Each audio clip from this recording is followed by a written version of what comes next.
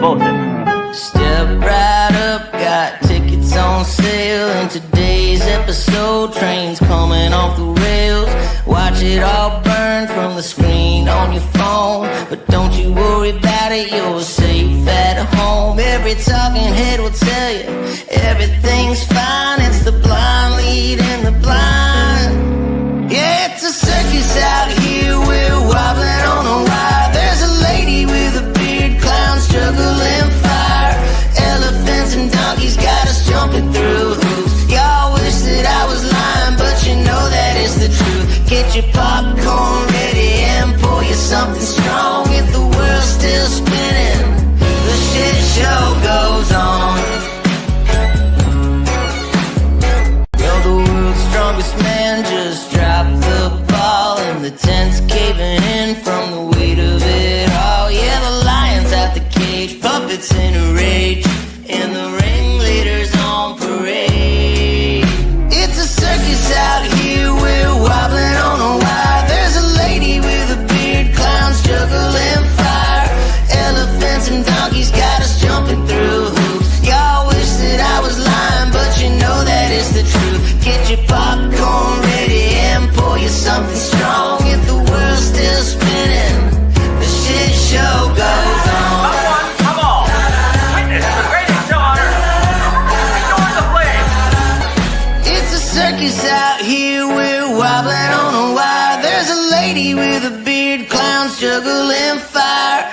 Elephants and donkeys got us jumping through hoops. Y'all wish that I was lying, but you know that is the truth. Get your popcorn ready and pour you something strong. If the world's still spinning, the shit show goes on. Da-da-da-da. Hey, what's up? Sorry I'm late. I was having some difficulties, but I think I got it mastered, I hope. Sorry. I'm not normally 7 minutes late. I was trying to hurry. How are we all doing? What do I know? The shit show? I'm out. Yeah, the shit show. Actually, there is a Trump is addressing, y'all probably know. Trump's addressing the Congress, and so I thought we would watch that. And what else? There was some other shit. The whole AI, let's stick a chip in their brain and make them feel all the misery. There's a lot more to it, and that'll take years off your sentence. No. First and foremost, I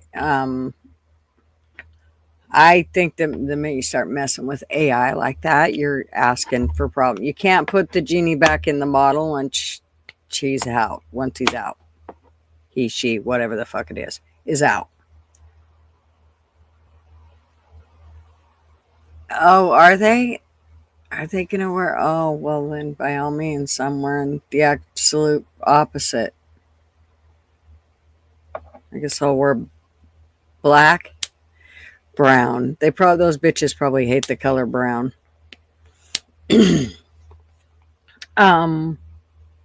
So I have good news. I almost called fools. I got something. Guess what it is? Does anybody know what it is? So I ordered a t-shirt from my store. And I ordered a dude's t-shirt because I feel like there's probably going to be more of those sold. But we'll see. Who knows? It'll probably be me the only one buying the shit, if the truth be told.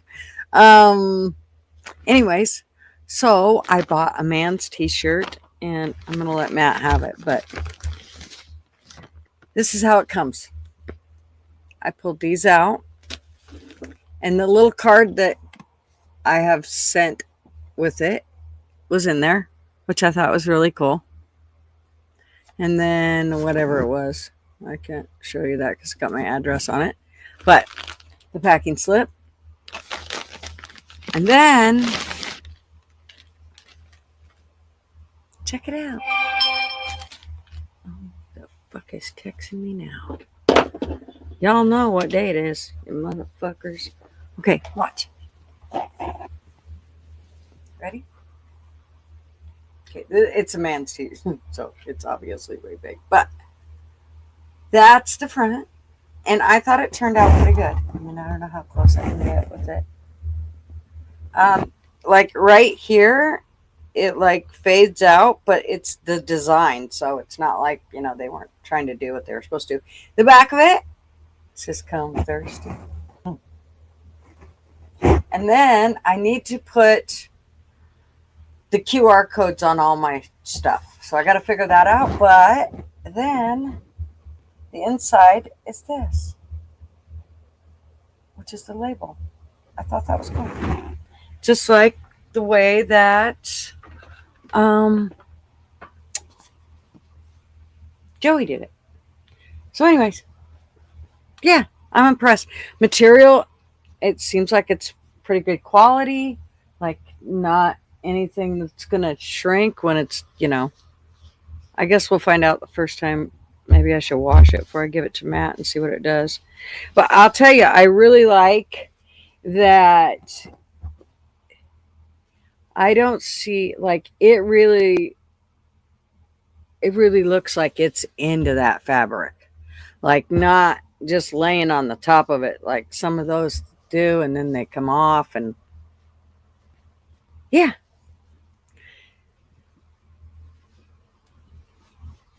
so I'm loving it. And I got a medium. Matt was like, I don't know if that's gonna fit me, Mom. I'm like, well, I guess we'll find out. He's just scrawny. I mean, he's not fat or anything, but I guess he wants it longer. Don't we all? What do I know? I got my book, my stay focused thing. Let's see. That's supposed to start around 10 after 6. Trump. And what else?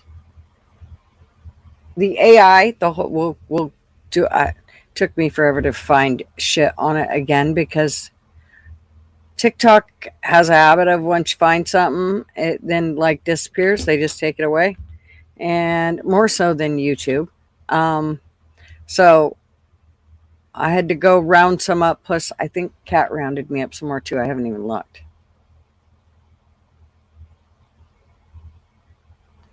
Is that AI stuff on the screen for real? It is. It's kind of freaky.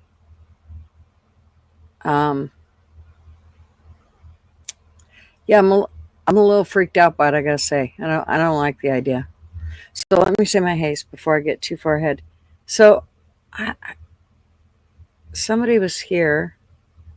No, I don't know who it was, but it looks like Nate wins the boobies today. He was the first one in at 11 o'clock this morning. And I think he is in Florida already, down there getting ready to start the Slob Olympics without me. Fuckers. Oh, crispy.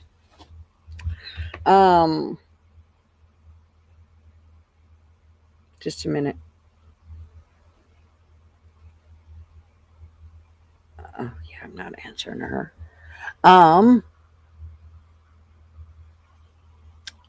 Crispy, I'm gonna give you a wrench so you can go network across the land. I know, sorry. I'm going squirrel. Sorry. I'm in Facebook. See, that's how squirrel I am. Me. Live.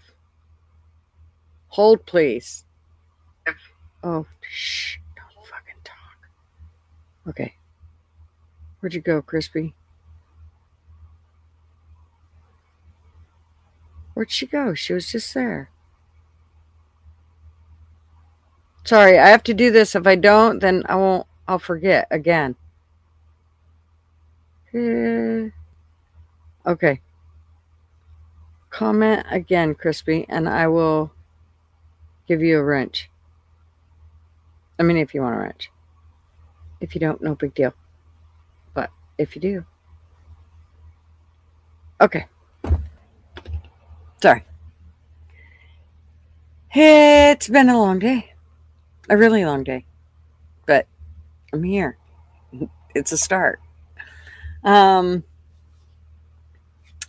go make sure we got our shit together with this and hope it doesn't glitch too much. I'm a little worried because it's been wanting to do some little glitching here and there on me, which I haven't been real impressed with. Oh, and you know what? I think I got new.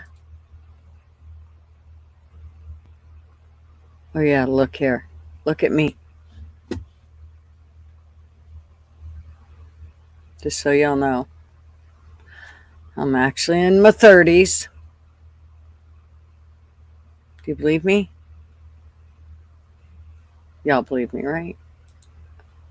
Sorry, I'm talking shit because I'm trying to find something here. Already forgot. Okay. It's been a hell of a day, I'm telling you. Oh, Lord, that's loud. You can bake it. I didn't even get me anything to drink yet.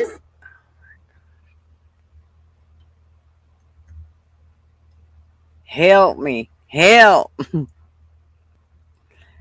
Yeah, it's your fault, LW. You jinxed me calling it a shit show.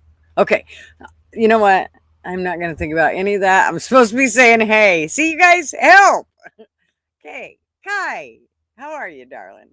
So I'm a victim from a crime. All I would see is a minute from the perp's life being interrupted. No actual penalties. I'll need convincing.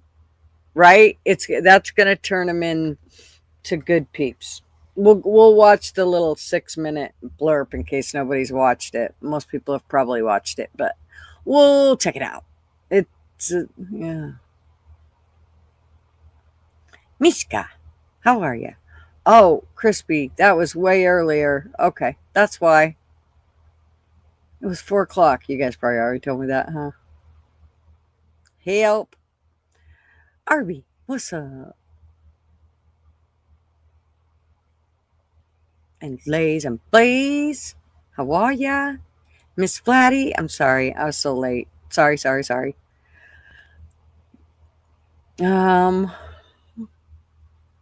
That's not good when I'm already yawning at the beginning of the live and it's only 18 minutes into it.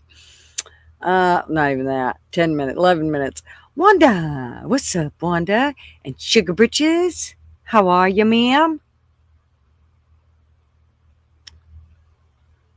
And LW, and Rooster, and Outlaw, and Miss Sunny Honey. How are you, Sun Honey? And Miss Ann, how are you, ma'am? Nate's back. How you doing, Nate? You enjoying all them boobies? I gave you one to play with while you're there. Keep you occupied till you find one, anyway. Okay, I think we're good, right? Nope. Shitter, what's up? How are ya? I misspelled come. No, my granddaughter's seen the shirt and she's like, Grandma, that is so perverted. I'm like, no, it's not. Not if you're not wearing it. It's not perverted at all, and you ain't wearing one of my shirts. So, what the hell?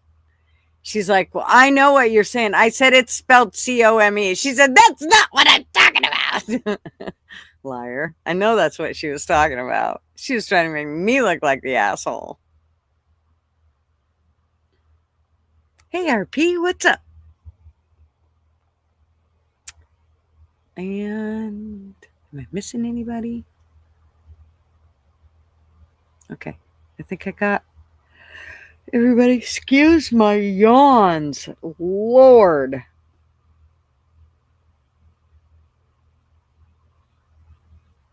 Okay. So see if I get in there, I'm gonna see. I'm gonna start going the wrong way. You guys can't let me do that. Don't stop.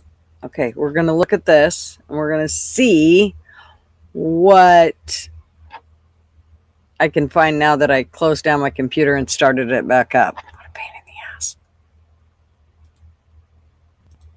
Nothing wants to work tonight though. Even though I shut it all down and restarted it per the tech's advice. You know who that would be. Okay. Where are we? We want the White House for one, because that's where we're going to watch it from.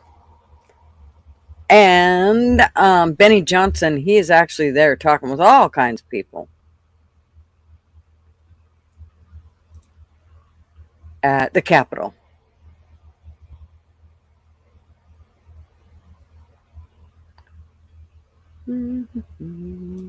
Videos, live. Okay. Yep, my notifications are on. Let me pull that up. Okay, just so I have it. All right. Now we're good to go. See how tired I am? Holy shit. I got bags you could fucking pack a suitcase in. Okay. Let's watch what Benny's saying and see if he lets me. He might shut me down, but we'll try it. Let's see. Shush, you do. Where's Benny? God damn it. It's pissing me off. Benny. Where's my live?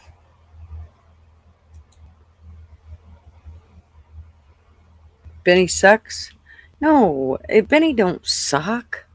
Why you say that, LW? You suck. Look, let's face it, there are people out there who hate the fact. Why are you saying that about Benny? Are you jealous because he won't suck yours? Or what? Tell me now. Tell me. That's what it is, huh? Okay, but listen. He might have important information that you need to hear. Let's see if it lets me. I almost see a little glitch there. It's probably going to go green on me. The screen. Okay, let's unmute it. All the voting systems secure in the state. It's crazy, sloppy, insane. She didn't even know they were lost. Anyway, the point is that she prosecuted this little old lady and gave her what, like 20 years in jail? 9 years. So 9 years. Yes. So they were originally saying they were going out. I'm gonna go grab something to drink. For federal charges, and it was like a conspiracy to commit wire fraud because she took the information. She downloaded information. She said, we see that there is fraud here. We see that our voter machines are connecting to Wi-Fi. They have the capability to, and she took the data that she found and she went across state lines with it. So originally they were going after her for a federal charge, and the judge ended up so upset with her, and I guess he saw that President Trump would likely be back in the office and could pardon her. And so they did not charge her federally. It was only state crimes that they ended up charging her with. And one of the charges was for a password being released after the elections. And it wasn't released by her. It was someone else who released it online. And so Jenna Griswold saw this and, really just opened up the investigation after her. And this judge was so unfair and truly weaponized his position against Tina and gave her 9 years. Now there are conversations that I've had in Colorado and in DC that I can't share the details with, but there's no one who agrees that 9 years is justifiable, even folks who are not on our side. And so I've been talking to people in our administration. I'm not going to name names just yet, but I mean, we see that an investigation is being opened. And so I've had some conversations saying, look into this. And then especially Jenna Griswold, our Secretary of State. Tina is facing 9 years, which is really a life sentence at her age, right? I mean, God bless her. I hope she lives to 100, but I mean, that's just not right. It's awful. And so Jenna, so what she did, there were 63 of our 64 counties had passwords leaked online for several days during early voting in Colorado in this last election. And once the secretary was made aware of it, she tried to hide from the county clerks that it ever happened. And she tried to cover that up. And now she does not want to be held accountable for releasing those passwords during an election, during early voting. And she says there's nothing to see here. Even some of our Democrat reporters in Colorado have really gone after her for that and saying, well, isn't this even worse than what Tina did? And shouldn't you be held accountable to the same level? And she doesn't believe so. But it looks like President Trump's DOJ does believe that we need to look into this and see accountability happen with Jenna Griswold. So for those following along with this, the DOJ just filed a brief on behalf, I think, of Tina Peters. Is this correct? And coming in, that's what I've seen. Yes. Yes. So the federal government is now supporting her case, Yes. which obviously started off on social media saying this is so utterly wrong. Yes. And now we have like the federal government coming in. Well, I've seen President Trump. I mean, he's heard of Tina Peters. He knows of her case, certainly, but he hears this story often. And I've been present for it. And every time, I mean, just the disgust that comes upon his face and shaking his head and, get her out. She does not belong in jail. They were even threatening to put her in solitary confinement. And so it's definitely gone too far. But I think we have the right people in positions to put enough pressure to really see justice finally. That's great. I'd love to see Colorado flip back to being a red state. Yes, and we made great progress in the election. We have Gabe Evans in Colorado's 8th district. We flipped a Democrat seat. We need to keep that seat in the midterms, and I believe we can. So believe it or not, I'm now the most senior Republican in Colorado. Was I ever supposed to be the adult in the room? I don't know, but I have 3 great freshmen underneath me, and they're doing wonderful. And we picked up. She said that she was the youngest Republican woman to be put into Congress. Is it? And that she was the only Republican woman who had kids of school age while in office. I thought that was pretty. It's like, wow, she's pretty young. I wonder how old she is.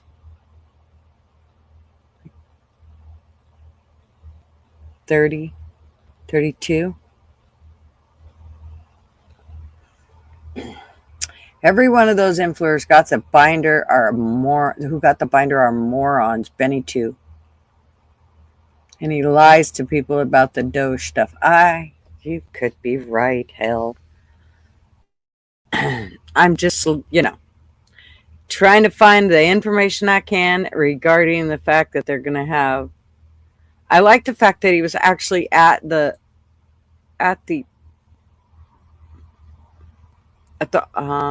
where in the fuck is he? Wherever he's at the Capitol. Thank you. I mean, who gets to do that? Not me. Not that I really want to. I don't know. I probably wouldn't want to. Ursula Haverback was an old lady that went to prison more than once for telling what she actually lived through under Hitler's rule. Oh, yeah.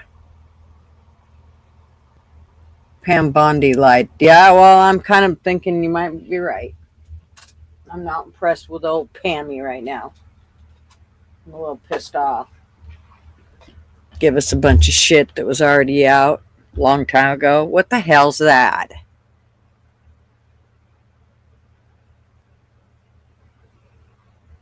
So I hope she's got better information than she had the last time, but I'm a little worried she doesn't. So let's see. Let me stop sharing that. 'Cause nobody likes the Benny like I like the Benny. People need to move on from Epstein. It ain't ever happening. Don't let these lie. Well, I think there was definitely a lot more to it than we want to I mean, I do think that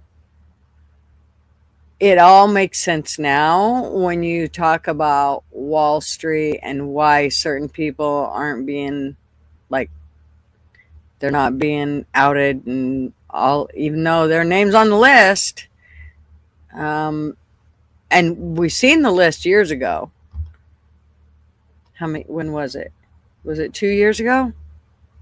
I think it was 2 years ago. So it seems a little strange, but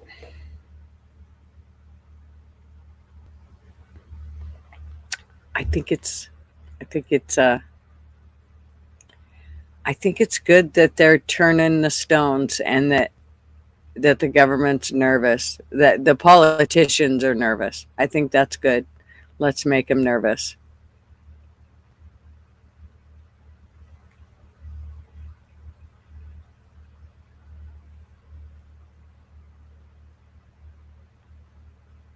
Epstein was a cover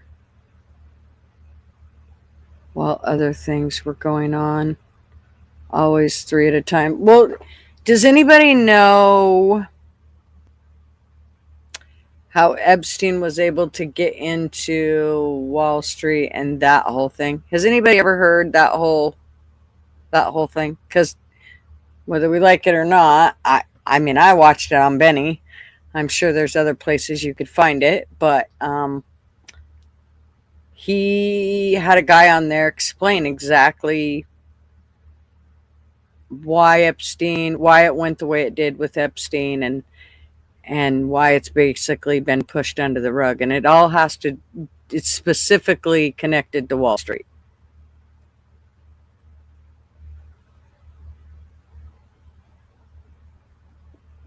That should have been what I did it on tonight, but I didn't know if I dare go dig that deep yet. Not that I'm scared to, but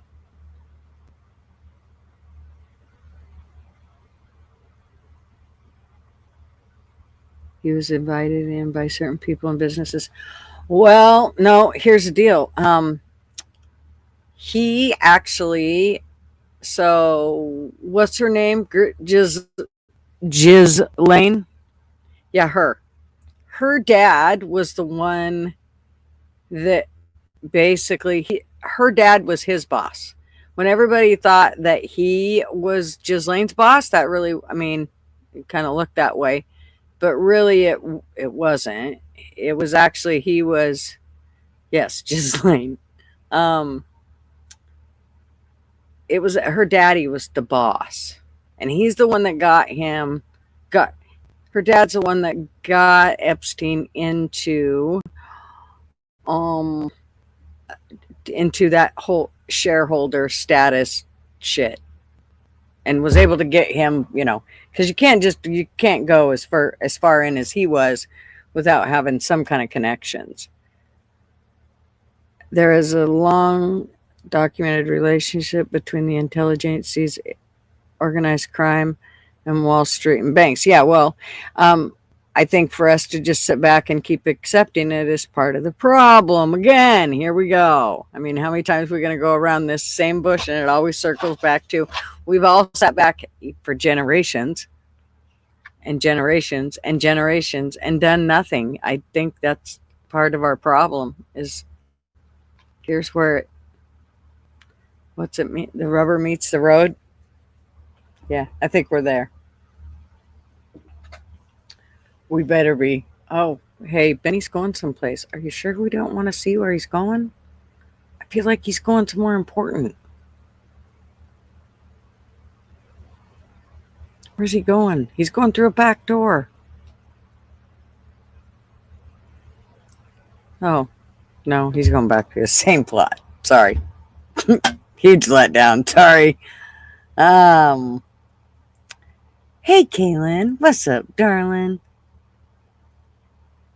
Tell me you watched an documentary, or I'm not touching them like that.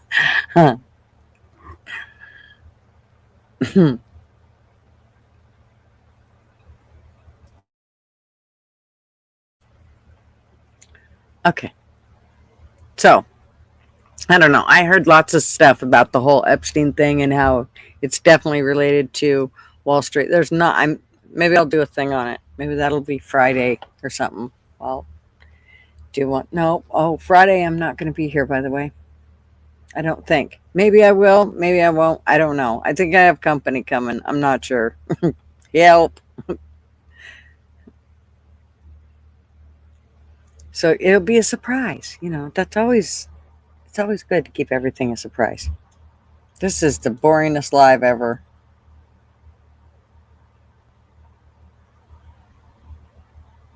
Just knowing about the issues isn't enough to be able to change it. It doesn't matter. Should we all just fucking run around with our head in the sand? I'm sorry, but my ass don't look good higher in my head. Just saying.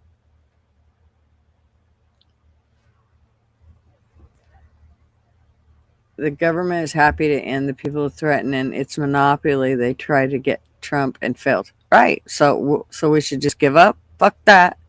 Nope. Not happening.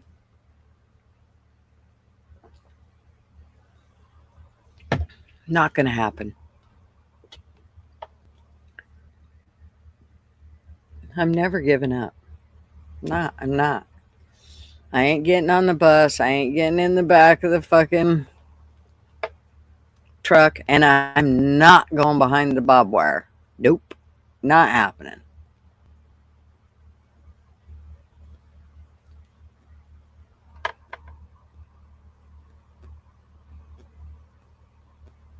And don't try into what I'm saying. What? What the fuck are you even saying, Arby? Fucking speak English. What the hell was that? Just understand you aren't going to accomplish anything because the second you have the influence to want to be able to speak much longer, you won't be able to speak much longer. Oh, so doesn't mean we just give up. Maybe it goes the other way, huh? Who's to say that won't happen? So we all know who won World War II by now. How'd that work out?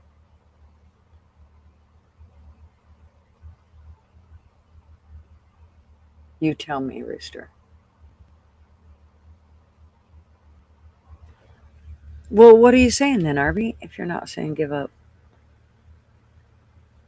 I'm saying be realistic and know what you're up against.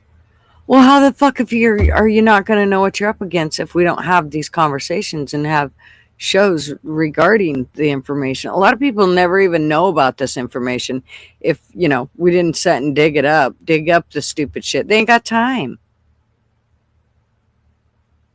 Fuck them. Tell them come. Bring it. They can bring it. Whatever. I don't give a shit. If I stopped every time I got scared, I'd get nothing would get handled. You can't just be scared, even if you ain't going about it the right way. Whatever, it doesn't matter. At least you're doing something. I'm not the one in the corner in a fetal position, sucking my thumb, going, "Oh fuck, I'm scared." Nope, not gonna happen. The life of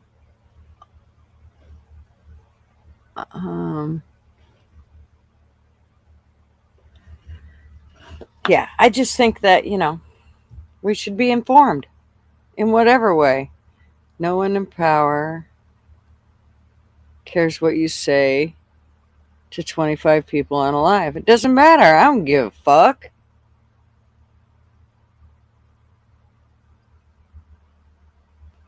They don't. You're right. They don't care.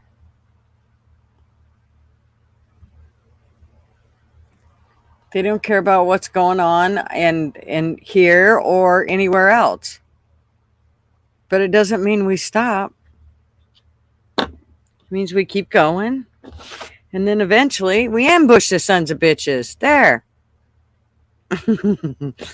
I mean, you know, if we were playing whatever, one of those war games that you play, that's how you do it, right? I always point out this story when I see this land was stolen from people. Yeah, right?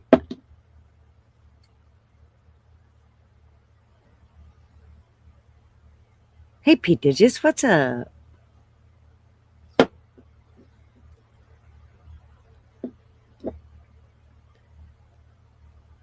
Oh, no worries, sugar britches. I'm used to it. That's why it's fine. Having other conversations in the site, I don't care. It's fine. Doesn't bother me. I was going to be way more prepared than I was today, but of course, at the last few, well, I had everything set up and then it had to be shut down because it started acting funny. And then a phone call came, and then I had to run and run back here, and oh yeah, it was just a big no excuses by no means, but yeah. So it was big goat rope. Geez, I pissed off 3 people just since I started. Oh well. They can get happy in the same clothes they got mad in, or they're gonna be a mad long motherfucking time. Show the AI video I posted in your Discord channel. Well, I would, but I don't know how it's going to. Let's see how it works. Oh, wait, shit. What was that? No, okay.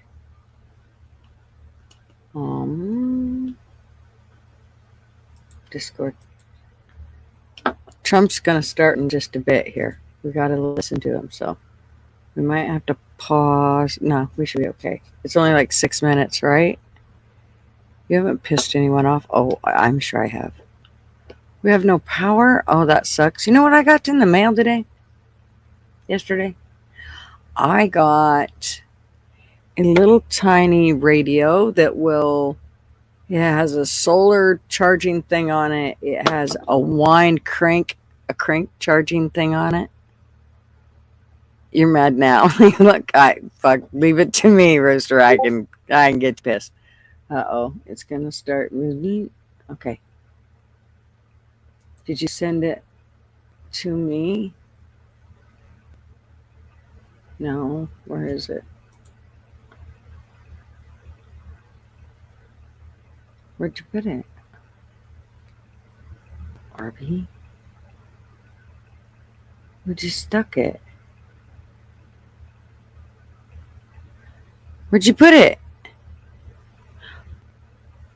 Oh. Is that what you're talking about? It's a short. It's a funny version. Okay. That was yours. We thought that baggie belonged to Hunter. You know, I think the Secret Service. Oh, wait. Oh, fuck. Okay, this will be fun. It's fine. I might have to clip this and put it in my thing. Oh, no, and not invite. Fuck me. Here we go.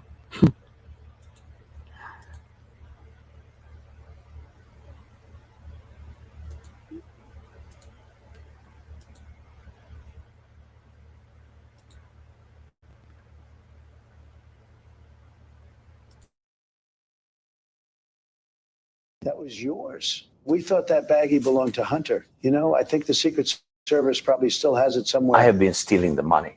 I'm sorry, what's that now? I must to speak honestly. I steal many of USA dollars to Ukraine, millions. Some dollars for some oligarchs also, some for American bureaucrats also.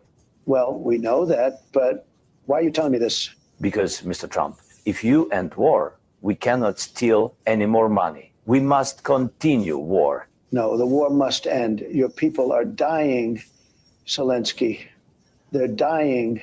But I want to steal more money. What do you want? Fellatio? I can do it. No, I don't want fellatio. No. Are you sure? I did for Biden. Okay, that is what we call oversharing.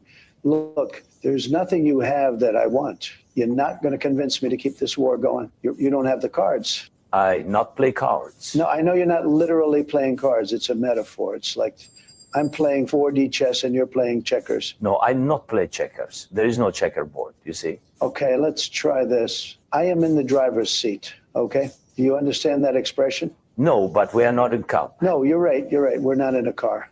That's true. Listen, Mr. Trump, I am actor/comedian. I crave attention. Since the start of war, I get worshipped by presidents. I'm worshipped by Hollywood. If war ends, no more attention, no more worship. With all due respect, Mr. Trump, this war must last forever. I tell you what, if you agree to end this war, we will do a remake of Friends, and you can play Ukrainian Chandler Bing. How does that sound? Oh, I love the Friends. This is favorite show of me. I am such a Monica. Fantastic. Okay, so let's sign the thing, and then I'll go show you the room where Bill Clinton and Monica Lewinsky did it. Oh, yes, this is funny because I just say I'm such a Monica. Maybe we will go in a room and you can be Bill Clinton and I will be Monica. Yes? You know what? Forget the room. Let's just sign the document. Does anyone have a pen? Phil? Where's Phil? I need a pen. Somebody give me a damn pen. Oh my god, that's funny shit.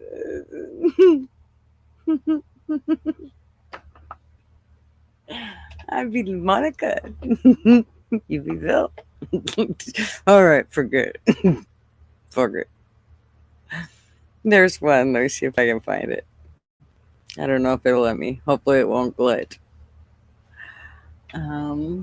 It is. Oh, god damn it.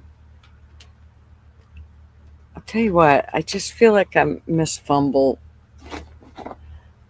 nuts tonight. I don't know what my deal is. I give up.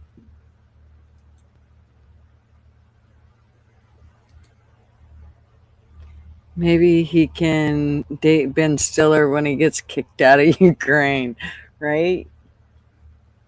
Okay, let me see. I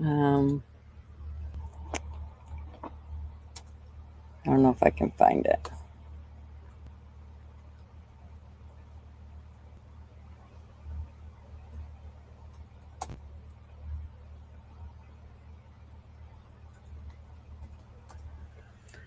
Okay, let me see. Hey, illiterate, what's up? Seagull, what's up?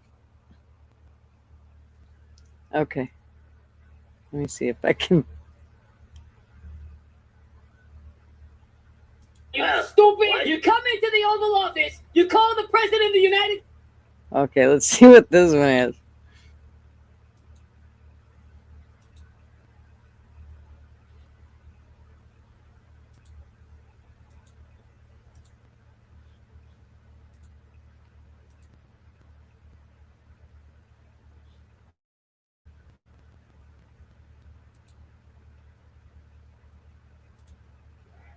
Donald, JD, it's President Trump. Are you stupid? You come into the Oval Office, you call the President of the United States, President Trump. President Trump.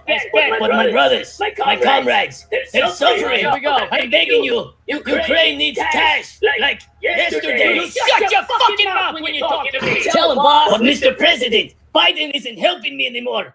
My money is gone. I'm screwed. I've got bills piling up. Shut your little disrespectful gold-digging mouth up. Let me tag in, boss. I got this. But my mansion in Kyiv needs a gold-plated hot tub. Listen here, you little fuck. Yeah, you little fuck. First off, fuck you. Yeah, fuck you. Second, just what in the trailer park double-wide chicken fried steak are you fucking wearing right now? Fucking hillbilly. These are my good sweats. You show up to my house dressed like you're getting ready to play hee-haw with the fuck around game? Burn! And you expect me to take you fucking seriously? Yeah, you fucking hee-haw looking motherfucker. This is my house. Yeah, this is Trump's house. You got that, you little bitch? And when you come into my house, you... Okay, that was fun, but he's a bit much.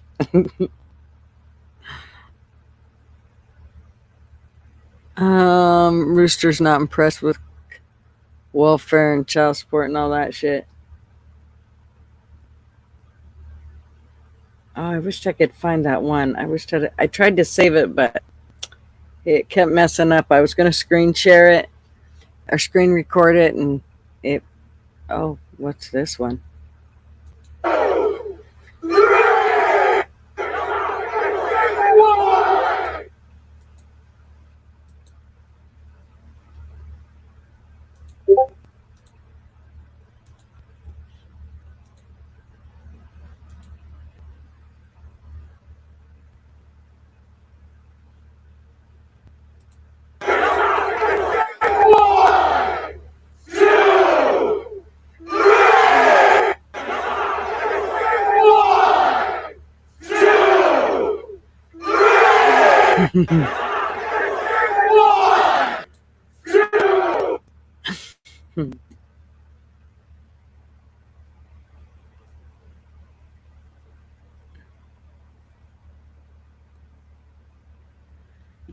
All right. So I wonder if I can find that video. Let me see if I can find it.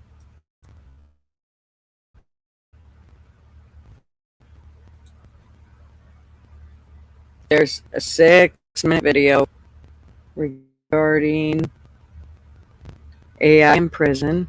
I was hoping to have a few more here. I did have, and then they all left. So they obviously didn't want to listen to my shit. Okay.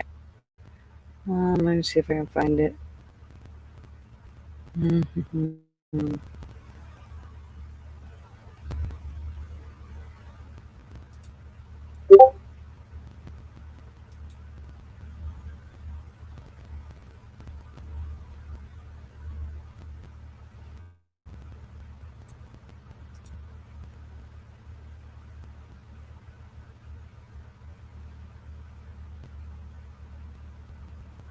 Come on. Jesus, taking forever. Okay, that's not the one I want. Let me see here. Messages.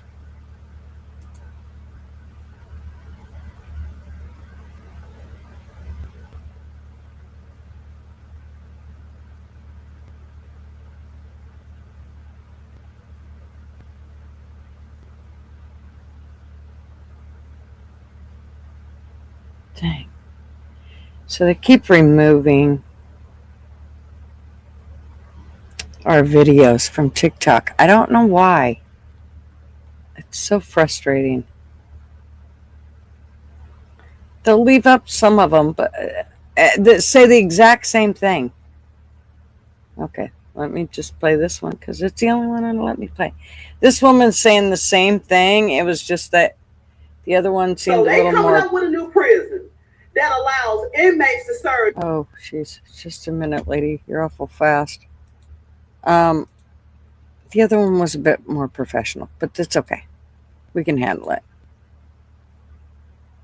She gets a point across. She's very clear about it. That's for sure. Years of their sentence in just a matter of minutes. So the criminals is going to have a choice to spend tens of years behind bars, or they can make the choice to get the artificial memory implanted into their brain. So this process is called Cognify. And the intent of it is to treat the criminal like a patient. They're going to try to change the person's brain chemistry. After this process, when they re-enter society, they will be new and reformed, and they won't even be capable of committing any other crime. The chip can make the patient feel empathetic. Depending on the severity of the crime, the chip can also make you feel the emotional and physical pain of the victim and the family members. You can feel what they felt. So the process only takes about 7 minutes. But to the patient, it seemed like it had been years. Last year, the U.S. government spent $8.7 billion taxpayers' dollars on the prison. They say with this new prison, they can save money for healthcare, education. Also, they feel that it will be so many reformed people that doesn't commit crimes. Y'all leave in the comments, and tell me what y'all think about this. Do y'all think this is actually going to work? Or do y'all think that they're creating something that they don't even know that they're creating? Y'all leave in the comments and tell me what y'all think. So they coming up with a new prison that allows inmates to serve years of their sentence in just a matter of minutes. So the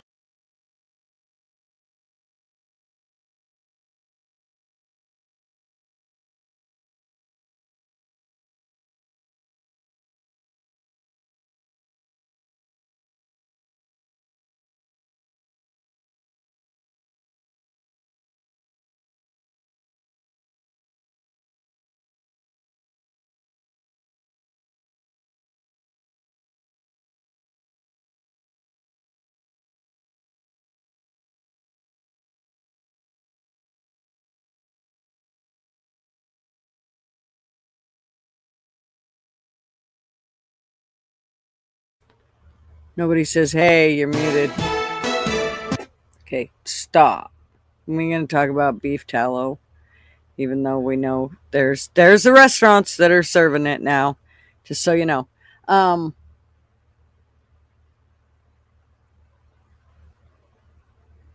So, a 1 in the chat if you think that it's a good idea to do the AI prison, where they would basically give up their years for going supposedly through, terrible things.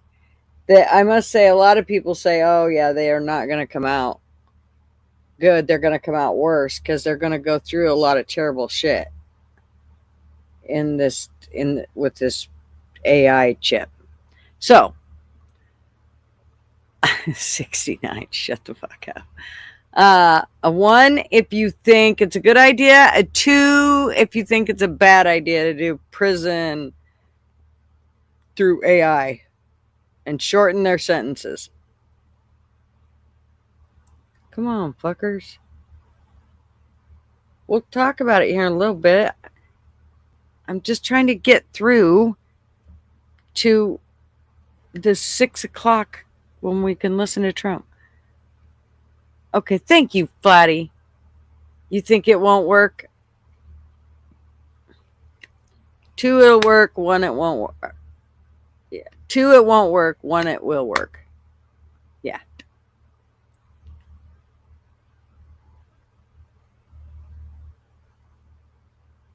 Yeah. Yeah, LW. And not just that, like they're going to put them through like all the stuff. Like they're going to make them have they're going to feel remorse for their victims.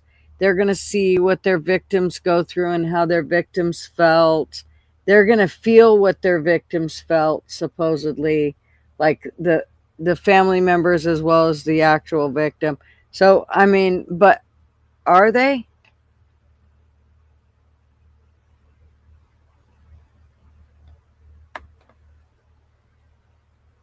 Two, it won't work.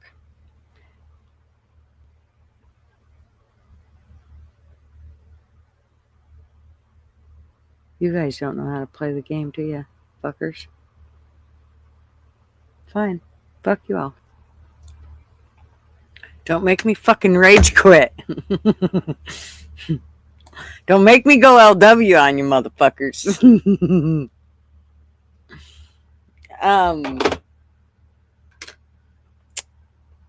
Yeah. Exactly. Illiterate, thank you. It sounds like it could be weaponized by the government. That's my biggest fear for it. That's the biggest thing that worries me. The first thing that I think about.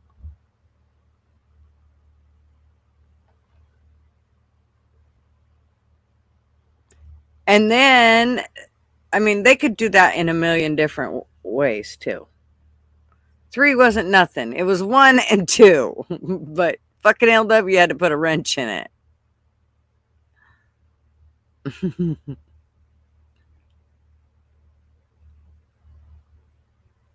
Yeah, I can't go back, Arby. I'm sorry, but fuck, half time the stream's flying, I can't see who said what. Who's on first? Exactly, Ann.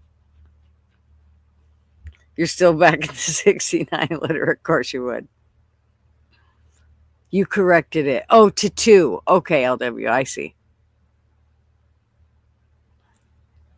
I seen that you put 2. So you don't think it'll work either.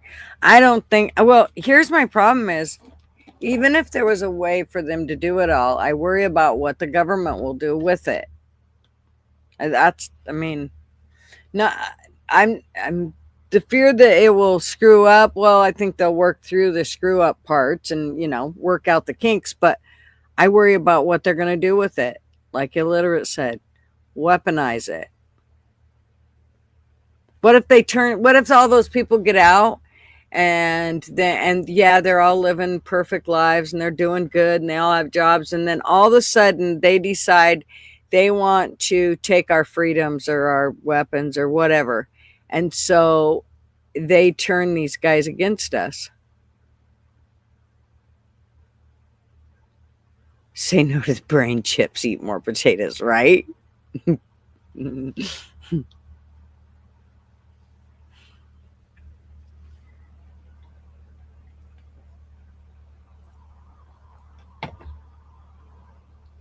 Yeah, I don't know. Again, it also goes to that whole thing of, well, should you get why should it be cut short? Because it'll save the government money?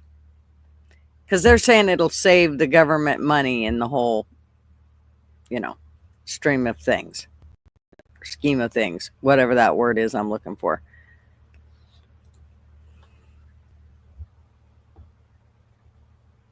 I'm still stuck on the beef tallow on the screen. Sorry, getting stuck behind a tallow truck in the morning sex, right? Well, my problem with socialism is, yeah, okay, everyone likes all their free health care and living situations and blah, blah, blah. I don't think the government should have more ownership and control over us. Exactly, Illiterate. Jeez, listen to him. He sounds like he's been in class a day or two. Socialism only worked once, right, Rooster? Yeah, I gotta say, I think that we need to. What worries me is they're doing it. Remember all the things that we didn't believe they were going to do, or that they would try, and if it didn't work, they'd just stop. But they don't. They just still keep going. And I think that it'll be the same way with this. They'll do whatever it takes to get to that point, and then go, okay, well, what are we going to do with all this shit? Well, we can't just let it sit here. We got to do something with it. I don't trust them. Nope.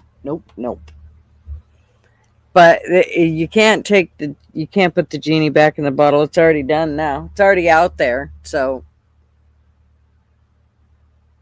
all they're going to do is improve on it.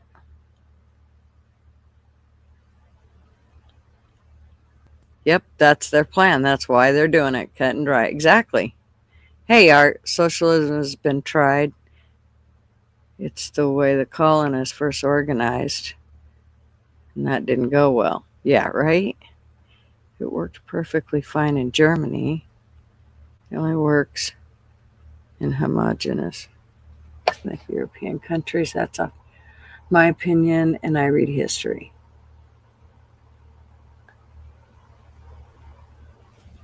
You guys are way smarter than I am, so you would know. Trust me. I only have a few things I know, and I just get stuck on those things.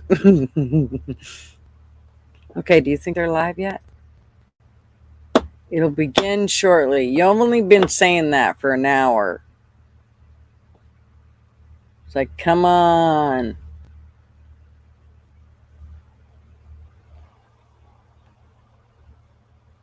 I hate the world. I need a drink. Be right back. Right? Go for it. We'll be waiting.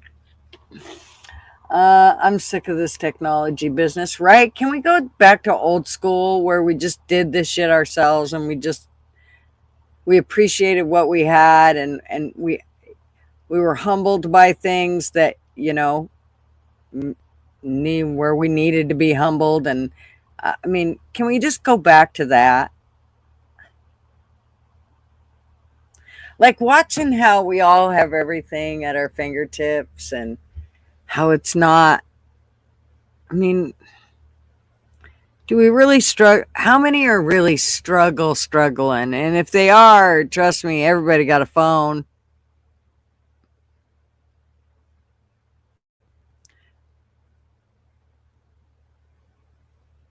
Right? AMC. Hey, what's up? In 10 years and you'll know the answer. Well, but you can't. That's the problem is you can't put it back. I watched this show or I don't know what it was. It was fucking one of those quick videos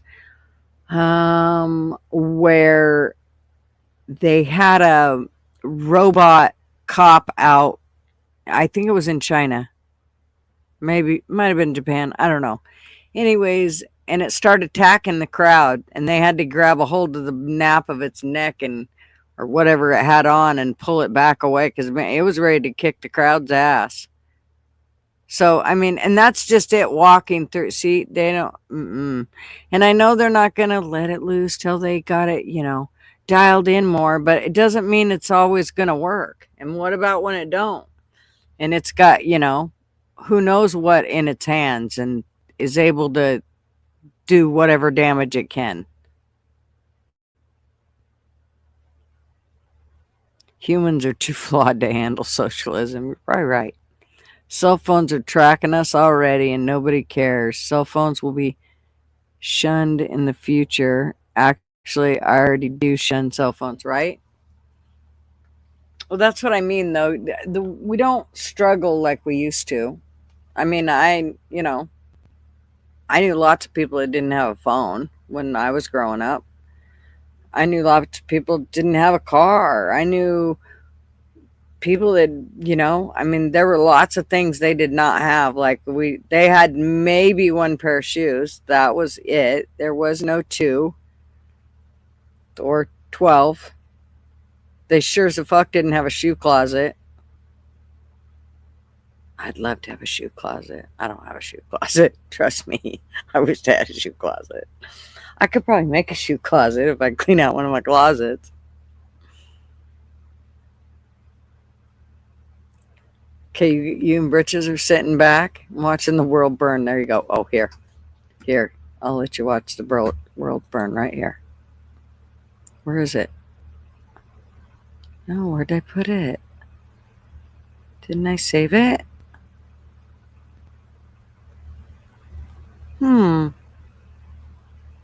I thought I saved it.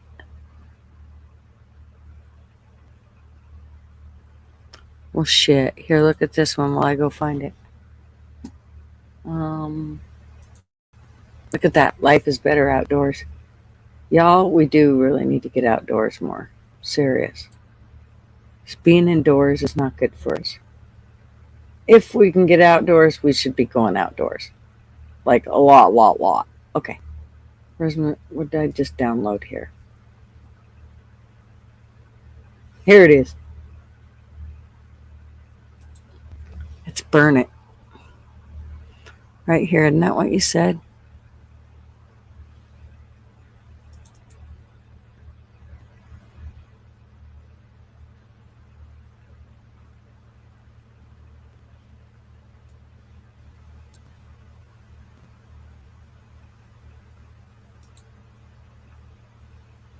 Oh, jeez. I could fuck up an anvil. Hold, please. Stop that. Present this. Start this. Share that. Nope. Not there. Go here. Yep. Pick up that. Do this. Like that. Burn it. Oh, I need to collect that one. Let's see what happens. Want to see all my cool shit? Look at this, you guys. I'm waiting for this show to start, so I'm trying to burn time here. Please understand. Have pity on me. Oh, look at this. Look at them heels. Those are hooker heels, huh? The only thing I don't like is the pub. It doesn't look like a P. Kind of looks funky. It's supposed to be, but it looks more like a D, like Gutter's dub. Right?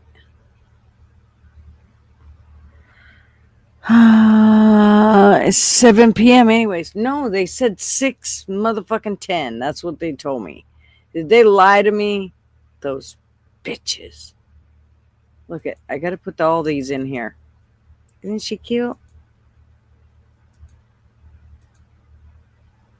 I'm actually in my 30s.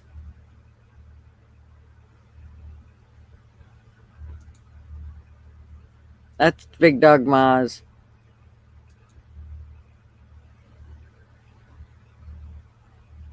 Stop, drop, and roll, right? Please hold sarcasm. You're right. Please hold sarcasm loading. Right there. Money. The anti-social social club. That's what we are. We're the and yep. You just yeed your last haul. The chicken whisperer is Big Dog Ma. Today is Slap an Idiot Day. I'm gonna be busy. I was busy today doing that, just so everybody knows. Easily distracted by peckers. Isn't everybody? Squirrel. Look, there's Ma. Cocky. And shows up. Life is better outdoors. It certainly is. I'm sorry if I offended you with my common sense, fuckers. Tater's gonna tate. I think that's it. I think. Look. I'll tell you. Oh no, I got a couple more. Look at this.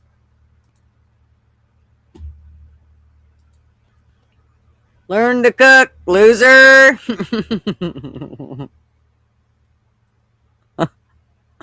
I love it. And I think one more. Nope, I was wrong. Okay, well, that's it. So, do you think they're ready now? Let's look.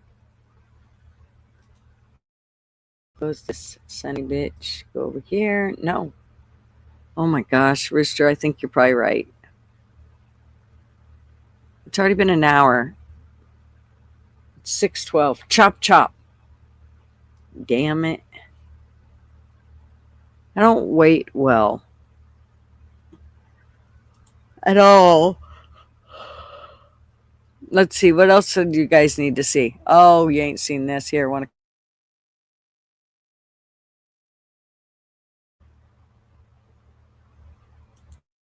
Observes the jackass.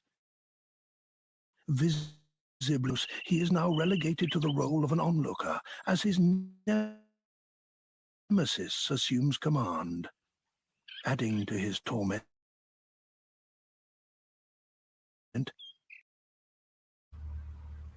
Pisses me off. It won't work right. I got to re-download it. This one works, though.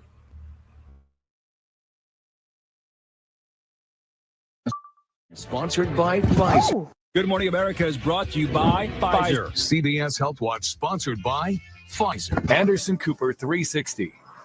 Brought to you by Pfizer. ABC News Nightline. Brought to you.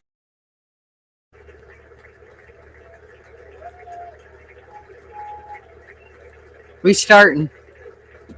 You don't give us a whole lot of notice. Okay, I have to mute myself. We're going to listen.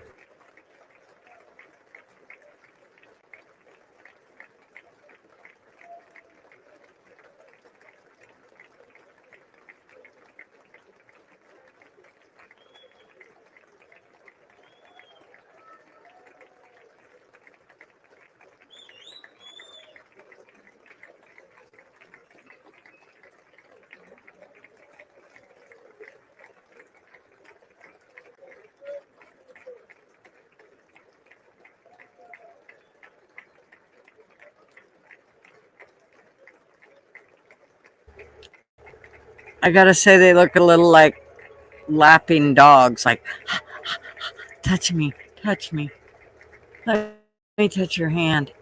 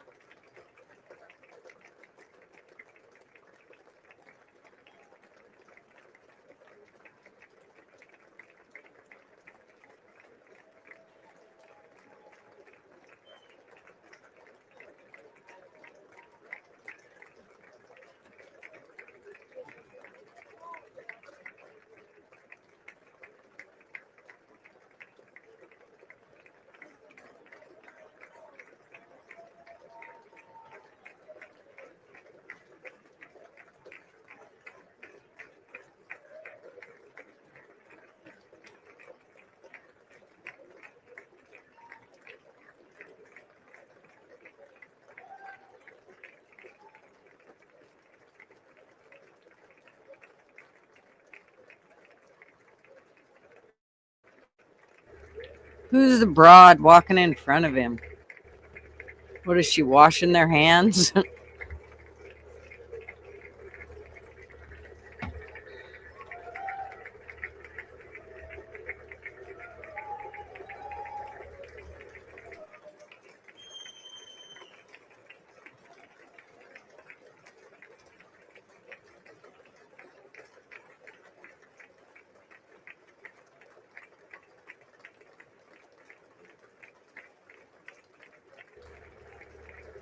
You know she wasn't illiterate. She wasn't hot.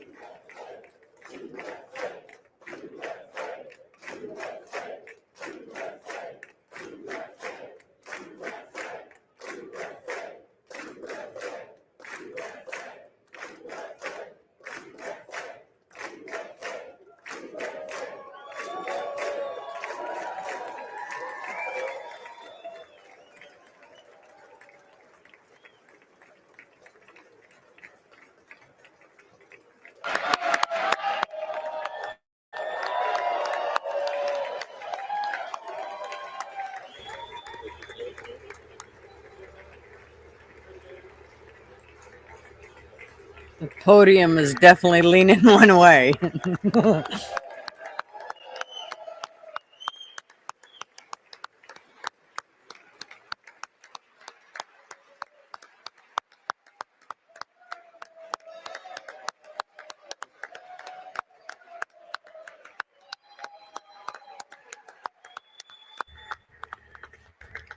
Hey, Troy.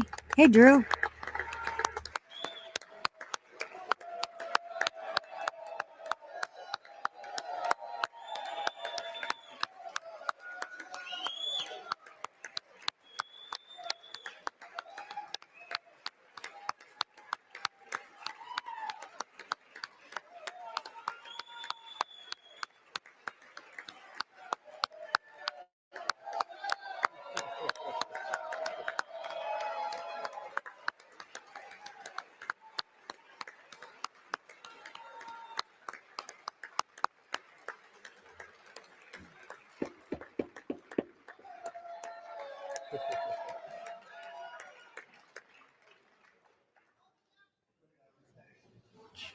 Speaker Johnson, Vice President Vance, the First Lady of the United States,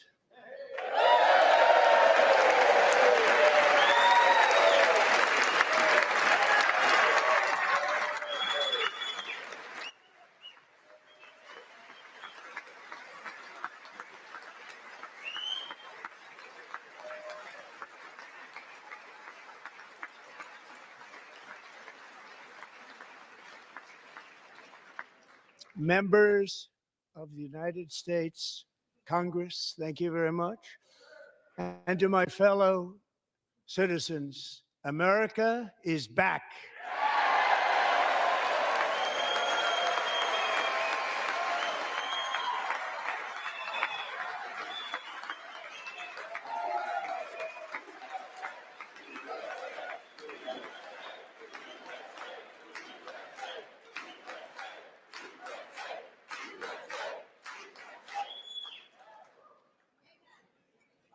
6 weeks ago, I stood beneath the dome of this Capitol and proclaimed the dawn of the golden age of America. From that moment on, it has been nothing but swift and unrelenting action to usher in the greatest and most successful era in the history of our country. We have accomplished more in 43 days than most administrations accomplished in 4 years or 8 years, and we are just getting started.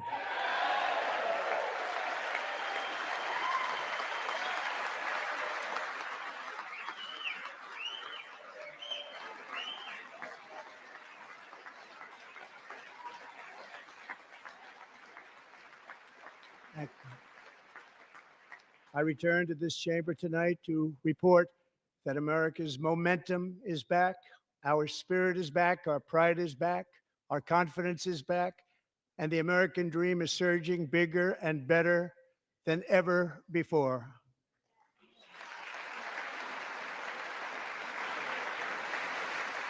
The American dream is unstoppable, and our country is on the verge of a comeback, the likes of which the world has never witnessed and perhaps will never witness again. There's never been anything like it. The presidential election of November 5th was a mandate like has not been seen in many decades. We won all 7 swing states, giving us an electoral college victory of 312 votes.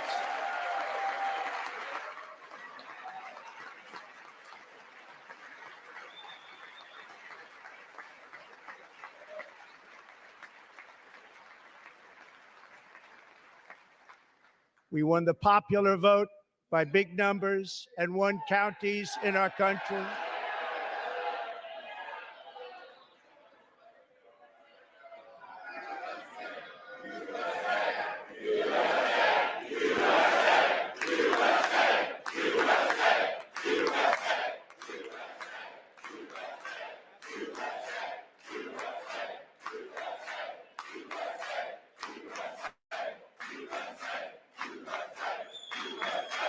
And won counties in our country, 2,700 to 525, on a map that reads almost completely red for Republican.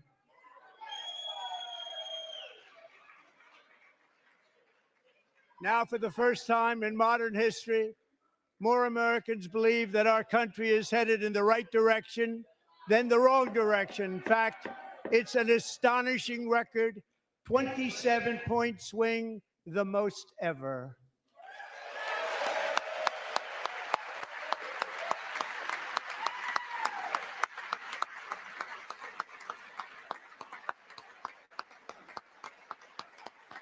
Likewise, small business optimism saw its single largest one-month gain ever recorded. Mr. President. A 41-point jump.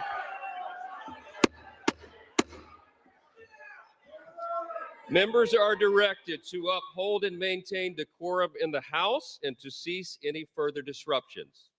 That's your warning.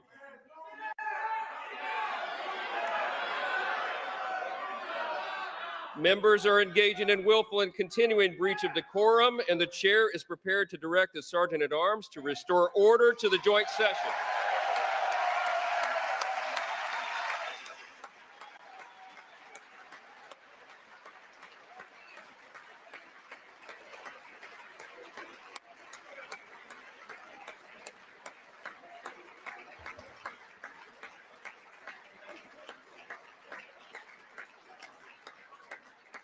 Mr. Green, take your seat.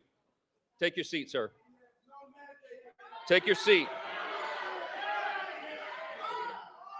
Finding that members continue to engage in willful and concerted disruption of proper decorum, the chair now directs the Sergeant at Arms to restore order.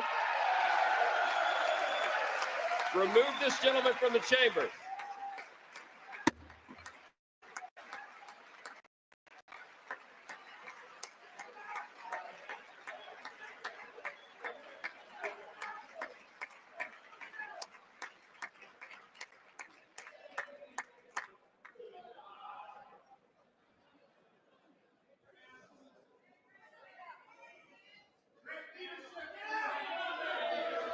Go.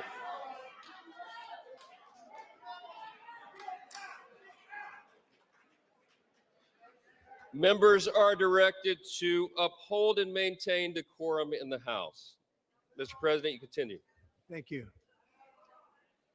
Over the past 6 weeks, I have signed nearly 100 executive orders and taken more than 400 executive actions, a record to restore common sense, safety, optimism, and wealth all across our wonderful land.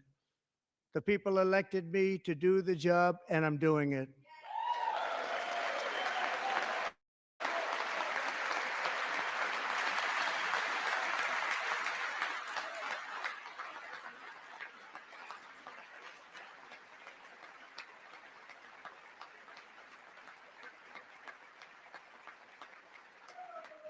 In fact, it has been stated by many that the first month of our presidency, it's our presidency, is the most successful in the history of our nation.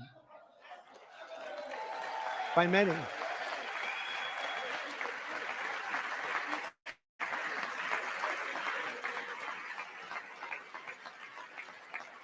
And what makes it even more impressive is that, do you know who number 2 is? George Washington. How about that? How about that? I don't know about that list, but we'll take it. Within hours of taking the oath of office, I declared a national emergency on our southern border, and I deployed the U.S. military and Border Patrol to repel the invasion of our country. And what a job they've done. As a result, illegal border crossings last month were by far the lowest ever recorded, ever.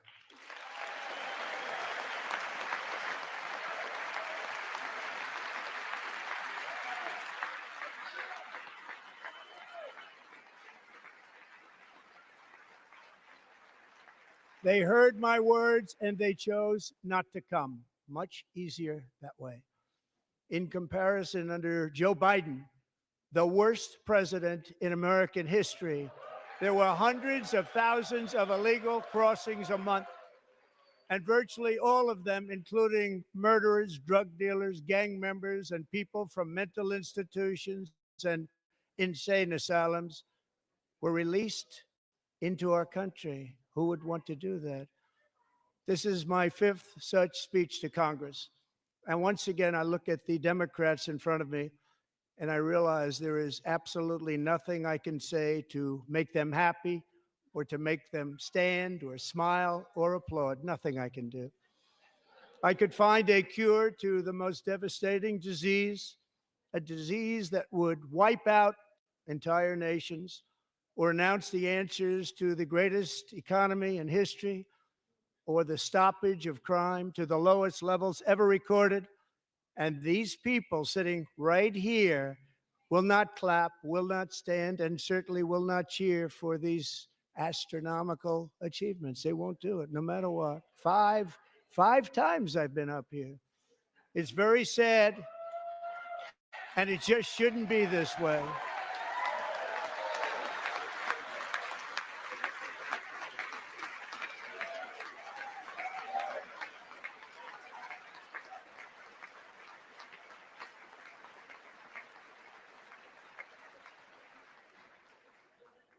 So Democrats sitting before me, for just this one night, why not join us in celebrating so many incredible wins for America? For the good of our nation, let's work together and let's truly make America great again.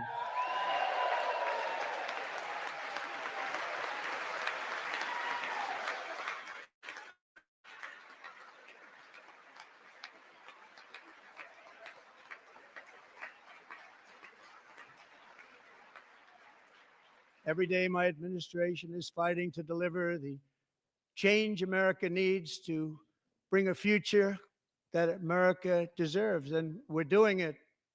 This is a time for big dreams and bold action. Upon taking office, I imposed an immediate freeze on all federal hiring, a freeze on all new federal regulations, and a freeze on all foreign aid.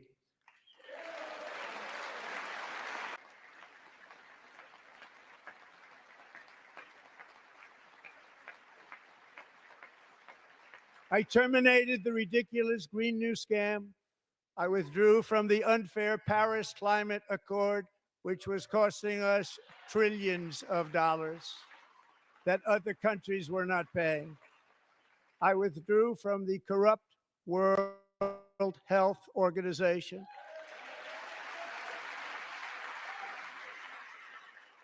And I also withdrew from the anti-American UN Human Rights Council.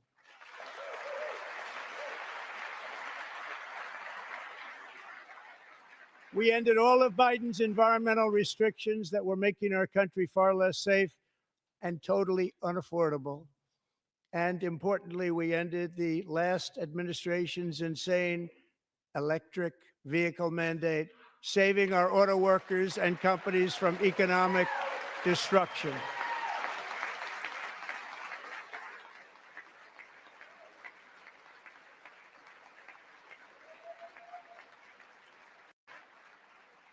To unshackle our economy, I have directed that for every one new regulation, 10 old regulations must be eliminated, just like I did in my very successful first term.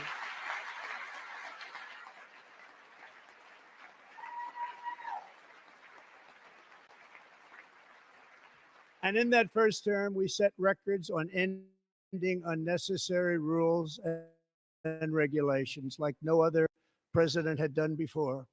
We ordered all federal workers to return to the office. They will either show up for work in person or be removed from their job.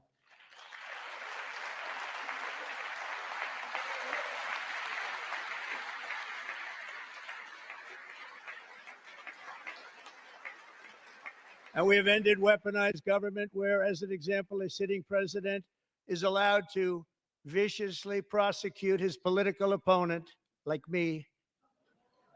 How did that work out? Not too good. Not too good.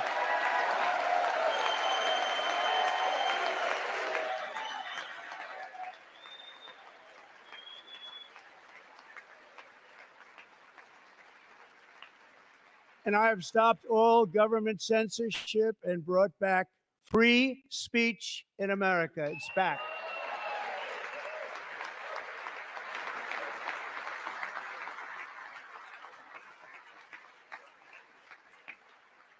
And 2 days ago, I signed an order making English the official language of the United States of America.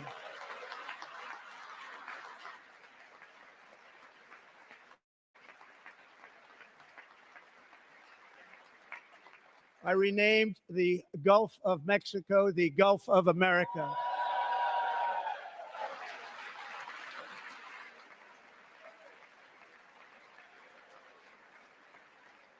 And likewise, I renamed, for a great president, William McKinley, Mount McKinley again.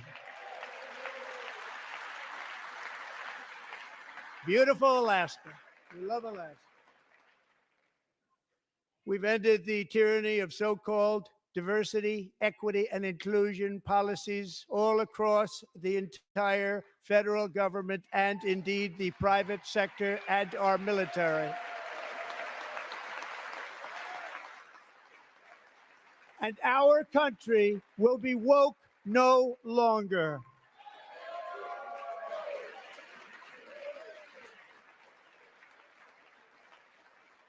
We believe that whether you are a doctor, an accountant, a lawyer, or an air traffic controller. You should be hired and promoted based on skill and competence, not race or gender. Very important.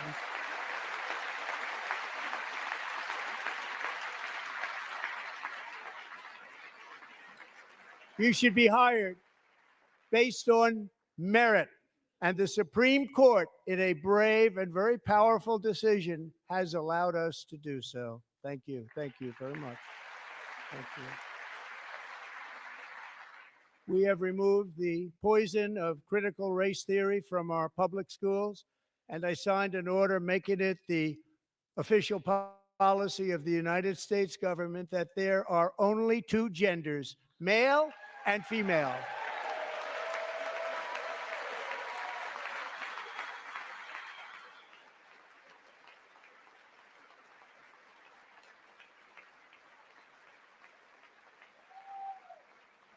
I also signed an executive order to ban men from playing in women's sports.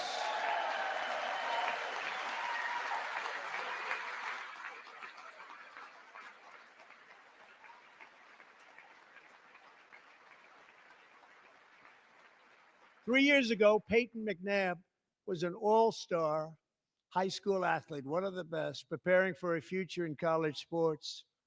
But when her girls' volleyball match was invaded by a male, he smashed the ball so hard in Peyton's face, causing traumatic brain injury, partially paralyzing her right side and ending her athletic career. It was a shot like she's never seen before. She's never seen anything like it. Peyton is here tonight in the gallery, and Peyton, from now on, schools will kick the men off the girls' team, or they will lose all federal funding.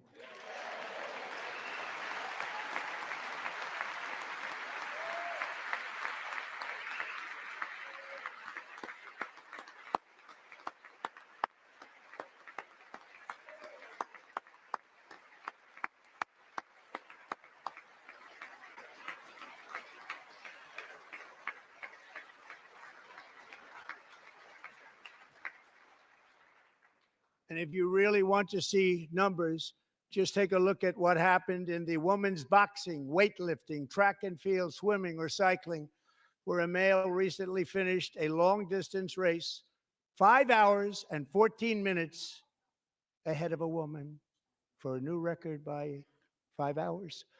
Broke the record by 5 hours. It's demeaning for women, and it's very bad for our country. We're not going to put up with it any longer.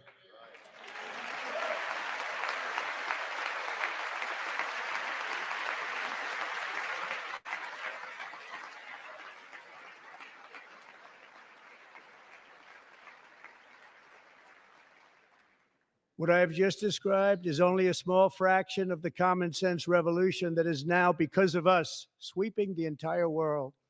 Common sense has become a common theme, and we will never go back. Never. Never going to let that happen. Among my very highest priorities is to rescue our economy and get dramatic and immediate relief to working families. As you know, we inherited from the last administration an economic catastrophe and an inflation nightmare. Their policies drove up energy prices, pushed up grocery costs, and drove the necessities of life out of reach for millions and millions of Americans. They've never had anything like it.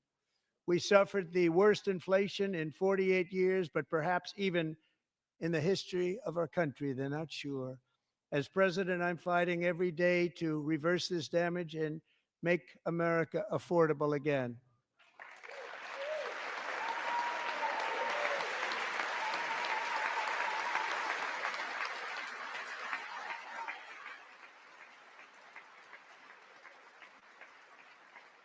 Joe Biden especially let the price of eggs get out of control. The egg price is out of control, and we're working hard to get it back down. Secretary, do a good job on that. You inherited a total mess from the previous administration. Do a good job.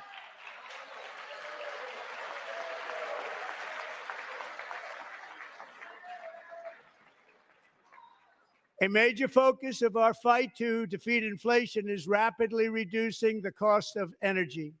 The previous administration cut the number of new oil and gas leases by 95%, slowed pipeline construction to a halt, and closed more than 100 power plants. We are opening up many of those power plants right now.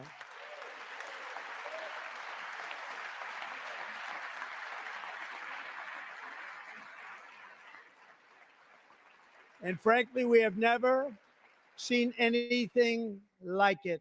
That's why on my first day in office, I declared a national energy emergency.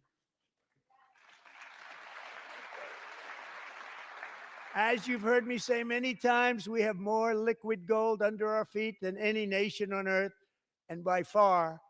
And now I fully authorize the most talented team ever assembled to go and get it. It's called Drill, Baby, Drill.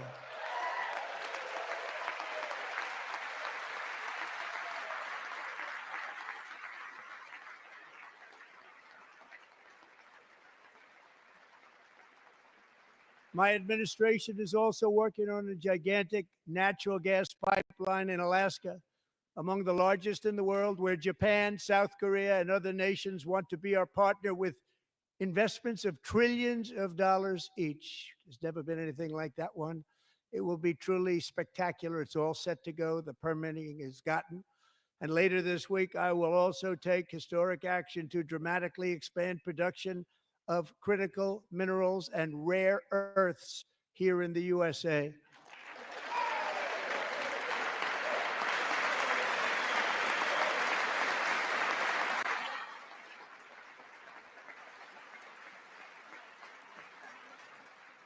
To further combat inflation, we will not only be reducing the cost of energy, but will be ending the flagrant waste of taxpayer dollars.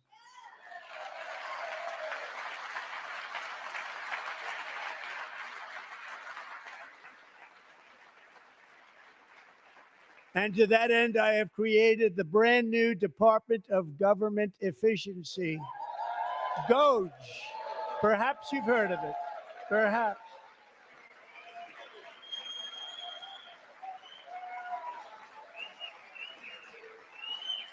Which is headed by Elon Musk, who is in the gallery tonight.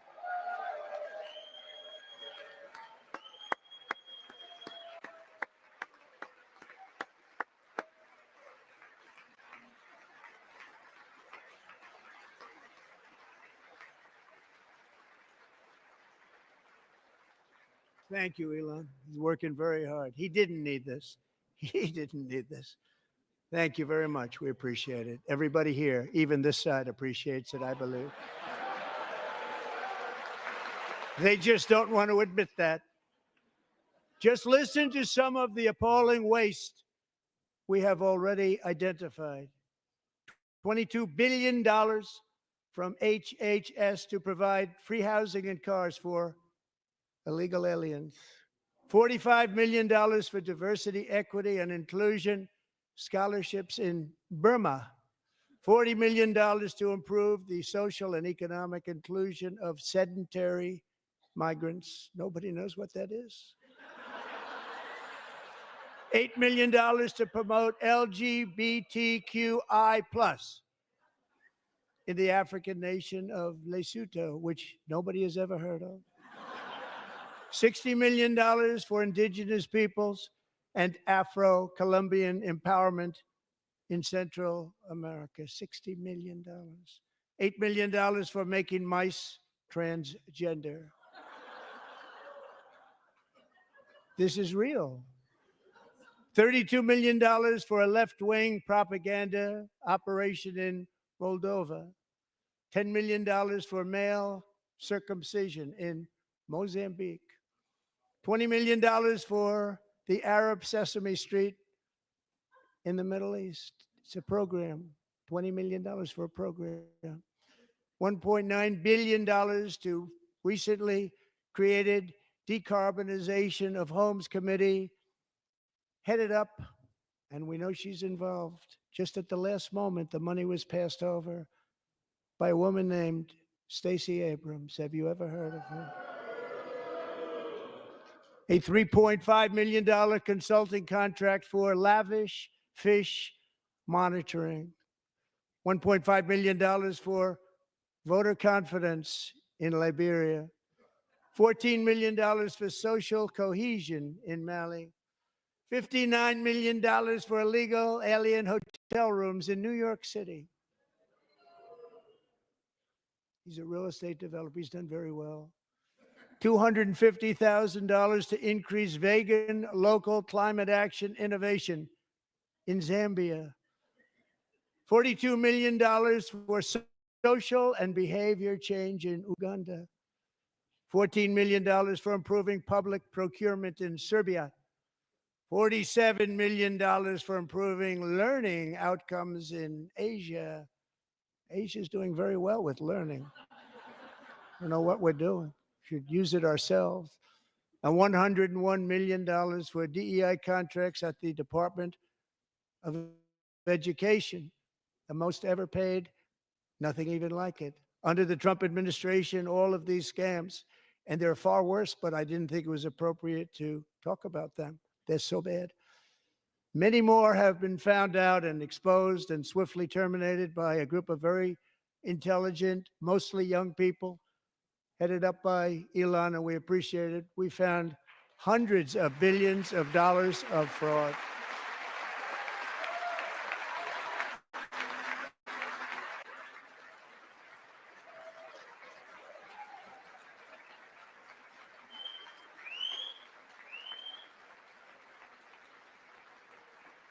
And we've taken back the money and reduced our debt to fight inflation and other things.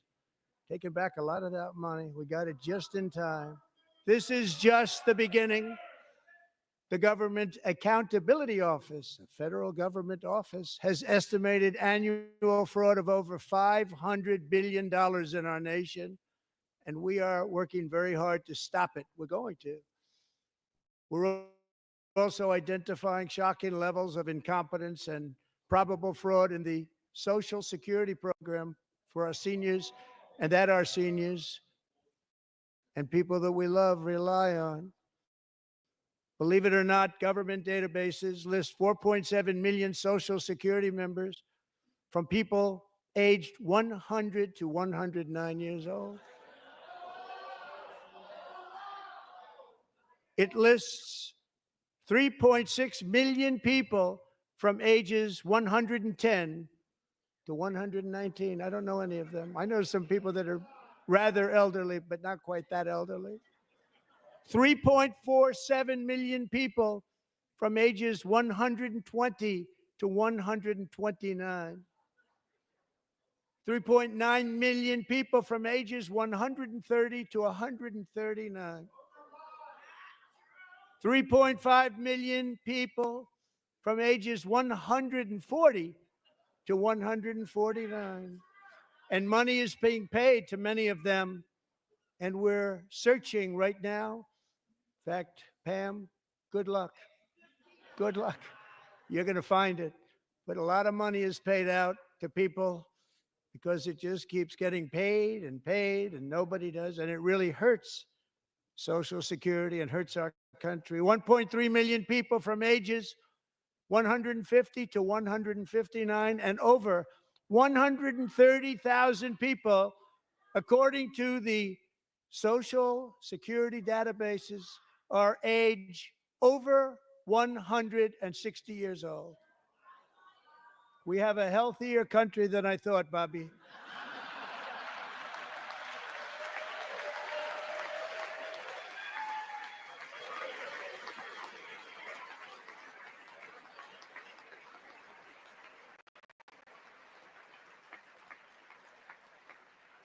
Including, to finish, 1,039 people between the ages of 220 and 229, one person between the age of 240 and 249, and one person is listed at 360 years of age. More than 100 years, more than 100 years older than our country. but we're going to find out where that money's going. And it's not going to be pretty. By slashing all of the fraud, waste, and theft we can find, we will defeat inflation, bring down mortgage rates, lower car payments and grocery prices, protect our seniors, and put more money in the pockets of American families.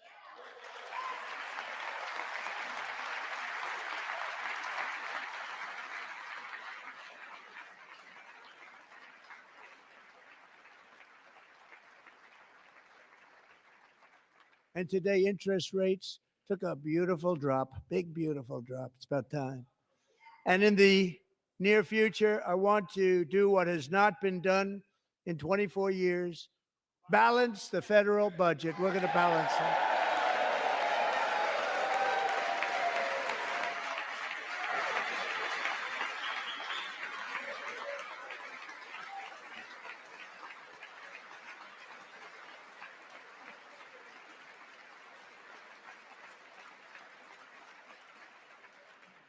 With that goal in mind, we have developed in great detail what we are calling the Gold Card, which goes on sale very, very soon. For $5 million, we will allow the most successful job-creating people from all over the world to buy a path to U.S. citizenship. It's like the green card, but better and more sophisticated. And these people will have to pay tax in our country. They won't have to pay tax from where they came. The money that they've made, you wouldn't want to do that, but they have to pay tax, create jobs. They'll also be taking people out of colleges and paying for them so that we can keep them in our country instead of having them being forced out. Number one, at the top school, as an example, being forced out and not being allowed to stay and create tremendous numbers of jobs and great success for a company out there. So while we take out the criminals, killers, traffickers, and child predators who are allowed to enter our country under the open border policy of these people, the Democrats, the Biden administration, the open border insane policies that you've allowed to destroy our country, we will now bring in brilliant, hardworking, job-creating people. They're going to pay a lot of money, and we're going to reduce our debt with that money.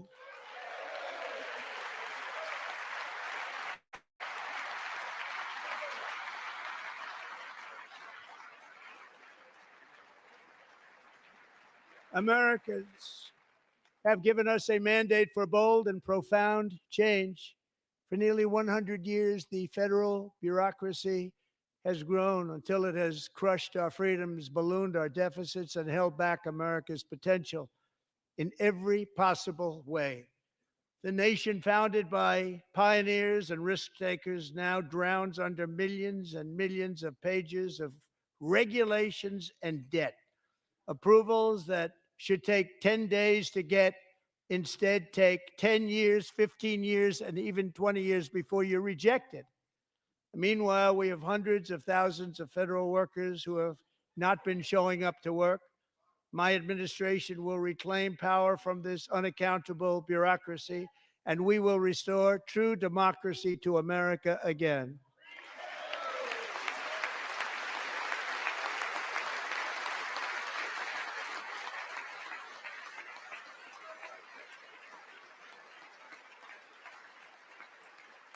And any federal bureaucrat who resists this change will be removed from office immediately.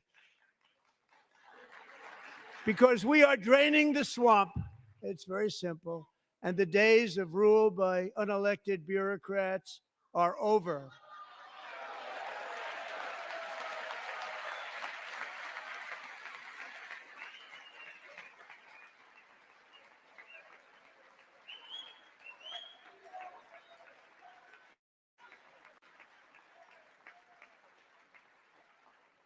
And the next phase of our plan to deliver the greatest economy in history is for this Congress to pass tax cuts for everybody. They're in there. They're waiting for you to vote. And I'm sure that the people on my right, I don't mean the Republican right, but my right here, I'm sure you're going to vote for those tax cuts, because otherwise I don't believe the people will ever vote you into office. So I'm doing you a big favor by telling you that. But I know this group is going to be voting for the tax.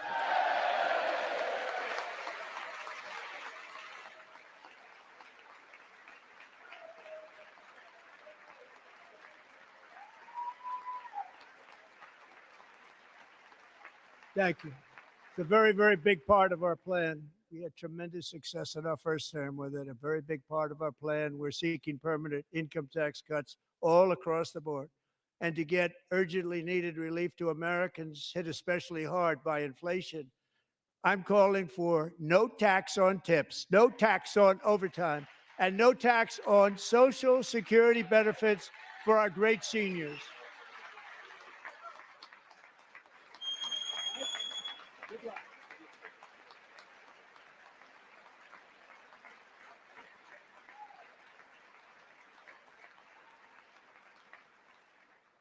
And I also want to make interest payments on car loans tax deductible, but only if the car is made in America.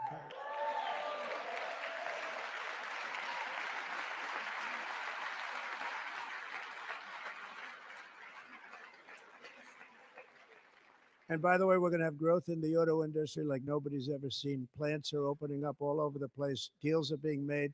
Never seen. That's a combination of the election win and tariffs. It's a beautiful word, isn't it? That, along with our other policies, will allow our auto industry to absolutely boom. It's going to boom. Spoke to the majors today, all three, the top people, and they're so excited. In fact, already numerous car companies have announced that they will be building massive automobile plants in America, with Honda just announcing a new plant in Indiana, one of the largest anywhere in the world.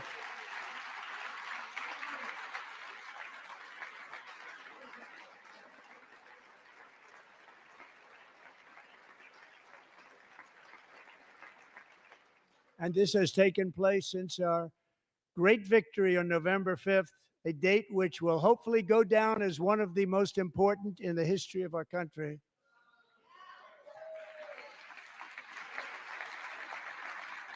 In addition, as part of our tax cuts, we want to cut taxes on domestic production and all manufacturing.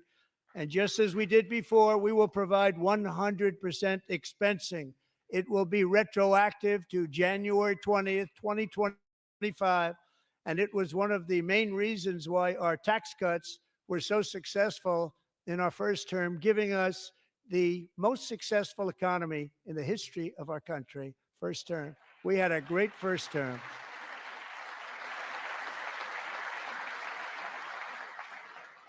If you don't make your product in America, however, under the Trump administration, you will pay a tariff, and in some cases, a rather large one. Other countries have used tariffs against us for decades, and now it's our turn to start using them against those other countries. On average, the European Union, China, Brazil, India, Mexico, and Canada, have you heard of them? And countless other nations charge us tremendously higher tariffs than we charge them. It's very unfair. India charges us auto tariffs higher than 100%. China's average tariff on our products is twice what we charge them. And South Korea's average tariff is 4 times higher. Think of that, 4 times higher. And we give so much help militarily and in so many other ways to South Korea, but that's what happens. This is happening by friend and foe. This system is not fair to the United States and never was. And so on April 2nd, I wanted to make it April 1st, but I didn't want to be accused of April Fool's Day. That's not, just one day cost us a lot of money. But we're going to do it in April. I'm a very superstitious person. April 2nd, reciprocal tariffs kick in. And whatever they tariff us, other countries, we will tariff them. That's reciprocal, back and forth. Whatever they tax us, we will tax them. If they do non-monetary tariffs to keep us out of their market, then we will do non-monetary barriers to keep them out of our market. There's a lot of that, too. They don't even allow us in their market. We will take in trillions and trillions of dollars and create jobs like we have never seen before. I did it with China, and I did it with others. and the Biden administration couldn't do anything about it because there was so much money they couldn't do anything about it. We have been ripped off for decades by nearly every country on earth, and we will not.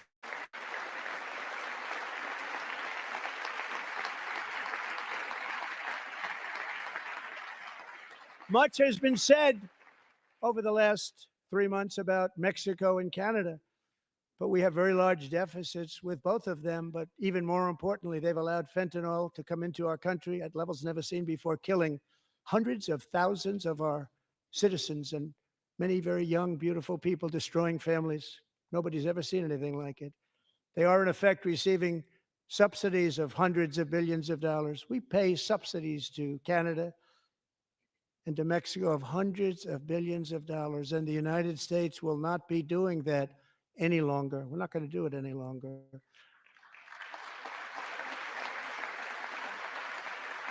Thanks to our America First policies we're putting into place, we have had $1.7 trillion of new investment in America in just the past few weeks. The combination of the election and our economic policies that people of SoftBank, one of the most brilliant anywhere in the world, announced a $200 billion investment.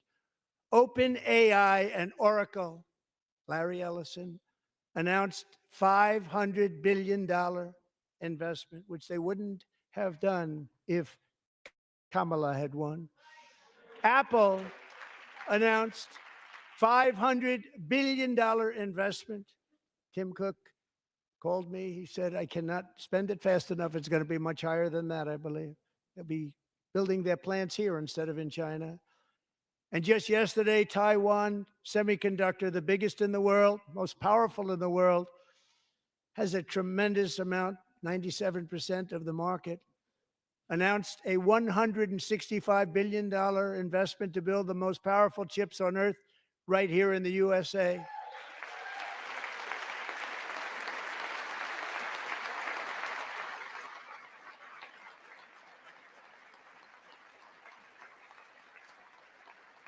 And we're not giving them any money. Your CHIPS Act is a horrible, horrible thing. We give hundreds of billions of dollars, and it doesn't mean a thing. They take our money and they don't spend it. All that meant to them, we're giving them no money. All that was important to them was they didn't want to pay the tariffs, so they came and they're building, and many other companies are coming. We don't have to give them money. We just want to protect our businesses and our people. And they will come because they won't have to pay tariffs if they build in America. So it's very amazing. You should get rid of the CHIP Act, and whatever's left over, Mr. Speaker, you should use it to reduce debt or any other reason you want to.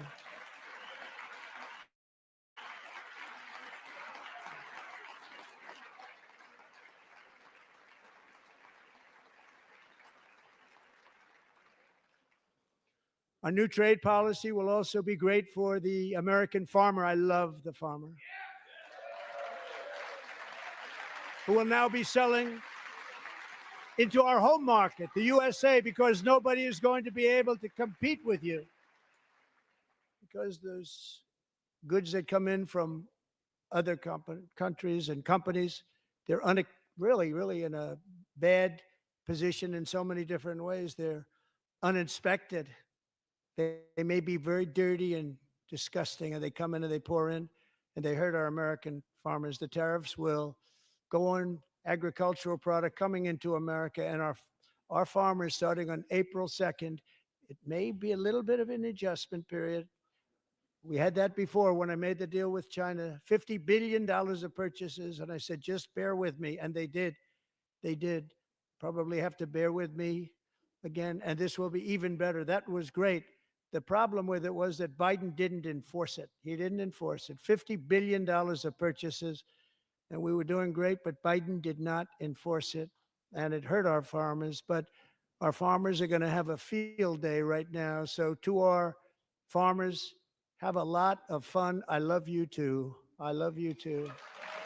It's all going to happen.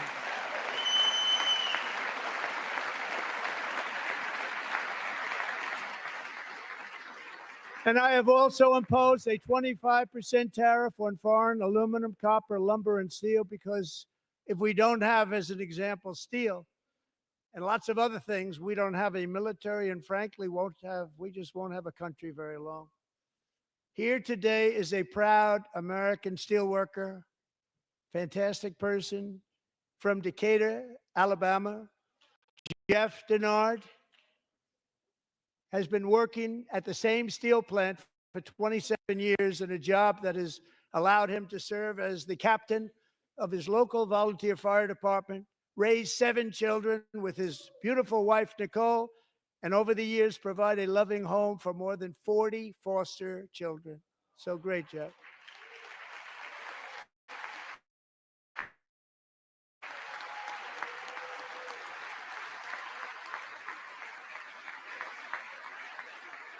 Thank you, Jeff. Thank you, Jeff.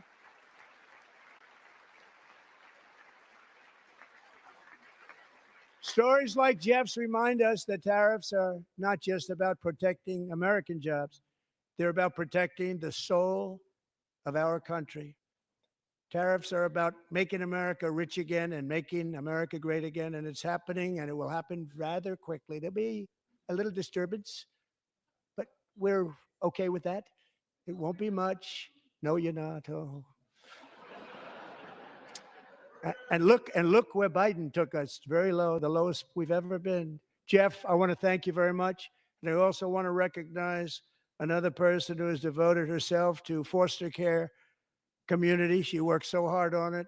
A very loving person, our magnificent First Lady of the United States.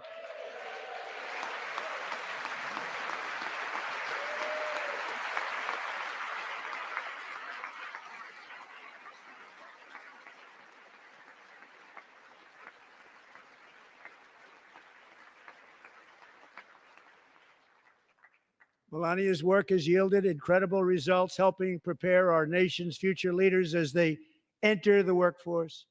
Our First Lady is joined by 2 impressive young women, very impressive. Haley Ferguson, who benefited from the First Lady's Fostering the Future initiative and is poised to complete her education and become a teacher. And Elliston Berry, who became a victim of an illicit deepfake image produced by a peer. With Elliston's help, the Senate just passed the Take It Down Act, and this is so important. Thank you very much, John. John Thune, thank you. Stand up, John. Thank you, John.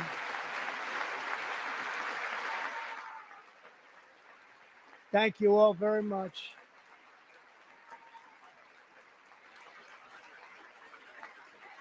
Thank you. And thank you to John Thune and the Senate. Great job. To criminalize the publication of such images online is terrible, terrible thing. And once it passes the House, I look forward to signing that bill into law. Thank you. And I'm going to use that bill for myself, too, if you don't mind. Because nobody gets treated worse than I do online. Nobody. That's great. Thank you very much to the Senate. Thank you. But if we truly care about protecting Americans' children, no step is more crucial than securing America's borders.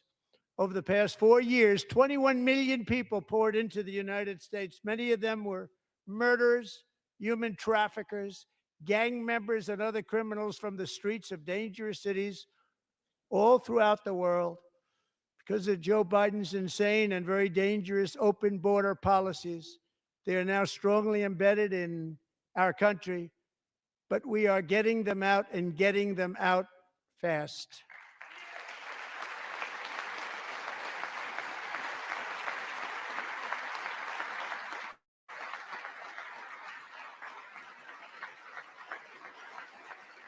And I want to thank Tom Homan and Christy. I want to thank you and Paul of Border Patrol. I want to thank you. What a job they've all done. Everybody, Border Patrol, ICE, law enforcement in general is incredible. We have to take care of our law enforcement. Have to.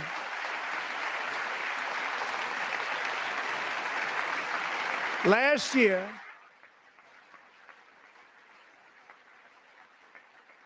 A brilliant 22-year-old nursing student named Laken Riley, the best in her class, admired by everybody, went out for a jog on the campus of the University of Georgia. That morning, Laken was viciously attacked, assaulted, beaten, brutalized, and horrifically murdered. Laken was stolen from us by a savage illegal alien gang member who was arrested while trespassing across Biden's open southern border and then set loose into the United States under the heartless policies of that failed administration. It was indeed a failed administration. He had then been arrested and released in a Democrat-run sanctuary city, a disaster, before ending the life of this beautiful young angel. With us this evening are Laken's beloved mother, Allison, and her sister, Lauren.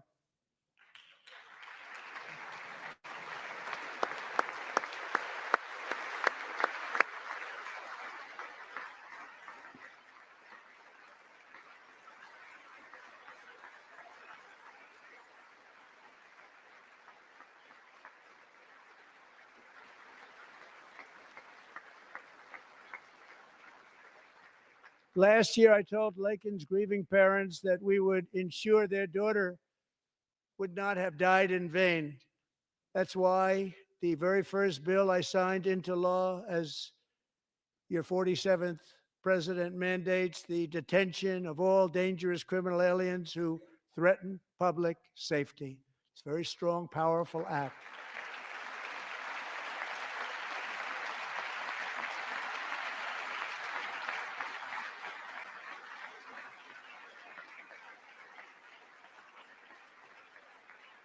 It's called the Laken-Riley Act. So Allison and Lauren, America will never, ever forget our beautiful Laken Hope Riley.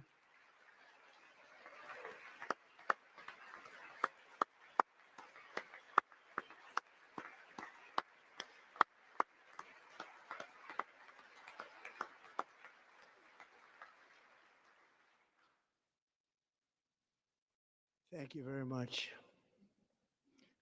Since taking office, my administration has launched the most sweeping border and immigration crackdown in American history, and we quickly achieved the lowest numbers of illegal border crossers ever recorded. Thank you.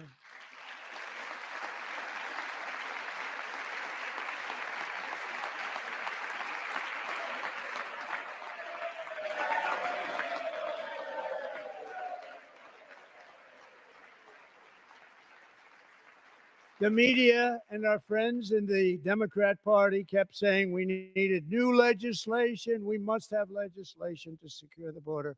But it turned out that all we really needed was a new president.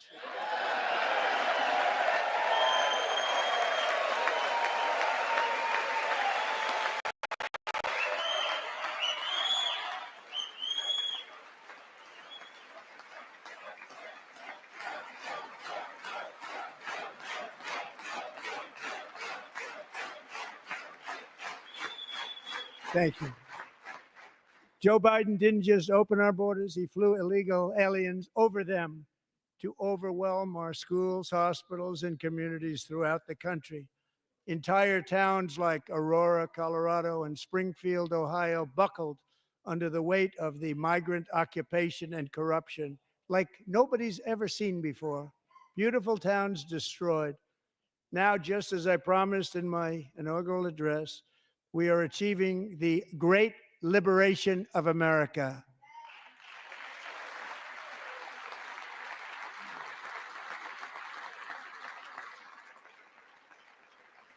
But there still is much work to be done. Here tonight is a woman I have gotten to know, Alexis Nungary from Houston. Wonderful woman. Last June, Alexis's 12-year-old daughter, her precious Jocelyn, walked to a nearby convenience store. She was kidnapped, tied up, assaulted for 2 hours under a bridge, and horrifically murdered. Arrested and charged with this heinous crime are two illegal alien monsters from Venezuela released into America by the last administration through their ridiculous open border.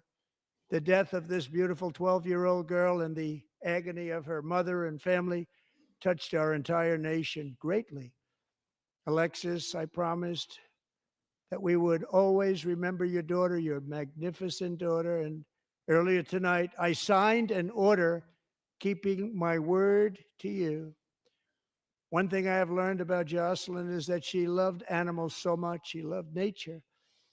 Across Galveston Bay, from where Jocelyn lived in Houston, you will find a magnificent national wildlife refuge, a pristine, peaceful, 34,000-acre sanctuary for all of God's creatures on the edge of the Gulf of America. Alexis, moments ago, I formally renamed that refuge in loving memory of your beautiful daughter, Jocelyn. So, Mr. Vice President, if you would, may I have the order?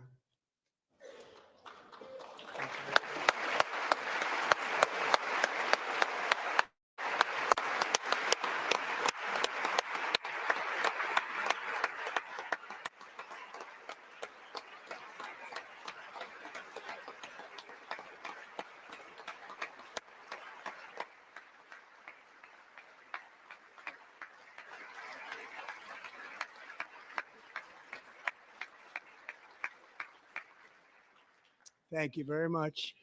All three savages charged with Jocelyn and Lakin's murders were members of the Venezuelan prison gang, the toughest gang, they say, in the world, known as Tren de Aragua.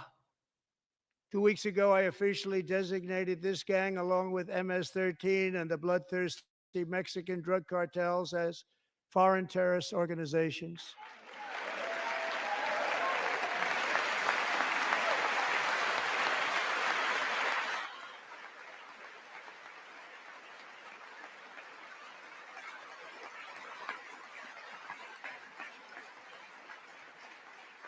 They are now officially in the same category as ISIS, and that's not good for them. Countless thousands of these terrorists were welcomed into the U.S. by the Biden administration. But now every last one will be rounded up and forcibly removed from our country, or, if they're too dangerous, put in jails, standing trial in this country, because we don't want them to come back ever. With us this evening is a warrior on the front lines of that battle, Border Patrol Agent Roberto Ortiz. Great guy.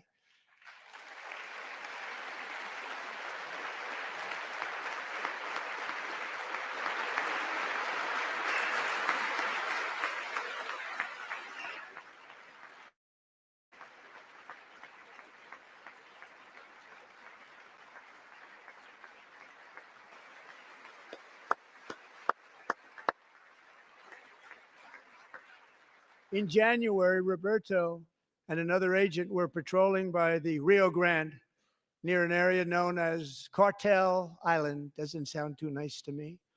When heavily armed gunmen started shooting at them, Roberto saw that his partner was totally exposed, at great danger, and he leapt into action, returning fire and providing crucial seconds for his fellow agent to seek safety, just barely.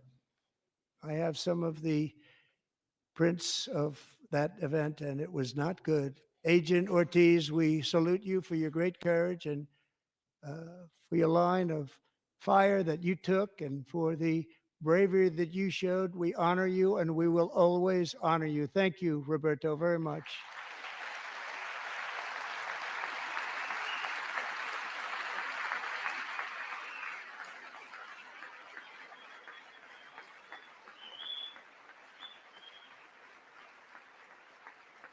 Thank you, Roberto. And I actually got to know him on my many calls to the border. He's a great gentleman. The territory to the immediate south of our border is now dominated entirely by criminal cartels that murder, rape, torture, and exercise total control. They have total control over a whole nation. posing a grave threat to our national security. The cartels are waging war in America, and it's time for America to wage war on the cartels, which we are doing.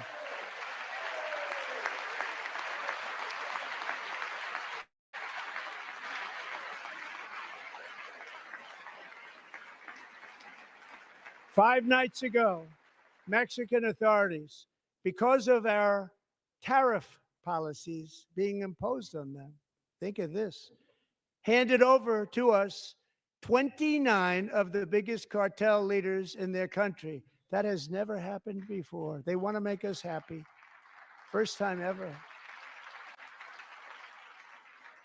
But we need Mexico and Canada to do much more than they've done, and they have to stop the fentanyl and drugs pouring into the USA. They're going to stop it. I have sent Congress a detailed funding request laying out exactly how we will eliminate these threats to protect our homeland and complete the largest deportation operation in American history, larger even than current record holder President Dwight D. Eisenhower, a moderate man, but someone who believed very strongly in borders. Americans expect Congress to send me this funding without delay so I can sign it into law. So, Mr. Speaker, John Thune, both of you, I hope you're going to be able to do that, Mr. Speaker. Thank you. Mr. Leader, thank you. Thank you very much. And let's get it to me. I'll sign it so fast, you won't even believe it.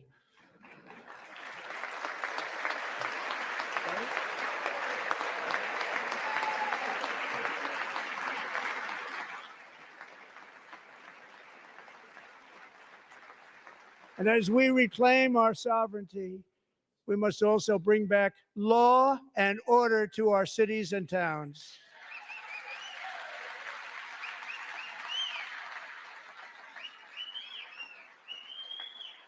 In recent years, our justice system has been turned upside down by radical left lunatics. Many jurisdictions virtually ceased enforcing the law against dangerous repeat offenders while weaponizing law enforcement against political opponents like me. My administration has acted swiftly and decisively to restore fair, equal, and impartial justice under the constitutional rule of law, starting at the FBI and the D.O.G.E. Pam, good luck. Cash, wherever you may be, good luck. Good luck. Pam Bondi.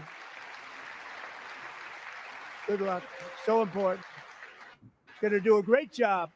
Cash, thank you. Thank you, Cash.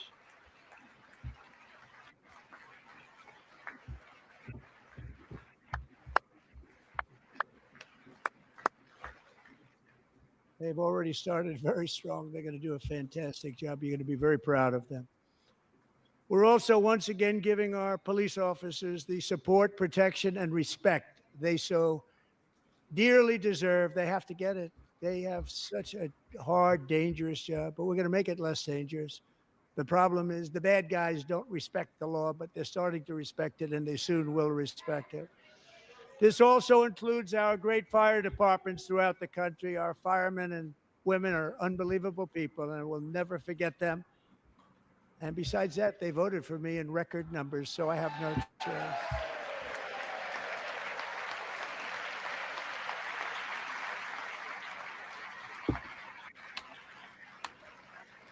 One year ago this month, 31-year-old New York police officer Jonathan Diller, unbelievably wonderful person and a great officer, was gunned down at a traffic stop on Long Island. I went to his funeral. The vicious criminal charged with his murder had 21 prior arrests, and they were rough arrests, too. He was a real bad one. The thug in the seat next to him had 14 prior arrests and went by the name of Killer. He was Killer. He killed other people, they say, a lot of them. I attended Officer Diller's service, and when I met his wife and one-year-old son, Ryan, it was very inspirational, actually. His widow's name is Stephanie, and she is here tonight. Stephanie, thank you very much, Stephanie. Thank you very much.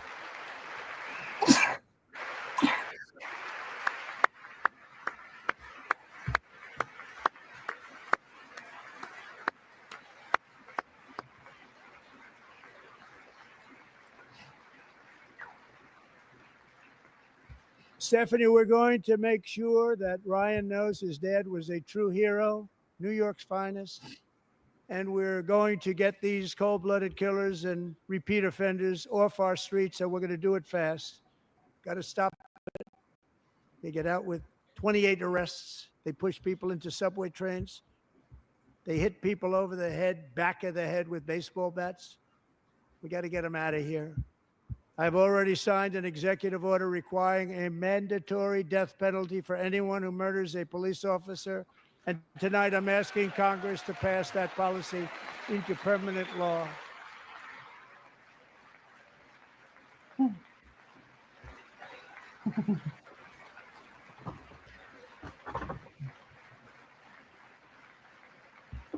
I'm also asking for a new crime bill getting tough on repeat offenders while enhancing protections for America's police officers so they can do their jobs without fear of their lives being totally destroyed.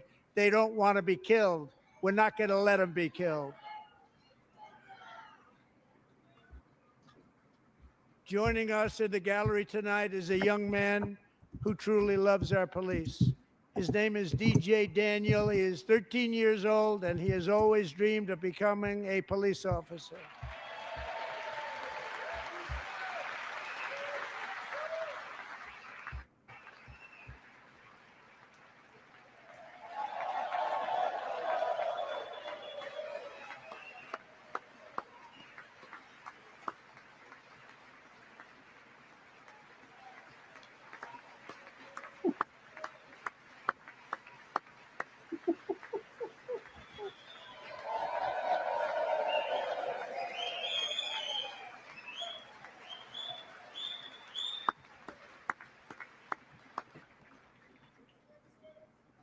But in 2018, DJ was diagnosed with brain cancer. The doctors gave him 5 months at most to live. That was more than 6 years ago.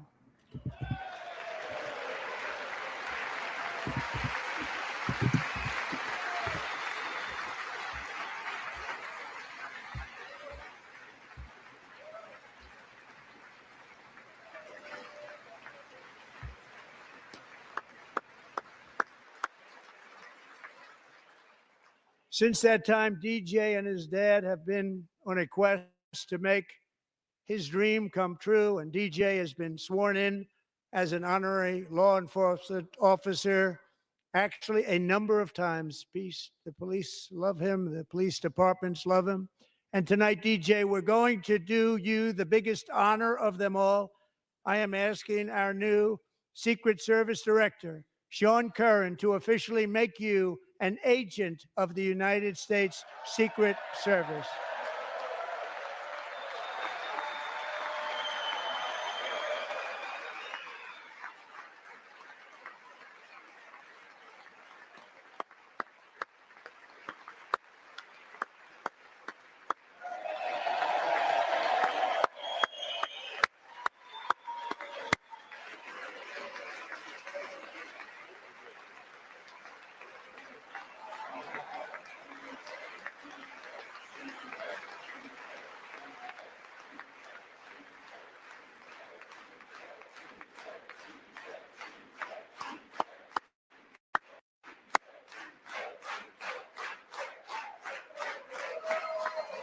Thank you, DJ. DJ's doctors believe his cancer likely came from a chemical he was exposed to when he was younger. Since 1975, rates of child cancer have increased by more than 40%. Reversing this trend is one of the top priorities for our new presidential commission to make America healthy again, chaired by our new Secretary of Health and Human Services, Robert F. Kennedy, Jr.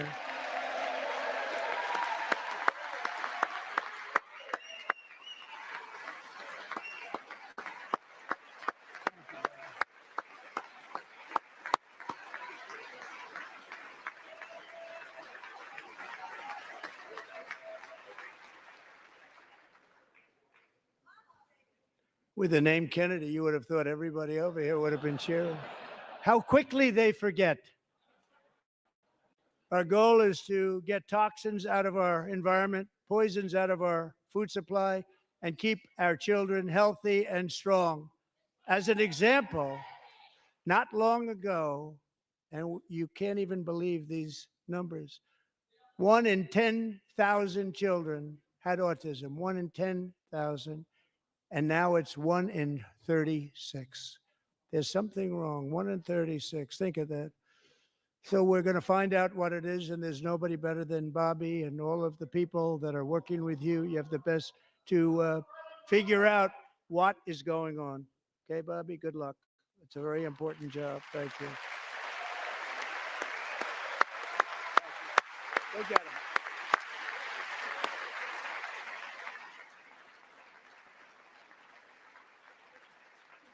Thank you. My administration is also working to protect our children from toxic ideologies in our schools. A few years ago, January Littlejohn and her husband discovered that their daughter's school had secretly socially transitioned their 13-year-old little girl.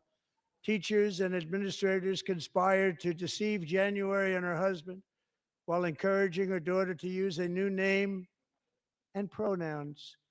They, them pronoun, actually, all without telling January, who is here tonight and is now a courageous advocate against this form of child abuse. January, thank you. Thank you. Thank you very much.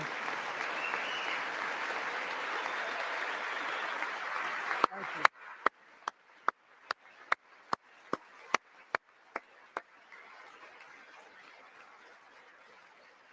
Thank you.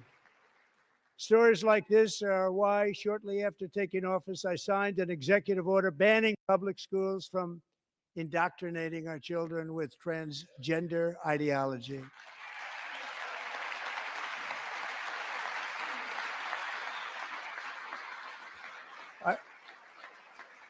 I also signed an order to cut off all taxpayer funding to any institution that engages in the sexual mutilation of our youth.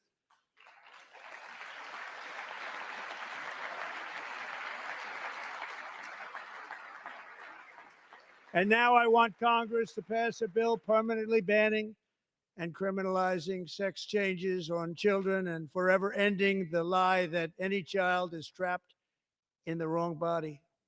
This is a big lie.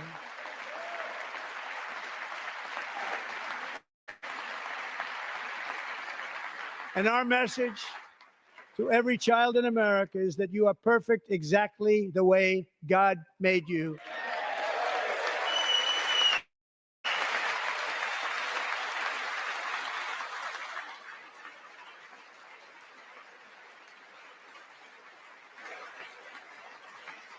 Because we're getting wokeness out of our schools and out of our military, and it's already out, and it's out of our society. We don't want it. Wokeness is trouble. Wokeness is bad. It's gone. It's gone. And we feel so much better for it, don't we? Don't we feel better? Our service members won't be activists and ideologues. They will be fighters and warriors. They will fight for our country. And Pete, congratulations. Secretary of Defense, congratulations.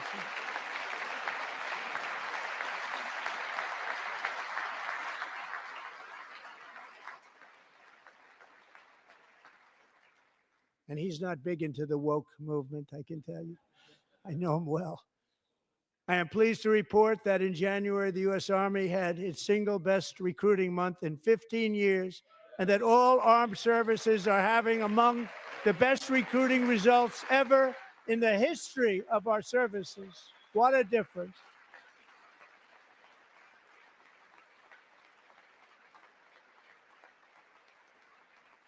And you know, it was just a few months ago where the results were exactly the opposite. We couldn't recruit anywhere. We couldn't recruit. Now we're having the best results just about that we've ever had. What a tremendous turnaround. It's really a beautiful thing to see. People love our country again. It's very simple. They love our country and they love being in our military again. So it's a great thing. And thank you very much. Great job. Thank you.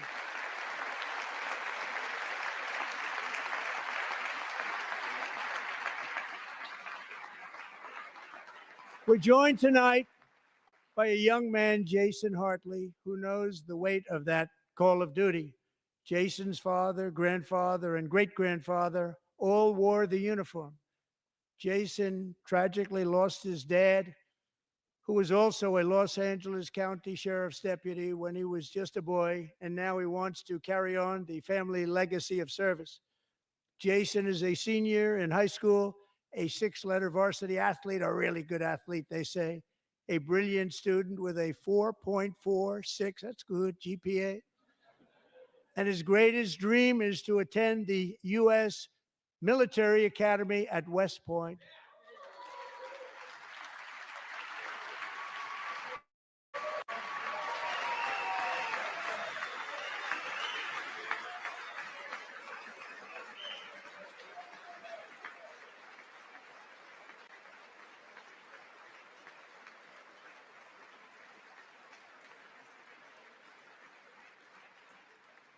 And Jason, that's a very big deal getting in. That's a hard one to get into. But I'm pleased to inform you that your application has been accepted. You will soon be joining the Corps of Cadets.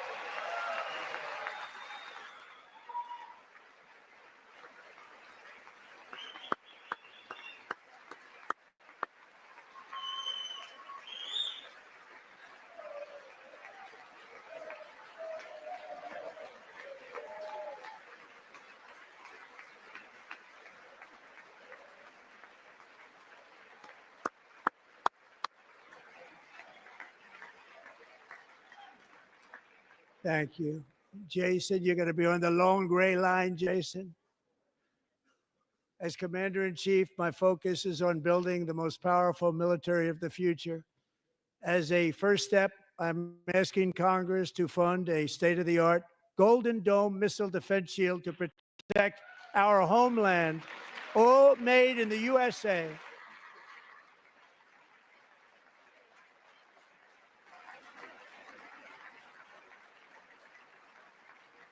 And Ronald Reagan wanted to do it long ago, but the technology just wasn't there, not even close. But now we have the technology. It's incredible, actually.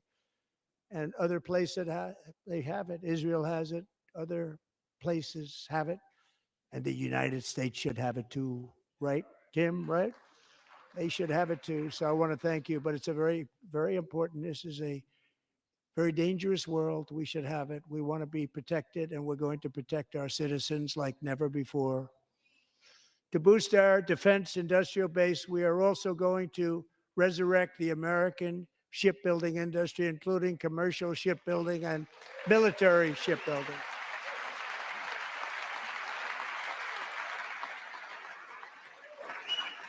And for that purpose, I am announcing tonight that we will create a new Office of Shipbuilding in the White House and offer special tax incentives to bring this industry home to America where it belongs. We used to make so many ships. We don't make them anymore very much, but we're going to make them very fast, very soon.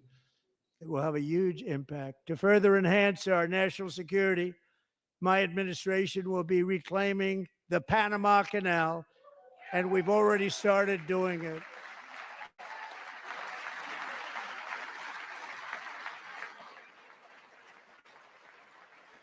Just today, a large American company announced they are buying both ports around the Panama Canal and lots of other things having to do with the Panama Canal and a couple of other canals. The Panama Canal was built by Americans for Americans, not for others, but others could use it. But it was built at tremendous cost of American blood and treasure. 38,000 workers died building the Panama Canal. They died of malaria. They died of snake bites and mosquitoes. Not a nice place to work. They paid them very highly to go there, knowing there was a 25% chance that they would die. The most expensive project also that was ever built in our country's history, if you bring it up to modern day costs. It was given away by the Carter administration for $1, but that agreement has been violated very severely. We didn't give it to China. We gave it to Panama, and we're taking it back.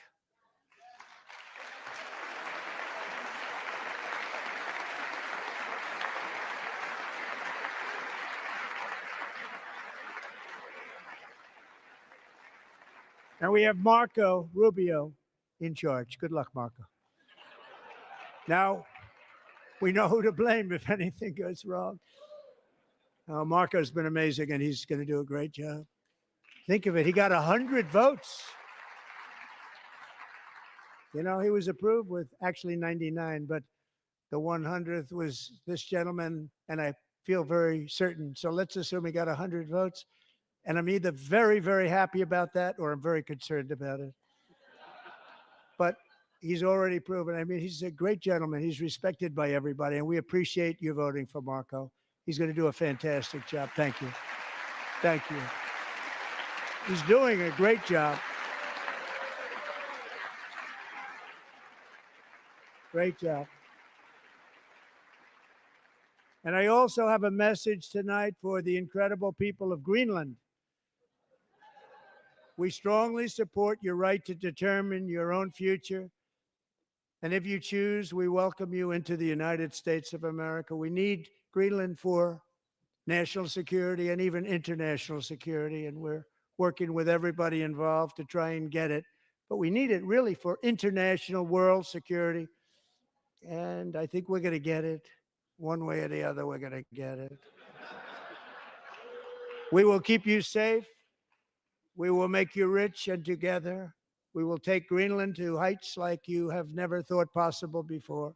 It's a very small population, but very, very large piece of land and very, very important for military security. America is once again standing strong against the forces of radical Islamic terrorism. 3.5 years ago, ISIS terrorists killed 13 American service members and countless others in the Abbey Gate bombing during the disastrous and incompetent withdrawal from Afghanistan. Not that they were withdrawing, it was the way they withdrew. Perhaps the most embarrassing moment in the history of our country. Tonight, I am pleased to announce that we have just apprehended the top terrorist responsible for that atrocity, and he is right now on his way here to face the swift sword of American justice.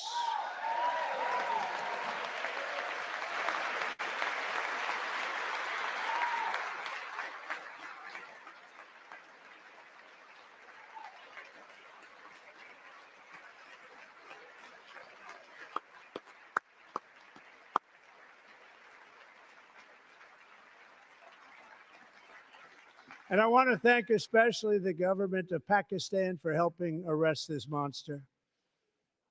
This was a very momentous day for those 13 families who I actually got to know very well, most of them, whose children were murdered, and the many people that were so badly, over 42 people, so badly injured on that fateful day in Afghanistan. What a horrible day. Such incompetence was shown. That when Putin saw what happened, I guess he said, wow, maybe this is my chance. That's how bad it was. Should have never happened. Grossly incompetent people. I spoke to many of the parents and loved ones, and they're all in our hearts tonight. Just spoke to them on the phone. We had a big call. Every one of them called, and everybody was on the line, and they did nothing but cry with happiness. They were very happy, as happy as you can be under those circumstances. Their child, brother, sister, son, daughter was killed for no reason whatsoever. In the Middle East, we're bringing back our hostages from Gaza. In my first term, we achieved one of the most groundbreaking peace agreements in generations, the Abraham Accords.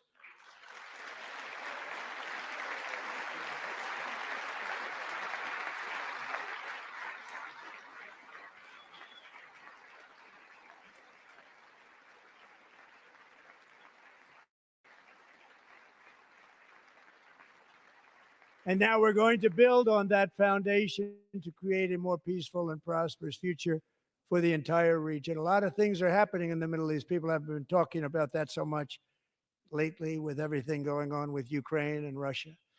But a lot of things are happening in the Middle East. It's a rough neighborhood, actually. I'm also working tirelessly to end the savage conflict in Ukraine. Millions of Ukrainians and Russians have been needlessly killed or wounded in this horrific and brutal conflict with no end in sight. The United States has sent hundreds of billions of dollars to support Ukraine's defense with no security, with no anything.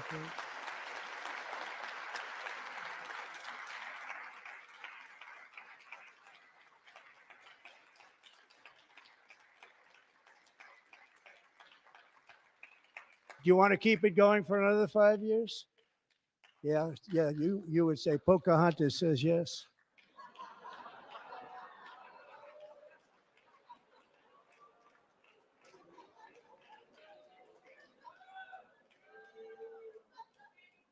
$2,000 people are being killed every single week. More than that. They're Russian young people. They're Ukrainian young people. They're not Americans, but I want it to stop. Meanwhile, Europe has sadly spent more money buying Russian oil and gas than they have spent on defending Ukraine by far. Think of that. They've spent more buying Russian oil and gas than they have defending. And we've spent perhaps $350 billion like taking candy from a baby. That's what happened. And they've spent $100 billion. What a difference that is. And we have an ocean separating us, and they don't. But we're getting along very well with them, and lots of good things are happening. Biden has authorized more money in this fight than Europe has spent by billions and billions of dollars. It's hard to believe that they wouldn't have stopped it and said at some point, come on, let's equalize. You got to be equal to us. That didn't happen. Earlier today, I received an important letter from President Zelensky of Ukraine. The letter reads, Ukraine is ready to come to the negotiating table as soon as possible to bring lasting peace closer. Nobody wants peace more than the Ukrainians, he said. My team and I stand ready to work under President Trump's strong leadership to get a peace that lasts. We do really value how much America has done to help Ukraine maintain its sovereignty and independence. Regarding the agreement on minerals and security, Ukraine is ready to sign it at any time that is convenient for you. I appreciate that he sent this letter, just got it a little while ago. Simultaneously, we've had serious discussions with Russia and have received strong signals that they are ready for peace. Wouldn't that be beautiful? Wouldn't that be beautiful?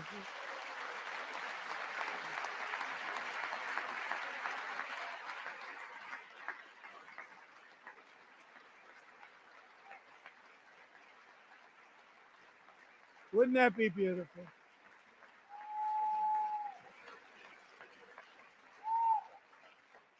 It's time to stop this madness. It's time to halt the killing.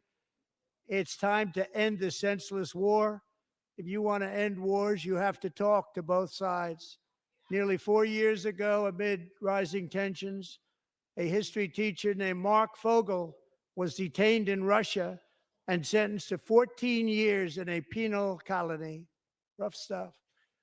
The previous administration barely lifted a finger to help him. They knew he was innocent, but they had no idea where to begin.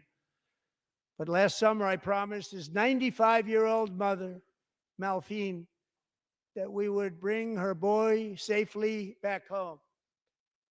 After 22 days in office, I did just that, and they are here tonight.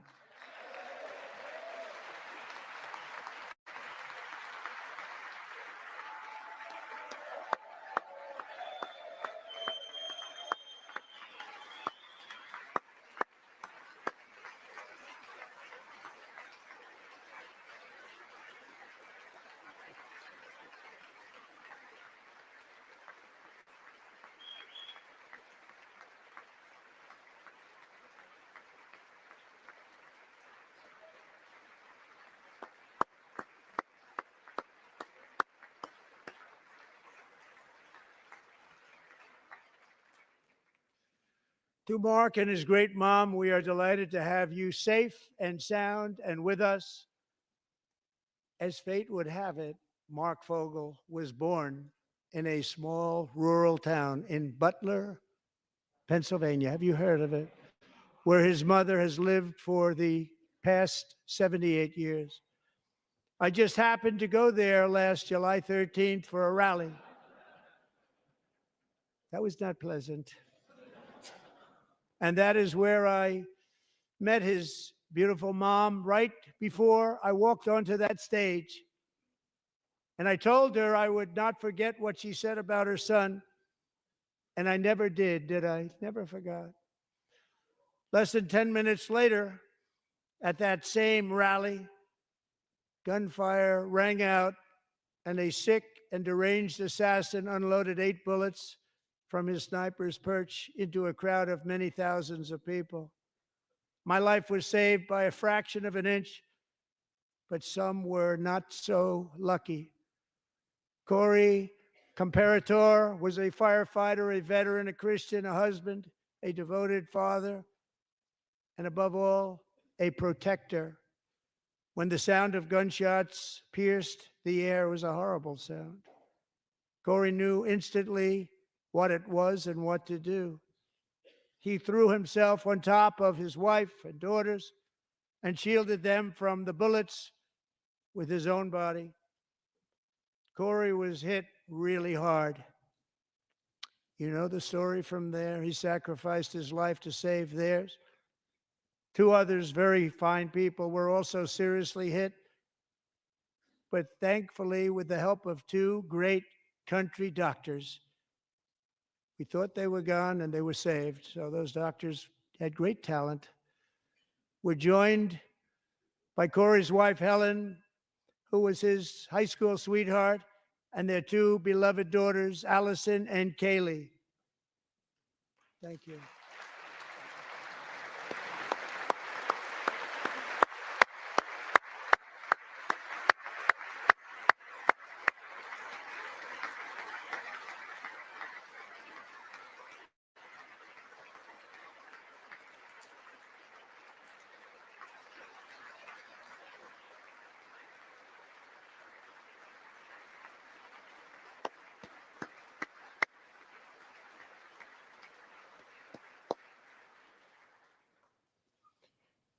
To Helen, Allison, and Kaylee, Corey is looking down on his 3 beautiful ladies right now, and he is cheering you on. He loves you.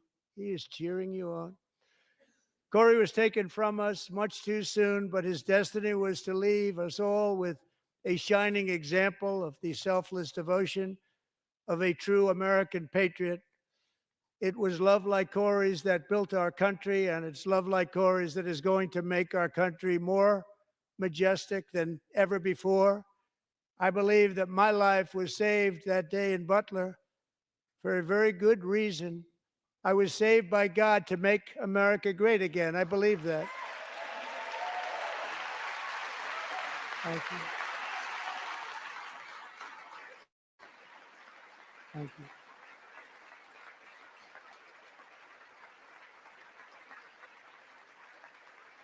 Thank you.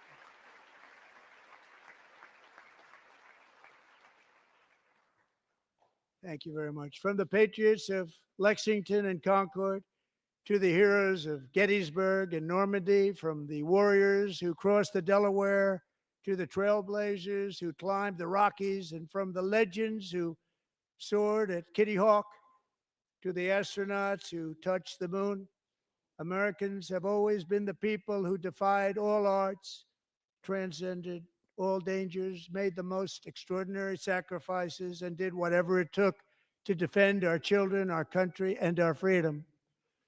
And as we have seen in this chamber tonight, that same strength, faith, love, and spirit is still alive and thriving in the hearts of the American people. Despite the best efforts of those who would try to censor us, silence us, break us, destroy us, Americans are today a proud, free, sovereign, and independent nation that will always be free, and we will fight for it till death. We will never let anything happen to our beloved country, because we are a country of doers, dreamers, fighters, and survivors. Our ancestors crossed a vast ocean strode into the unknown wilderness and carved their fortunes from the rock and soil of a perilous and very dangerous frontier. They chased our destiny across a boundless continent. They built the railroads, laid the highways, and graced the world with American marvels like the Empire State Building, the mighty Hoover Dam, and the towering Golden Gate Bridge. They lit the world with electricity, broke free of the force of gravity, fired up the engines of American industry, vanquished the communists, fascists, and Marxists all over the world, and gave us countless modern wonders sculptured out of iron, glass, and steel. We stand on the shoulders of these pioneers who won and built the modern age.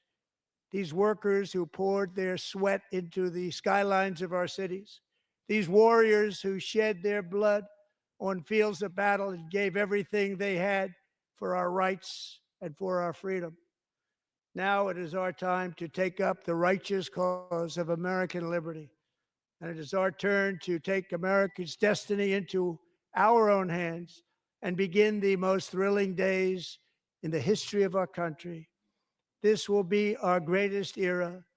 With God's help, over the next 4 years, we are going to lead this nation even higher, and we are going to forge the freest, most advanced, most dynamic, and most dominant civilization ever to exist on the face of this earth. We are going to create the highest quality of life, build the safest and wealthiest and healthiest and most vital communities anywhere in the world. We are going to conquer the vast frontiers of science, and we are going to lead humanity into space and plant the American flag on the planet Mars and even far beyond.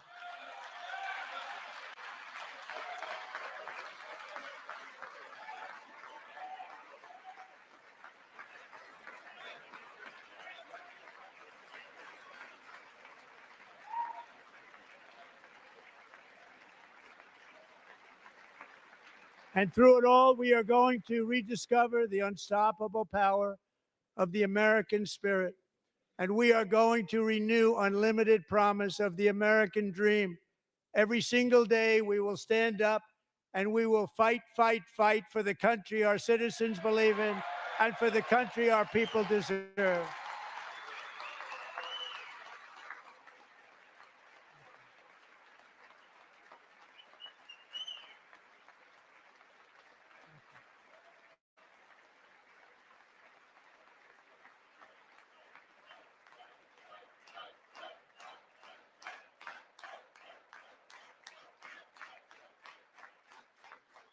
My fellow Americans, get ready for an incredible future, because the golden age of America has only just begun.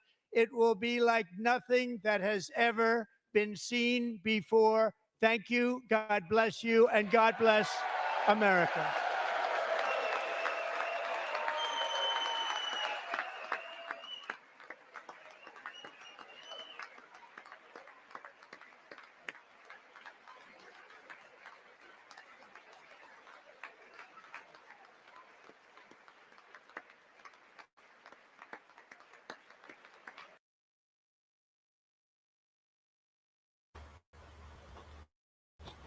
Holy shit, please tell me we're done.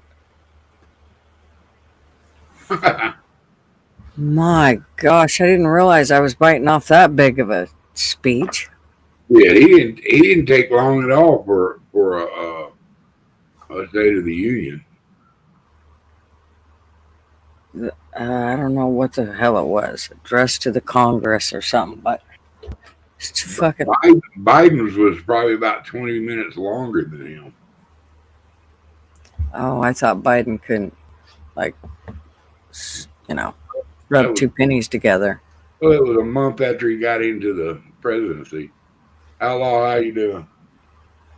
Yeah, what's up, Ella? Look, you're right in the middle of the dudes. Who are the dudes? They're drooling on you. What's going on, sis? Holy Holy moly, low is in the house. Well, let's see. We talked about Trump's the joint session, and then we have the AI.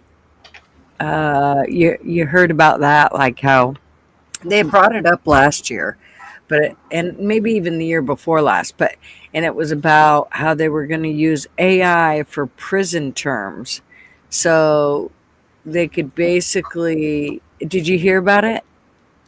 I don't know if we can explain it to me. Okay, so what they were doing was they were going to take prisoners, and they would put a chip in their brain, and they would have them go through the emotions of their victims and see how they felt and go through everything, and it would feel like years to them that they were going through, but in all reality, it would only be minutes that they would go through it. And then after they got done, they would be fixed and they would be viable people, and they'd have this chip in their brain that had these memories that would change them as people, and they wouldn't have the bad feelings anymore because they would be replaced with these, feelings about remorse or this, that, and the other thing. Yeah, no. I said that shit ain't gonna work. I mean, go ahead. Yeah, hang them. Put them in a cage like a bunch of having too many roosters. Yep. Just put them in a cage, fatten them up, and If you act like an animal, we're gonna treat you like an animal. What'd I miss? You missed me. I know you did.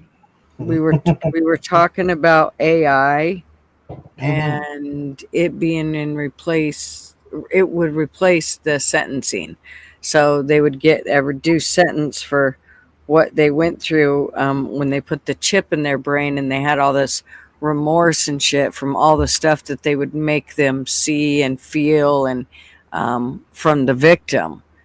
And yeah, for me, the first thing that comes to my head is you're going to use this against us eventually. Like, this will we'll regret letting them do this. But even so, if they didn't do that, which I know they will, I don't think at some point it's going to go haywire and it's going to think it can do its own shit, or they're going to use it against us specifically, against us. Like, they could get prisoners to come and get into our house and take us and do whatever, and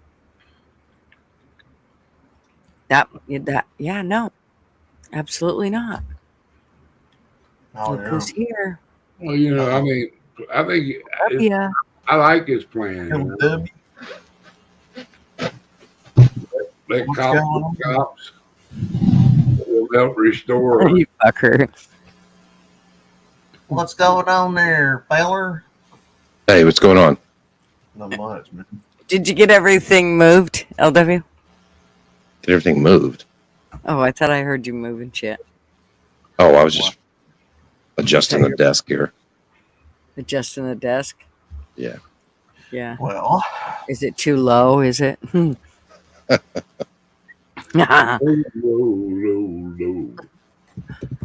what up, partners?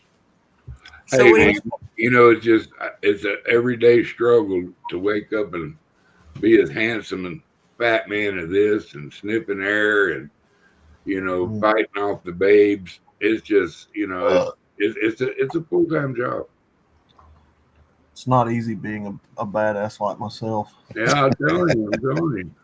I piss excellence when I wake up. Oh, God.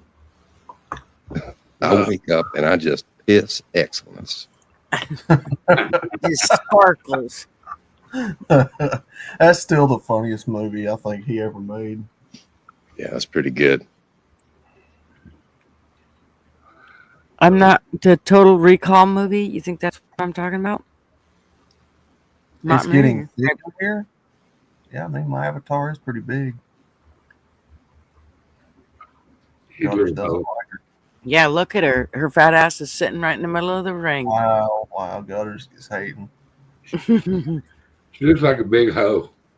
I'm kind of fond of big hoes myself, but Well, with the news that Hooters is going bankrupt, I mean, I got to keep them alive somehow. Okay, Right. say it isn't true. Sadly, it is. Oh no! Why they ain't using closing- tallow? They They're ain't using closing tallow over. grease, right? They're closing over 300 locations nationwide. Titties just ain't what they used to be, or what? Right. Instead of worrying about titties, they should have worried about tallow. From what I've been hearing, they've been hiring a lot of the fattens, the ones that people don't want to see dressed like a Hooters chick. Oh, DEI killed Hooters. Yep, DEI killed Hooters. Oh, we still got Twin Peaks, but I figure they'll go under too eventually. I should probably put a bumper sticker out. I've actually always liked Twin Peaks better than Hooters anyway. Yeah. They're more Southern style than. Oh yeah. I like those flannel shirts and. I like what's underneath the flannel shirts. Oh yeah, me too. Oh yeah. Great gobbledygoo. The women in chat are getting grossed out. Oh, I'm sorry. Mary's been late in a long time, so fuck. Well, it's like now JD's still have wishes, can I? And can a fella just have some wishes? God damn it. I don't know, man. Hey, Sherry. Sherry's getting in her private pool. She'll be right back. She's on like some really great place. Like I just seen pictures and it's like you guys. So it's pretty nice. Well. Yeah. Lucky her. For all your travel needs. Boy, the Democrats weren't no happy little cucumbers, were they?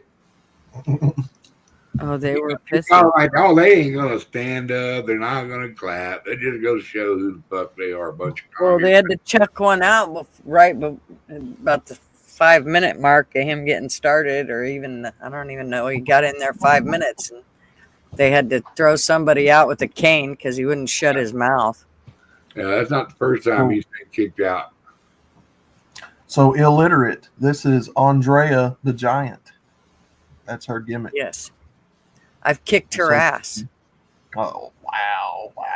I mean, I've kicked her ass. I'm trying to remember that. I don't know. She's 7'2".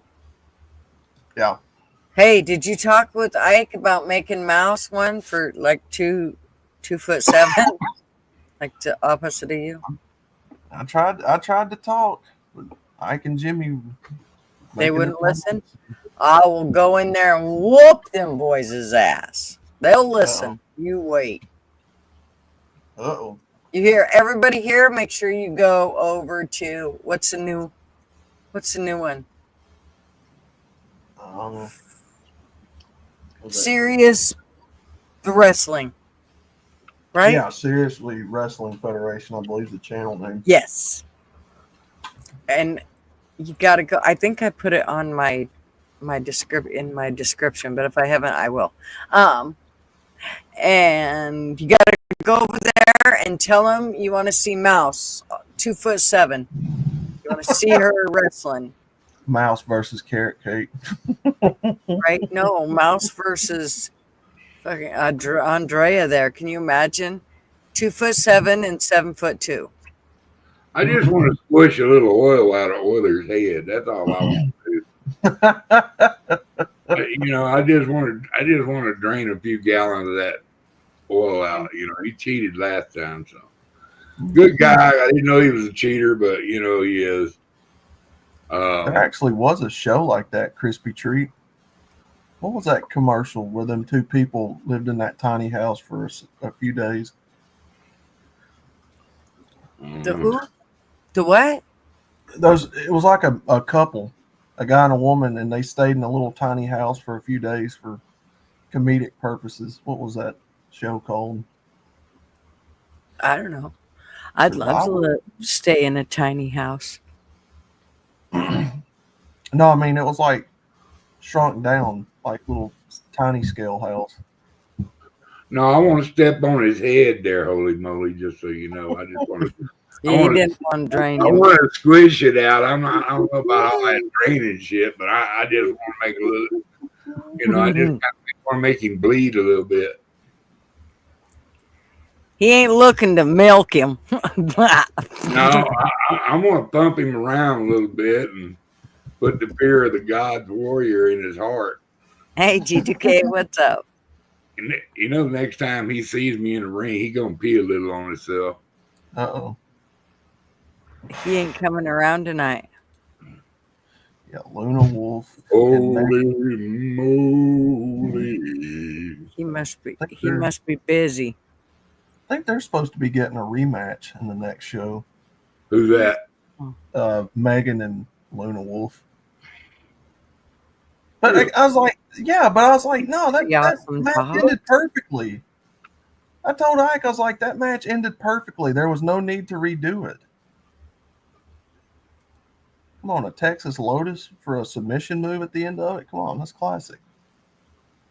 What's up, Agent 3? Is that 3 awesome dogs? Yeah. Okay. Anybody with a number immediately becomes an agent.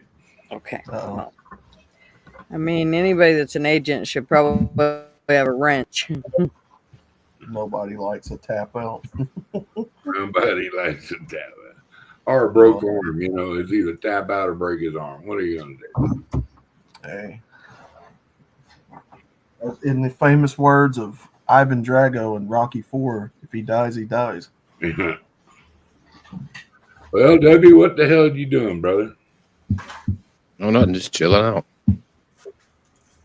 What do you think? What do you think of Trump's State of the Union? I thought it was overall pretty good. I agree with Thomas Massey on the silliness of Congress getting up and applauding the fraud that D.O.G.E, quote unquote D.O.G.E, found, which is pretty funny. Dogecoin. They're the ones who funded it in the first place. I don't know, but I love all the Little People shows. Little People, Big World, the little couple, Johnny Kate. What's the? Huh? I was reading Crispy Treat's comment. All right, I'll go back on mute. Little People, Big World live right down the road from us. Really? Yeah. Yeah. In fact, my son worked at the most popular tavern around here, which is right out by their property, like right in front of their property. There's the tavern, and the very next turn, which is right after the tavern, is their driveway to their property. And we've met them. The boys, they've been to different school functions with the kids, and they're pretty funny, actually. They're kind of business mode when you go out there. Like if you go out there during pumpkin season or whatever, they're kind of in business mode. But would you eat Amy's food, Gutters? I don't know. Who's Amy? I don't know. Amy is the mom of Little People, Big World. So when you say little people, you talking about like talking tiny, about dwarfs? Yeah. Like midgets? Yeah. If I walk in their house, I'm gonna feel huge. In Amy's, you will, because she's got she's a cook, so she does a cookbook and stuff. So all of her countertops are her height. Oh. I live in the Smurf village, right? TF, why aren't you up here? What kind of song and dance are you going to give me? I'm busy packing. But we already know that takes you like about 3.5 seconds. So that's a lie. And you don't have trivia to do this week because you're going on vacation. So that would be a lie. So what is your reasoning? You're eating dinner? That Bub. takes like 20 minutes. Oh, I got a picture for you, Crispy. Hold on. Give me just a second. Man, I just had a good breakfast. A good breakfast? It's I 9. like breakfast or dinner sometimes. I made some sausage gravy and biscuits. Yeah. And scrambled eggs. It was delicious. I wished I could eat eggs. I miss eggs so bad. Makes me cry when I think about it. Not really, but Are you allergic to them or what? I'm not allergic, but let me tell you what, man. I feel like I usually ate like a pound of something that blows up in my stomach once it gets there. Like even if it's just a few bites of egg. Come on, just fart and get it over with. I wished I could. Trust me, I would have no problem with it. Not a problem. If I could eat eggs and all I had to do was fart. Oh God. Are you trying to buy getting out of coming up on panelfuls? That ain't gonna work. What the fuck is wrong with you? LW, explain to him how that doesn't work. All these people saying they hate eggs. What is this? I love eggs. Oh my gosh, I love eggs. I wished I could hate them, but I can't. I don't know how to feel about this. I don't even know if we can be friends anymore. Uh-oh, Sherry. Hey, come on now. Why is there almost no eggs in the supermarket? I'm telling you, I walk into the grocery store and I have yet to see where they're not cleared off anywhere on my shelves. That's because you live in a little town. No, I don't. I live just right on the outskirts of Portland. I literally live in Portland. Yeah, you live on the outskirts, so you got all the rich people's store. They got food. Son, honey, yes. Yes, son, I wished it was I a like rich the way you people. think. There you What go. would you think? Sausage gravy, where? Right? I just made some long ago. It was actually very delicious. Oh, I love hard-boiled eggs too. Jimmy Dean pan sausage, but it worked right fine. Hard-boiled eggs is one of the things that we would take hiking. It was great because you could take them. It was super easy, and it made it so much easier. But now I can't eat them. There ain't nothing like a good sunny side up egg, a little bit runny. Oh, I can't do sunny side up. No, can't even look at it. I like them over easy. I can do them over easy or over medium. I need the whites done. I can't have snotty eggs. I can do the yolks. The yolks, you're runny, but I can't do the whites.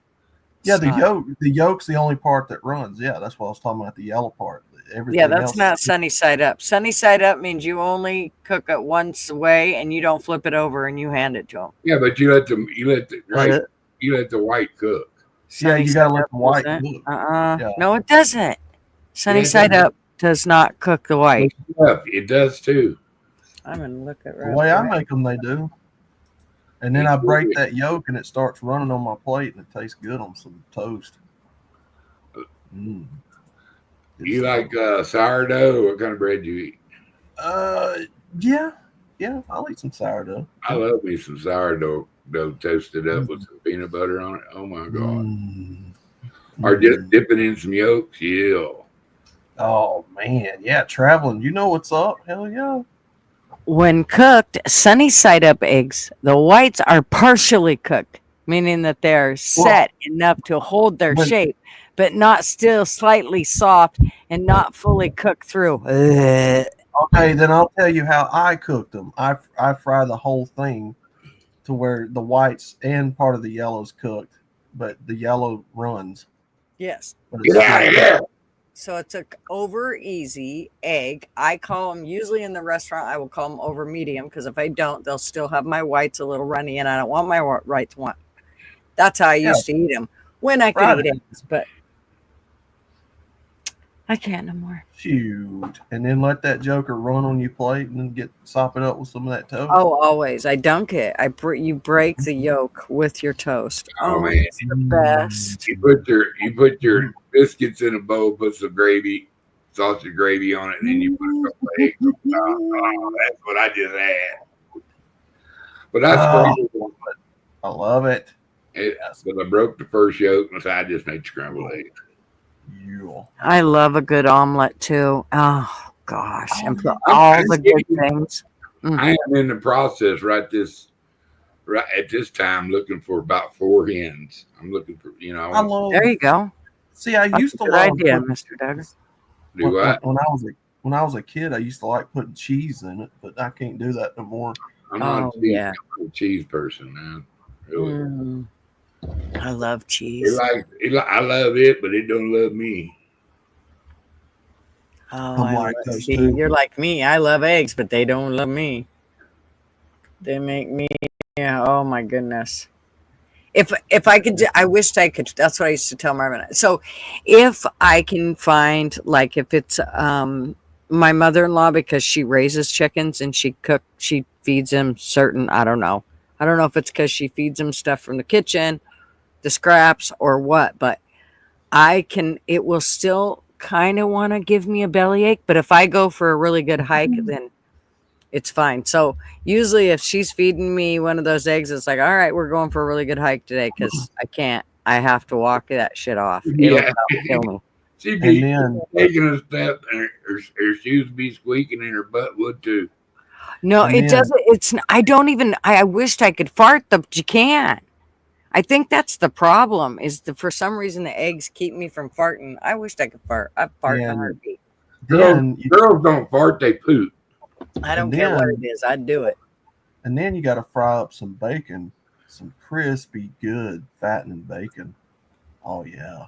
Oh, I always have bacon. Why do talk shows always go to food, man? I don't know. I think it's because we're hungry and I'm not good old where the part where the fat come from the back, bacon, fucker. the part where the bacon's like got that fatty part, yeah, and it's like real chewy. And oh yeah, that's good.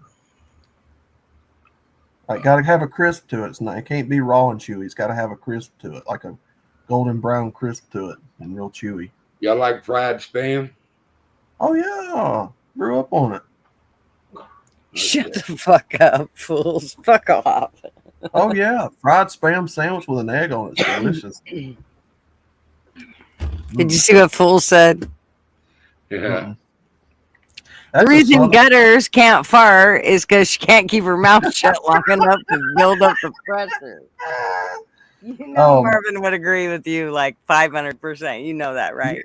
You're talking about an old Southern classic right there, a spam sandwich. Mm-hmm. Oh yeah. Fried spam with an egg. Oh yeah. Poke bowl, make a poke bowl out of it too. Mm-hmm. Pineapple and rice and all kinds of stuff.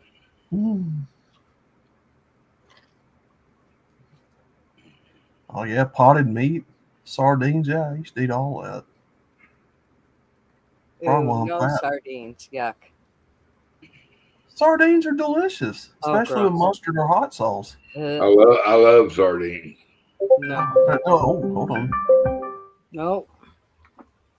That means you got to take your medicine or something. It should mean that if it doesn't. So, Mr. Duggar, what have you been doing?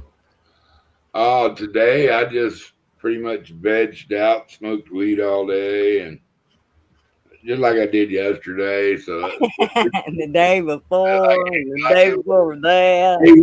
They went by pretty fast, and so I've decided to roll with Patty to celebrate that. All right. Somebody trying to call Outlaw. I don't know what that was. Trying to call me. Trying to call you. I had some guy call me for daylight. It must have been only about 11 o'clock this morning. when he called me. I was like, good Lord, the chickens ain't even up yet. What the hell? Right? Doesn't anybody know you don't call Duggar for 3 o'clock in the afternoon? Yeah, 1:30 is fine, but good Lord.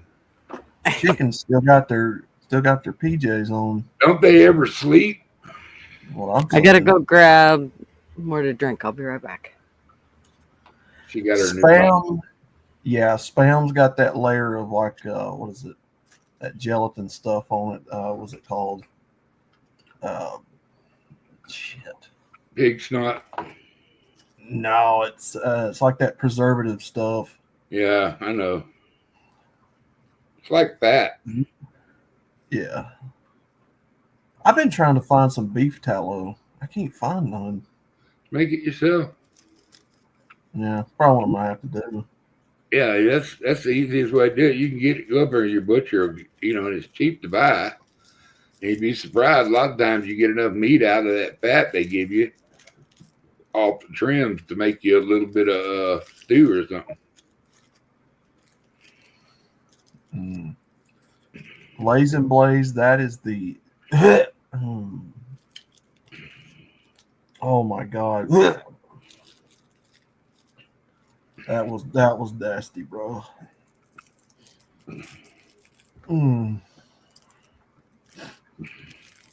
I know I'm hungry, damn.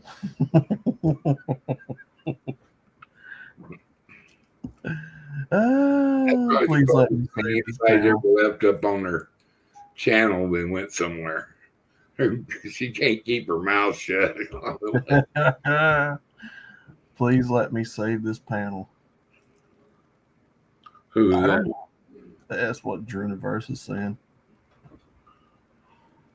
The word you're thinking of is slime. It probably is. I mean, I know it's got that gelatinous shit on top of it when you open the can. No, Drew, you're cast out. We heard you were a Biden fan. Hubby laughing and cussing at Dems.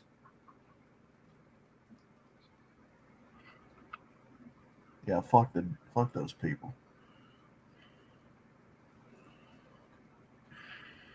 I don't eat pork no more. Shit, that's what I forgot to get at the store yesterday. Pork chops, yum. I'm ready to smoke me a pork roast. What the hell are you talking about? It's just now coming in smoked pork. Pork is pork. Little poke. Pork. Cute little burgers. Dude, I make such a good smoked pork roast. That sounds good. We lost Funny you it. should say that. Yeah, he said he'll be back in a minute. Funny you should say that. I am going to do one of those pulled porks this week, I think. You gonna smoke it? Yep. You gonna do a Diablo sandwich? I don't know what that is, but I'll do it with rice, and then Marvin's like, "Okay, I'll do a sandwich. I don't want rice." I got the greatest rub ever, man. It's good fresh red chili, powdered chili, a bunch of powdered onion, a bunch of powdered garlic, and then I'll take and I'll rub the whole roast with brown sugar. And then I'll put some brown sugar in with my rub too, but I heat it up a little bit to get it kind of sticky. And then I put the rub on, and then I don't move it until it sets. Then I pop it in the smoker. OMG, people. That bark off that roast will make you run around chase me. Come on, Doug. Cook another one of them roasts. Haven't tasted bacon in years and don't miss it. What? Oh my goodness. That's communist talk right there. No doubt. I don't think you can say that, Lace.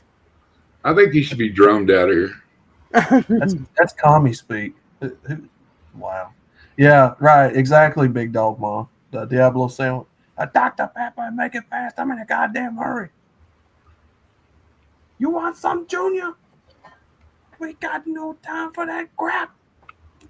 Man, I love me a bacon sandwich with an egg on it. Ooh, son. I A wish. little mayo, Oh, BLT. a little fresh tomato. You can keep your rabbit food, but I put the big old hunk of tomato on it. Beef steak tomato. Marvin would live on BLTs in the summertime if I let him. Of course he would. He's a man. He took one for the team. God bless his soul. A BLT, son, there ain't nothing better. Put you some good old mayonnaise, some salt and pepper on that joke. I like salt and pepper on my tomato. I'm not a big lettuce fan, man.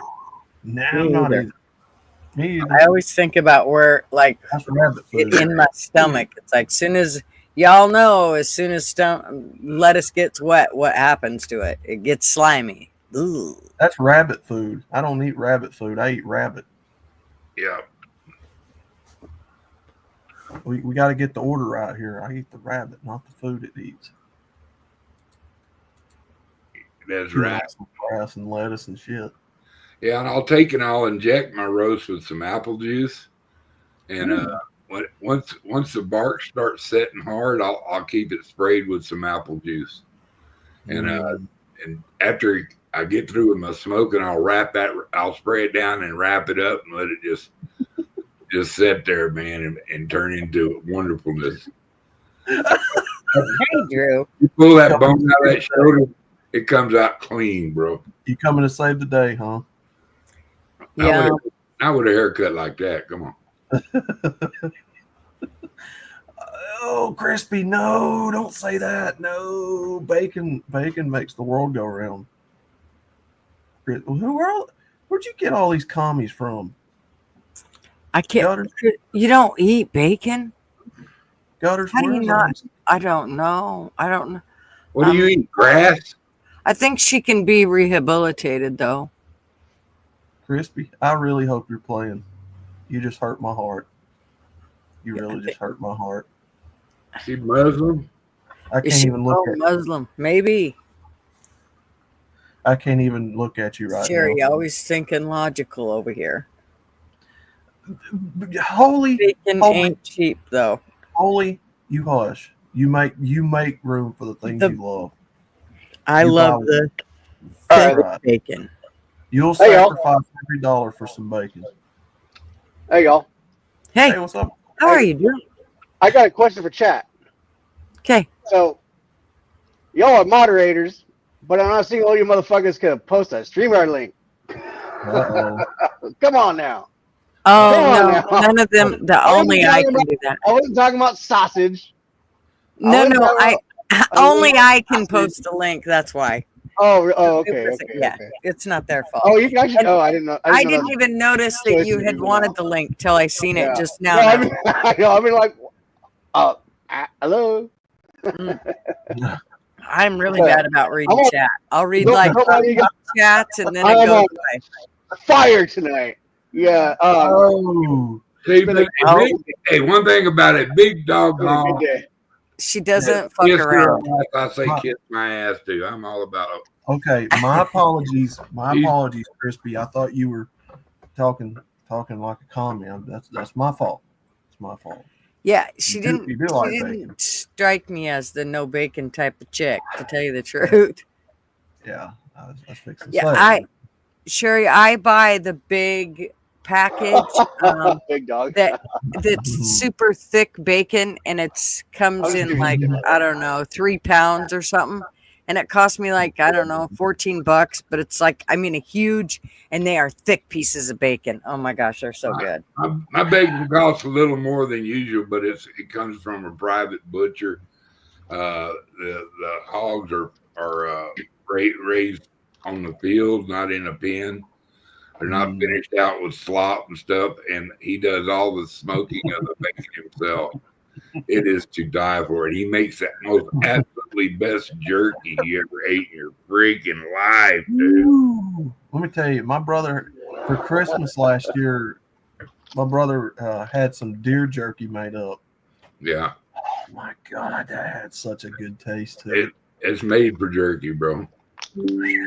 Guy sells buffalo And I get them big buffalo ribs from him, dude. You know, with the tenderloin shit still on it. Oh my god, dude, them things are so tasty. Oh wait. Me too, Crispy. I don't understand people that don't like, but I can't trust them. I can't trust them. All right, what we smoke today, guys? Sticky. He got some of the sticky. Oh. He got some of the sticky. Yepper. What's the name of that one? Yes, sir. This is Chem 91. So it's Chem Dog, the original OG strain from 1991. Somehow they kept it alive. Nice. I couldn't keep my shit alive, but they did theirs. There you go. Well, at least somebody did. Yep. All right. Let's smoke the fuck out of this, y'all. Hell yeah. That was a good day, guys. It was a good fucking day. Hey, you got some of that backyard boogie, baby. What's up? A little freshy. What's up? Old man Haggard likes to smoke that weed. Don't know what it's called. I gotta fuck 'em you up. It's college was fuck 'em you. Fuck yeah, dude. It was a good day. I'm just gonna keep saying it. I don't care. It was a good fucking day. Our days are great or great. But calm down while you smoke that. Oh yeah. Yeah. We don't smoke that stuff. Well, you can. You just not cammed up. That saves me having to worry. There you go. Because they don't care. I don't think they give two shits about the sound. It's about what they see. Google. Wait, and mute your deal when you talk.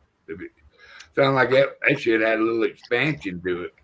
That was a lot of tobacco. A lot of tobacco. It's amazing. Those damn hookah pipes, they'll get you. Hey, yeah, do us a favor. Go ahead and cam off, man. That's a lot of ugly to keep taking in there when there ain't no pretty girl up there beside you. Oh, Jesus. Time for You might want to calm down when you smoke I'm gonna tell that. Big Dog Mall to Yeah, that's what I explained to him. If he just put cams down, it should be fine. I will never show another bud. Well, yeah, you know. I'm lying. My Harvey comes in, I'll be showing that shit off.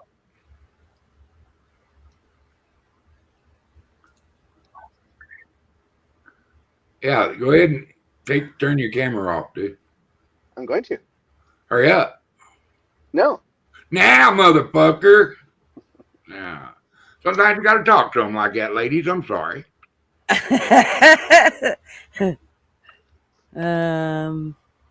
I stopped smoking before I drive to town in case I get hit, right? It's a good idea, Lace. Just I don't smoke, just in I don't case. smoke inside my car because all of them got noses like bloodhounds. Oh, I know, Crispy. I'm the same way. I'm like, God, I hate saying anything, but I gotta. If I want to keep my channel, that's all. Yeah, I mean, yeah, I'll do whatever any channel operator asks me to do. I mean, it's only proper etiquette. As he blows smoke, However, I don't see. I haven't seen anybody.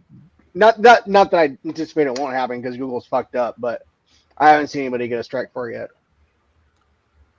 Just saying. That's all. Yeah.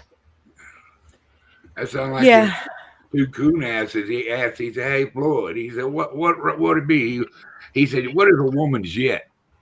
He said, "A woman ain't got no yet, no." And he go, "Yeah, they do." And he said, "No, they don't." He said, "Yeah, they do." And they argue back and forth. And he said, "Okay, prove to me that a woman got a yet." He said, "Right, thought you'd never ask." He pulled the time, picked a uni out from underneath his arm there, and he popped it open. He said, "Today, a bank robbery come in, and it was a shootout, and a woman was hit, and it's still in her yet." Not to name names.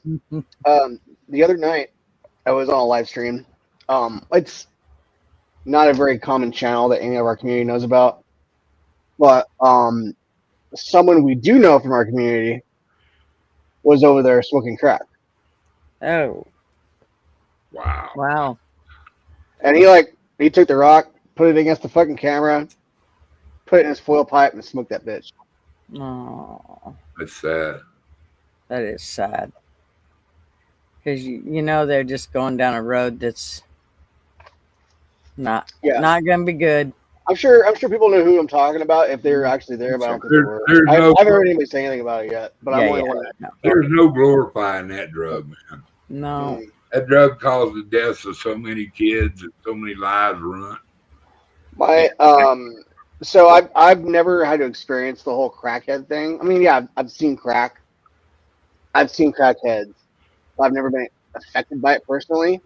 Now, meth is a different thing altogether. That's the devil. I have been 130 million% affected by meth. Stimulants, they ruin lives, and that's the truth. Well, how do you make your chocolate icing or gutters for your cupcakes? How do I what? Make your chocolate icing for cupcakes. Do you just open a little tube with that Betty Crocker stuff? It's been a long time since I made cupcakes, but usually we would do the whole, I think one of them that we did was the cream cheese frosting, and the other one was a butter frosting. That's what it is. Yep. And I actually like the butter frosting better than the cream cheese, but the kids always like the cream cheese better. Yeah, the butter chocolate is the best, man. When you got a high speed whipper, you just make it with the cocoa powder and the vanilla and some sugar. You mix that up, and then you add that butter in there and whip it up, make it. Oh man, that's the shit. Yeah, I'll do that now. Yeah, we're talking about crack anyway, Fuck yeah, dude.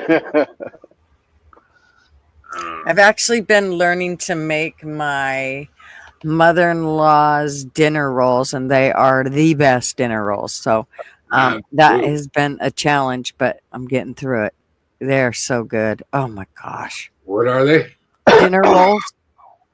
Cinnamon rolls? Dinner rolls. Oh, I'm a big fan of dinner rolls. Oh my gosh. That's a huge weakness of mine. But I mean, if I'm going to eat bread or whatever, I'd just soon eat that. I'm a big fan of Hawaiian bread. I just can't get enough Hawaiian bread. Yeah, I've never baked it, so. Yeah, it's hard to make. Weirdly enough, it doesn't ever come out right unless you really know how to do it. Yeah. Yeah, I don't know. There's nothing like a good dinner roll. They're so good. I don't know, a loaf of fresh sourdough bread is pretty hard to beat with butter. Oh, yeah. Sure is. Where is it? Tournament time. I play a lot of poker, guys. Oh. I am a poker fiend. I play poker. Yeah, homemade whipped cream. Yep, yummy. Ah. What do you play poker at? Oh, fuck, all over the place. I usually do it on sportsbetting.ag. Lately I've been doing a lot of free play stuff just for fun because it's I don't want to spend a ton of money anyway. I just like playing poker and it's good practice. At casino.org, replay poker. So if you look at replay poker on Google, it'll bring you to a site called casino.org. And they have a few different sites, but replay poker is the one you want to be on. I'll bet that's good, Crispy. She makes stuffing out of Hawaiian bread. And if any of y'all join, be sure to use TPWN as your reference. TPWN, that's me. No way, man. So toilet paper wins.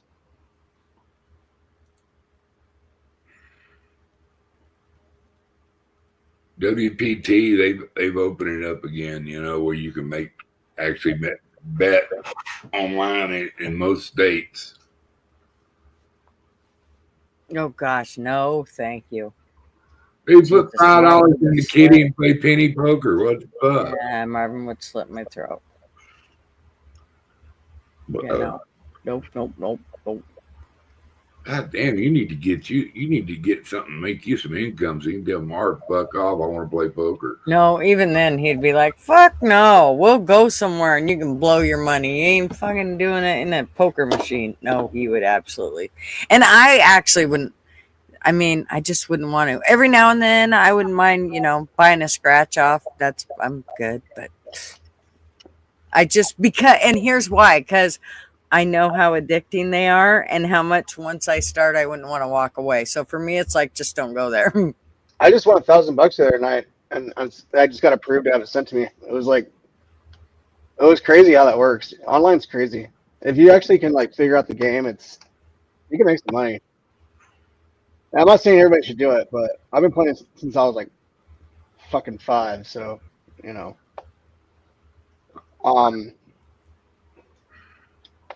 it's something that you grow up with your family kind of thing, you know. Mm-hmm. Yeah. I've always just been too. I just know me. So I'm like, yep. I mean, when we go to Vegas or whatever, I only gamble once we get to the airport. After we've done everything, then on the way out. And the only reason I started doing that is because back then I smoked. And so the smoking area had slots in it. So I would go in there and I'd be bored. So I'd sit there and smoke a cigarette or two and play slots while I was waiting for our flight. Yeah. When I was like 15, 16, 17, my parents used to go to Vegas all the time. And, you know, we fly first class and it was like 30 minutes. Back then it was like only 30 minutes to get there from where we're at. Because they used to fly a lot faster. And so it was like this whole like, why am I here kind of thing. It's because the fucking casinos would pay for their trips the whole time, back and forth. And they would drink for free the whole time. They'd party for free the whole time, have a hotel for free. And they barely spend any fucking money. They just knew how to game the system. And you know, it's not like that anymore by any means.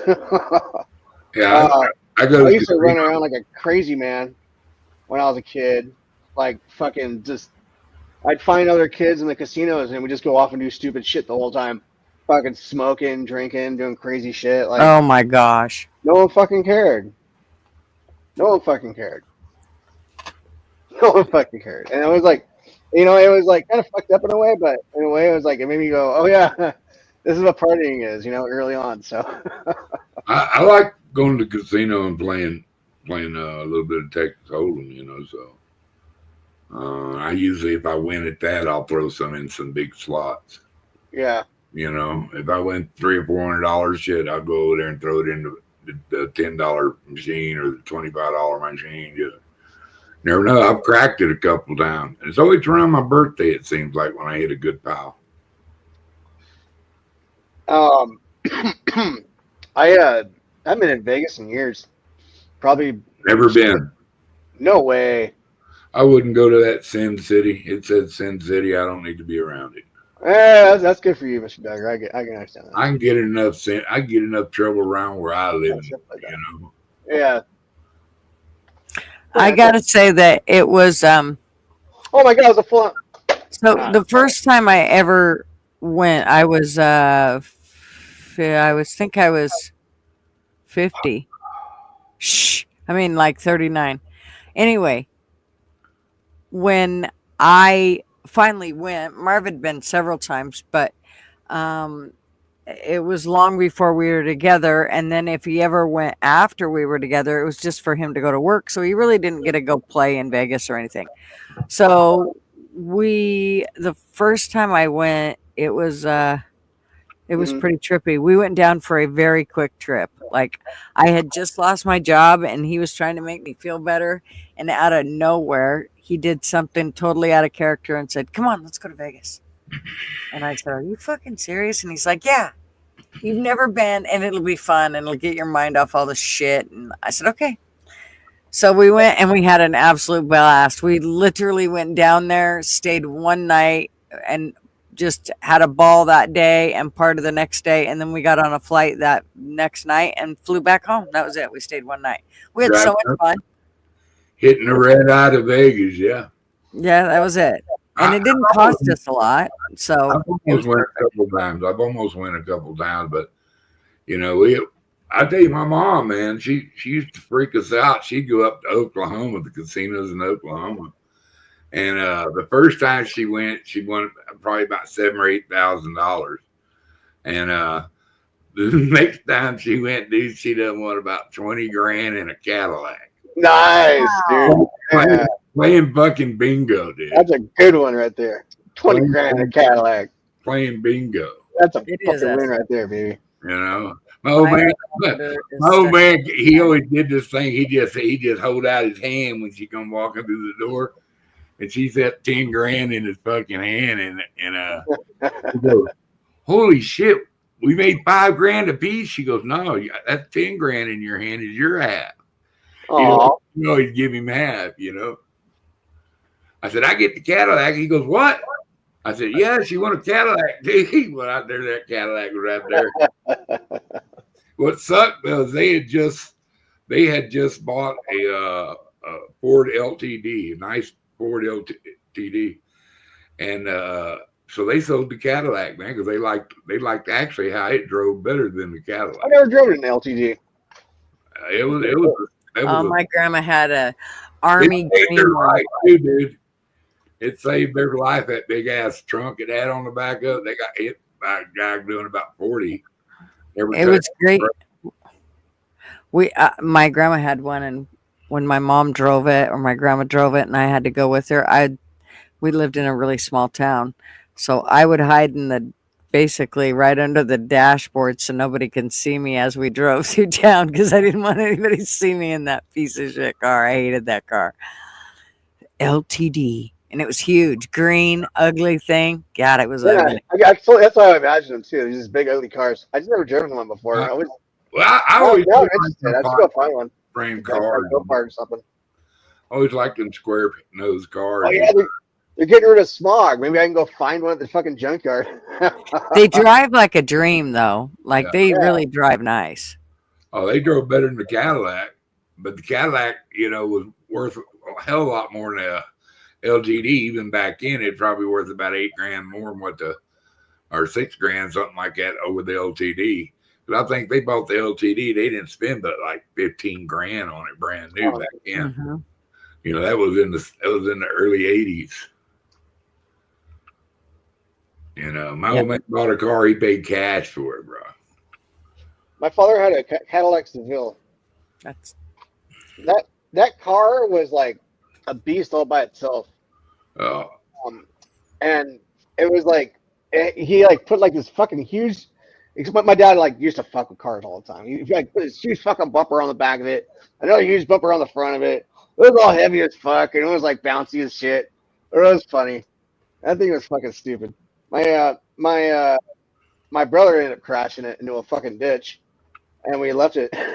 We walked away from it. It was like a $500 car at the time. Now I'm like, I left a car in the washer, Baytown, Texas, one time. Yeah. My mom had a Cordoba. That was a pretty cool car. It was white and blue. The interior was blue. The outside was white. Man, it was a neat car. The one I left in the tunnel was a Chevrolet Biscayne. Oh, fucker, man. My fucking tie rod come off at some bitch, man. I went, and it pulled me real hard to the right, and I was going right down the side of the wall, and you could see a rooster tail of fucking sparks going up behind me when I got when I got it stopped.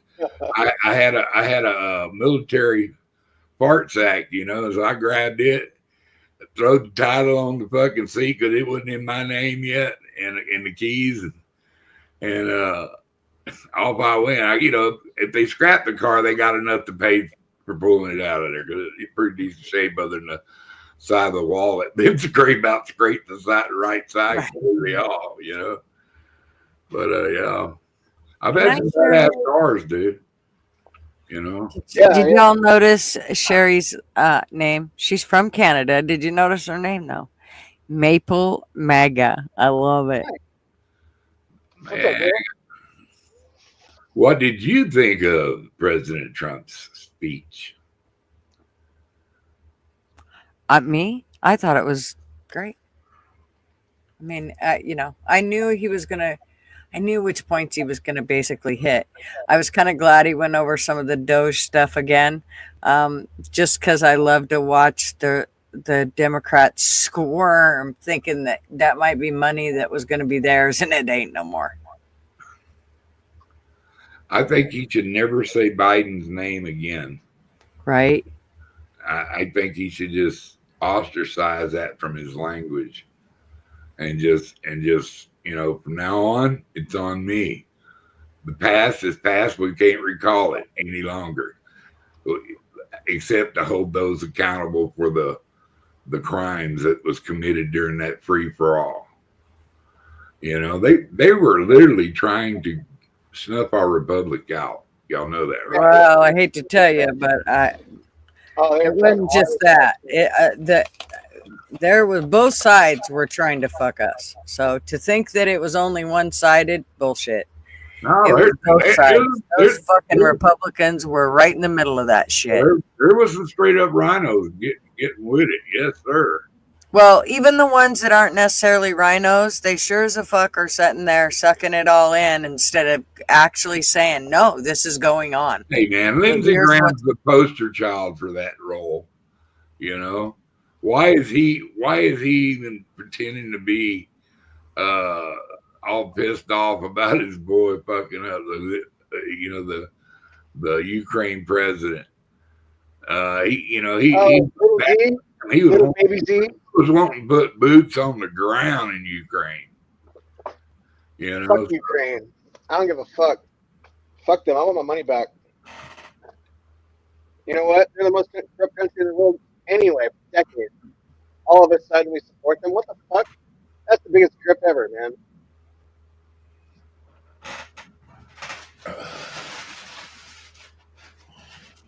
Yeah, I'm I don't know. I want all the minerals. I don't want just half of them. I want all of them. I want the whole fucking country. How much money they send their asses? Fuck that. Little tiny ass piece of shit country. Fuck them. They didn't know. They got way too much. We got nothing. Mm-hmm. And we're still not finding any other minerals. I'll bet you anything that Crimea will eventually fall because Europe fucking decided. Did they ever play fucking board games with their kid? What the fuck? Nate the Great wants to link. Jesus Christ. Yeah, man. Quickly drop gutterspub. Get eyes on it. Nate, where's the outlaw, man? He Drew done run him off. He's muted. Come on, Drew. Quit running people off, man. Shizzy, hi. No, I don't care. It's my money. I can do what I want. How are you? We got a Shizzy raid coming. Woohoo. Shiz, what's up? Thanks, Shizzy. We were just Who's raiding from? Who's raiding? Remy's? What's that? That? A joke, dude. Yeah, I'm sorry. I was on the fucking. All right. Did I got somebody pocket raid? That dude's an enemy, man. Did somebody ring? Yeah, he's kind of a rhino. Yeah, no more brother wars, guys. Stop killing people. Somebody rang? I ain't killed nobody. Somebody rang? Yeah, Did you feel us rang? What you gonna do now, Gutters? She's gotten a lot bigger, huh? Oh yeah, look at her. She's standing over the trees. We will, Shizzy. Thanks for coming and hanging out. Or saying hey. Well, welcome back there, critter. What up? Nope, I see you, Gurf. I just got just seeing lots here. You were gonna ask her on a date, let her at. Well, she's 7'2", so I was going to wait. What? And it sounds just like she sounds just like him. Right. She looks like Mrs. T, though. Look at her. Why isn't the 7-foot-tall chick talking? Wow. It's Mrs. T. Why does everybody think I'm this chick? This is just an avatar I use. It's not even it's me. He has a voice changer. What's up, Nate? What's up, Nate? The great. You're echoing. Oh. I know Nate's all excited. T-Man, is that how I many? know. Are you already up and gone, headed that He's way? in Florida. Or where you at? Uh-oh. He'll be Nate, back. come back. Damn it, my inquiry is I now. think he's already in Florida. I knew he did. Yep. I like the way he explains things. Hey, East Texas cowboy. Holy moly. There's Shizzy Ray. Oh my God, she's not even Thanks, real. cowboy. Wow. Holy cow, Shiz. Yeah. Can you imagine? I'm my stream, yeah. See, My if I'm used to this. Leslin, if another planet's seconds were really, really long, and we had only 10 on their planet, 10 seconds, it could be a long time still in Earth seconds. We don't got that many seconds anyway. It's always going tick. Time keeps on ticking, ticking. Here's what's funny. Yeah. Thanks, darling. Here's what's funny, illiterate. She does wear heels. Yes, My welcome avatar everyone. And her, Look at this. Holy moly. and her You're not echoing right now. smoking. Yes. I don't think my YouTube's used to this. The algorithm's going to be all over the place. It's going to be like, oh, these are all fake. They can't be real. No, they're all real. Every single one of them are real. I know they are. We're not worthy. Oh no, you're totally worthy. I figure they need to get a little bit of gutterspub over here so they can find out how the rest of the world goes. First time here, hey Shelly, how's it going? Yeah, everyone knows it except for you. Yeah. Is that anti-pterodactyl? Yeah, that would be true. Every single one of them came over from. I wanted to send them over here so you could show them what it's like. Yeah, I'm glad you did. Me and Shizzy, we've been buds for quite a while. He actually made me my first 2 intros and actually 3 or 4 intros actually. Intros and outros and yeah. So we've been hanging out for a while, Shiz and I. Yeah, but we have. He's been a very busy dude, and so I just kind of hang out and chat and see what you're doing. I lurk a lot, so. I don't ever have time to lurk. I'm so damn busy. I know. You're going all the time. Yeah, it feels like it. But I wanted to come in here and show a little bit of love. Make sure that these guys, they hit the thumbs up, and make this one of Gutter Pub's like best streams ever. Yeah. Hey thanks. Heidi, how's it going? Yes, he is Heidi. Nick's. And it'll happen. A lot of people were getting ready to go to sleep at this time, so it's completely different. And you understand that over here, Gutter tends to talk a little bit more about politics. So if you're not into politics, it's understandable, but it is what it is. Everybody has their own niche, and it's beautiful. Excellent, and you know what? Crispy treat. And this is always just discourse. That's the point of the internet, is to talk things out and work them out. If you disagree with somebody, don't rage quit. Have a conversation. Yeah, subjects will change. Like my favorite's boobies. So it's something of interest for everybody here at the Gutter Pub. Exactly, Mr. Dogger. That is take a moment to admire that haircut Mr. Nate's got. He's on an adventure. He's going on a cruise. Nice. Yes, Nate is. Excellent. Actually. Well, and it is wonderful to see you, and whenever whenever I see a lot of people over and streaming everywhere, I do try to spread them around. So Yeah. hopefully you get some good likes and some good subs out of tonight. And I hope you have a wonderful evening. It was a pleasure seeing everybody. I do have to run because 7 o'clock comes really damn early. Well, it's like 6:30 for me. But. I know that. You got to go to work tomorrow. Oh yeah, well I do a stream at 7 a.m. in the morning, so before you go. That's my ass. Before all right, before I man, go? I'm a vampire. I'll make it a point to. Oh, sorry. Are you on the East Coast? Listen to you more often, Mr. Shizzy. Yeah, sorry. I'm a little late Enjoy on it. the Okay, latency, so- but That's fine. Before you go, you kind of look like my dad almost. Well, you be good and eat your carrots, Nate. I guarantee you I'm not though. I don't have any children that I know of. You just have the hair and the looks and stuff. That's all. I know. Well, I appreciate it. I hope. It's all right. But no, I guess that would be scary to jumping on the stream and seeing your dad there. Be like, oh gosh, what am I gonna do? You got a brother you don't my know about, daddy? Shizzy? Yeah. He has that gray hair. Yeah, there's a little bit there. Just Distinguished. Easy there, Nate. Sorry, I didn't want to be creepy. no, that's funny. I love it. That's awesome. I appreciate it. No, Well, but I'm yes. so glad you came up. Well, excellent. Thank you. Jenny 867-309. Yes, Wonderful Jenny. You got a whole good group of people that are in here with you. Yeah, all these Great. people are wonderful. Yes, All these- pterodactyl. They're good people. Good. Well, thanks so much, Just as sis. lost has been found. That's right. Or it could actually be his nephew, and he's got a brother now. Right. Yeah, that could be it. Could be Mhm. it. I do have plenty of brothers, so There that's you go. always Could be an possible. uncle. I'd Who's your go with the daddy? uncle. Yeah, who's your daddy, Nate?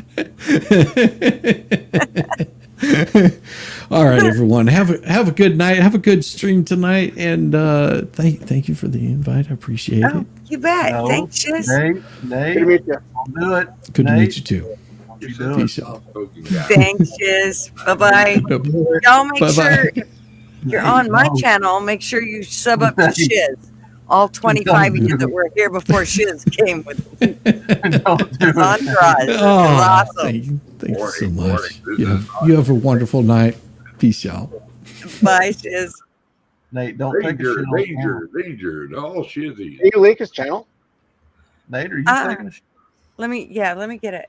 Bye, Nate. Good. I will get it right now. Are you fucking kidding me? 290 people watching. I know. What the hell did you do while Yeah, I was I'm gonna gone? stream it out myself. Let's get 293. What did you do when I was gone? Did you flash a boob or something? What's going on? I didn't. Shizzy flashed the boob, and they followed him straight over here. Drew, did you flash a boob while I was gone? I'm so glad you guys came over. Wow. I gotta get Shiz in here. I should have Somebody. grabbed his. Hey, you know No, what we need to do? Mr. We need to Davis, that's catch. what it was. Y'all need to catch people up by what we've been talking about. Of course, we came in here tonight watching the president's speech. We kind of want to figure out what y'all enjoyed about it, what y'all apprehensive about it. Thank you, fools.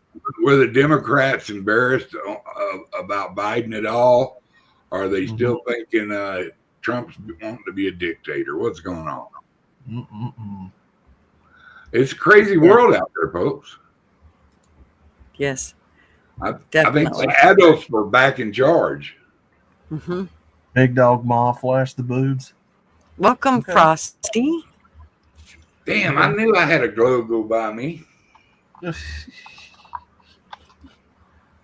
There was some. That's there us. was some- There was No. some shenanigans taking place while I was on mute. There was. Yes.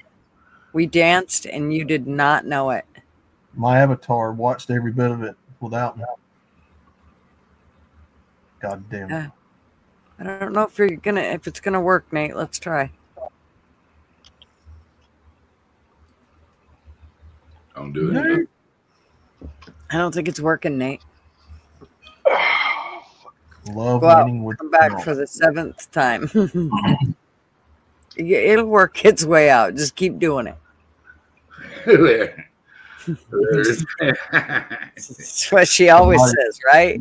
No, she said I flashed one, but no one was looking, so I felt weird. Maybe not love your name. Nate, Show did you flash them to me. Nate, did you flash a tip? I'm anxious about the VA changes happening. So I haven't heard that there's been tons of happenings. Now, if you mean by they're taking people out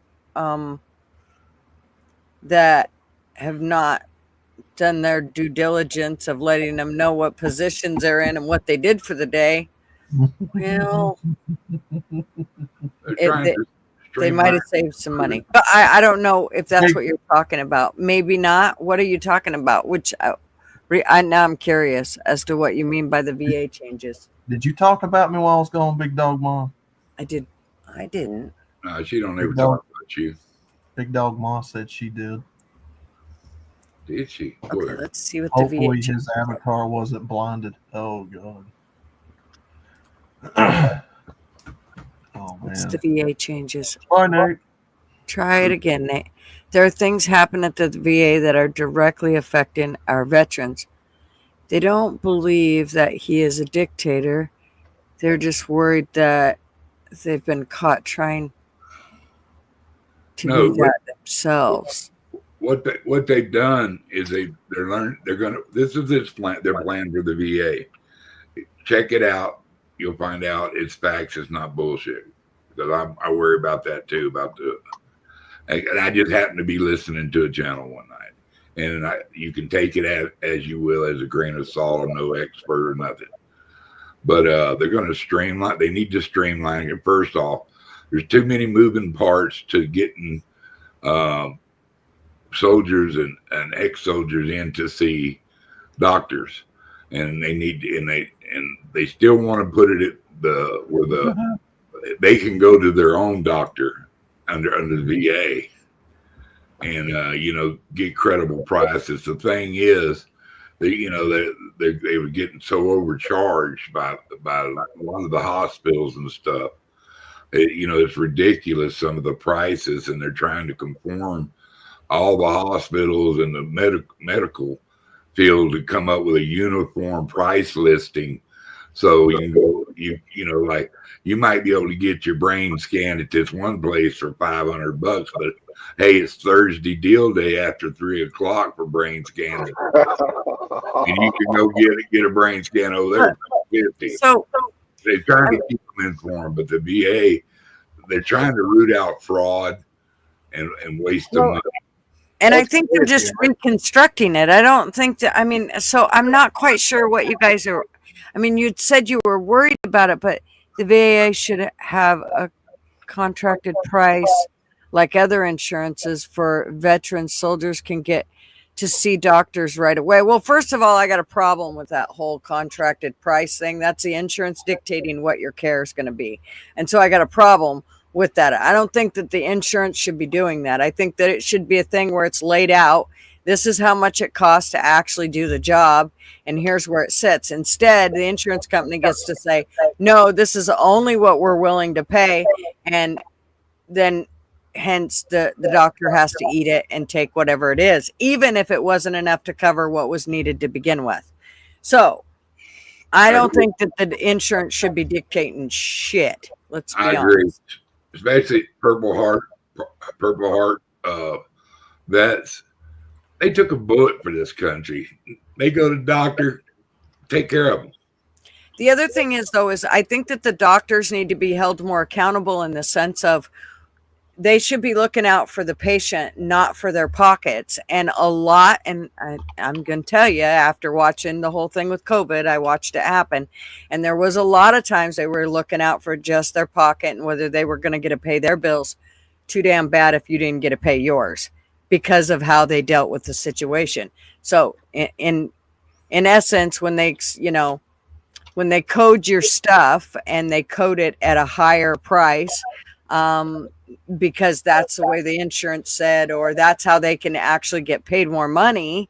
In the process, they're kind of in bed with each other, and you get screwed in that. So I don't like letting the insurance dictate any of our insurance. I think I agree. the insurance shouldn't be dictating how it's paid or what kind of care you're getting. That should be the doctors, but you also got to make sure the doctors are held accountable. My hubby has ALS. He sees the VA for that. Today, during the joint House and Senate VA committee meeting, there was a mention of the hiring freeze that has impacted the spinal cord injury clinics. Well, remember, they're not just going to go, okay, this is it, no more, and all these people are just going to be without. I know that's the way they kind of make it seem, but notice I haven't seen them do that with anything where they haven't made sure that there were precautionary measures in place to make sure everybody's taken care of. So I just don't, it's the same thing they did. And this is how the news and mainstream media tends to want to hype things up and put fear into people, making them think that, oh my God, he's going to take this away from us.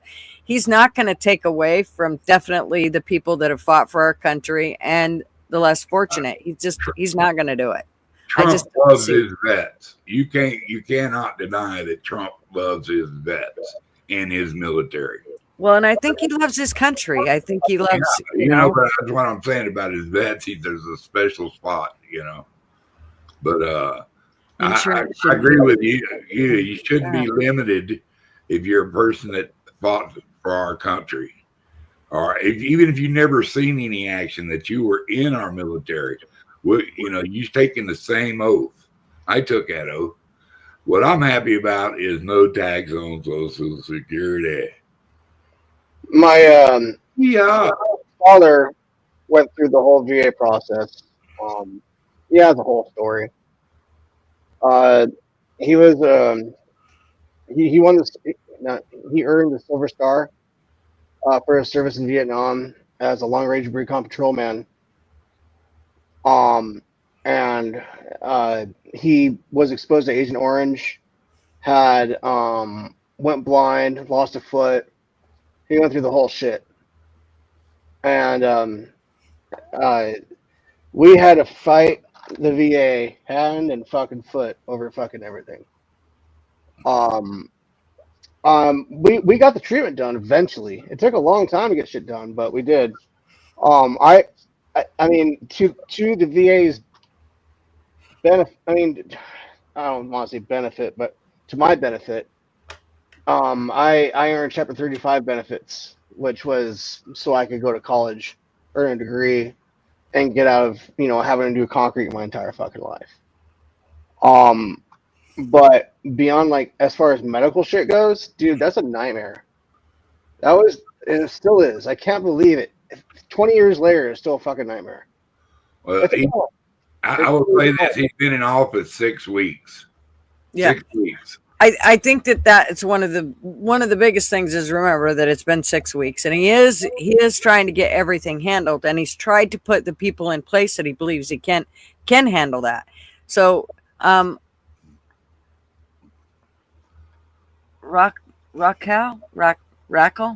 I'm not sure. I know I'm probably butchering her name, honey. I'm sorry.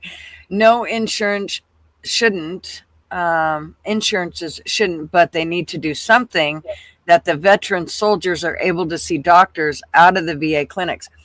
Well, I got to tell you that, in all reality, I seen lots of VA doctors deal with a lot of residents that I took care of, and there was a lot of stuff that was missed due to the VA. Here's what I have seen with a lot of VAs, and I think this is where a lot of stuff is wasted. I had a friend specifically, this is a personal thing that happened years ago, and I know it still happens to this day. She'd been in the service.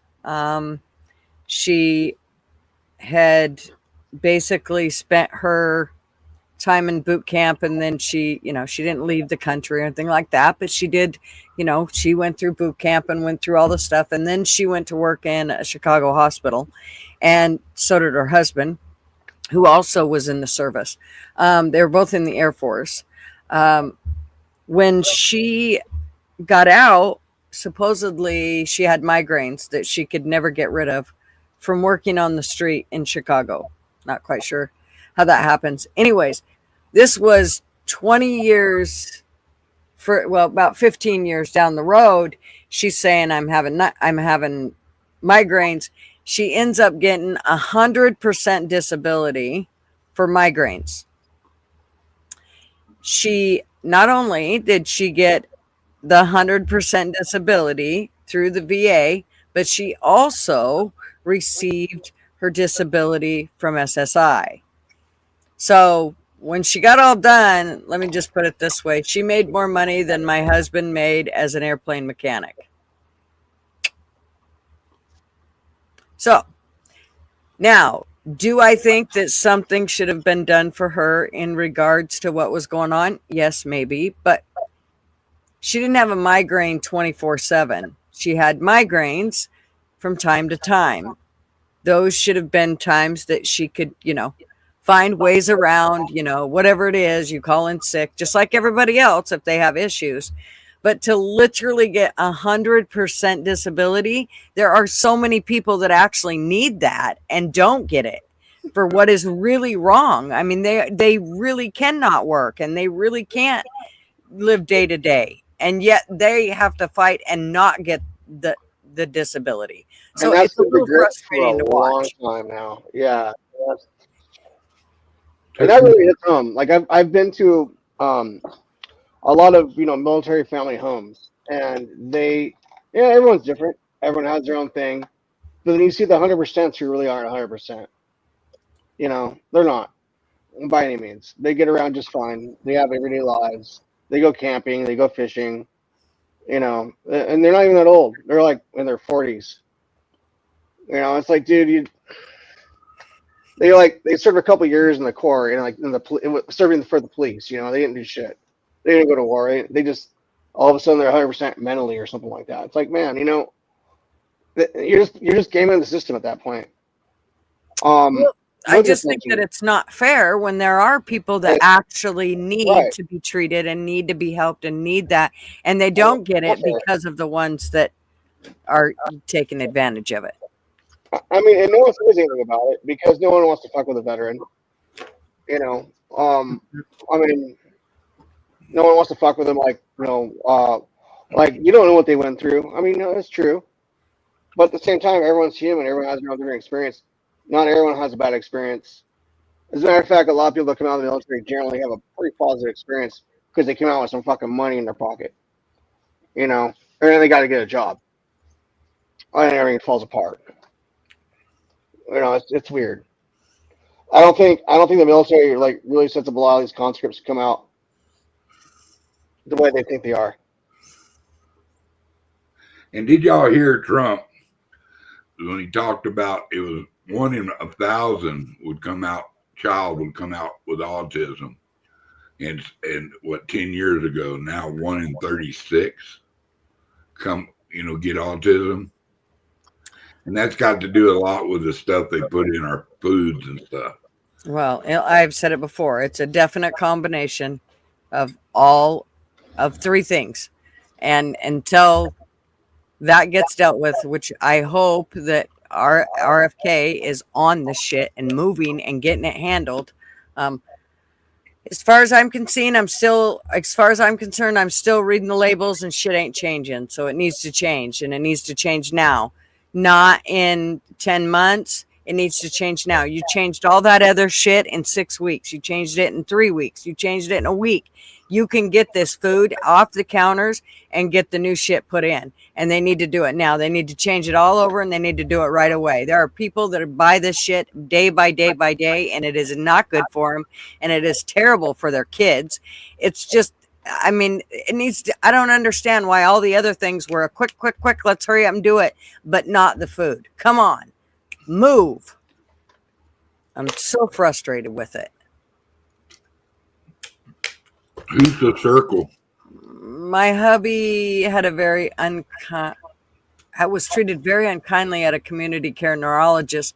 That This doctor Wi-Fi wanted him to sucks. sign a DNR and to have no feeding tube or a ventilator. Yeah, and see, for starters, nobody gets to make that choice for you. Not even a doctor. Yeah, they can discuss it with you, but they still don't get to make that choice. That's for their own liability. They don't give a fuck either way. Doctors are pretty much borderline criminals nowadays, as far as I'm concerned. Ever since COVID.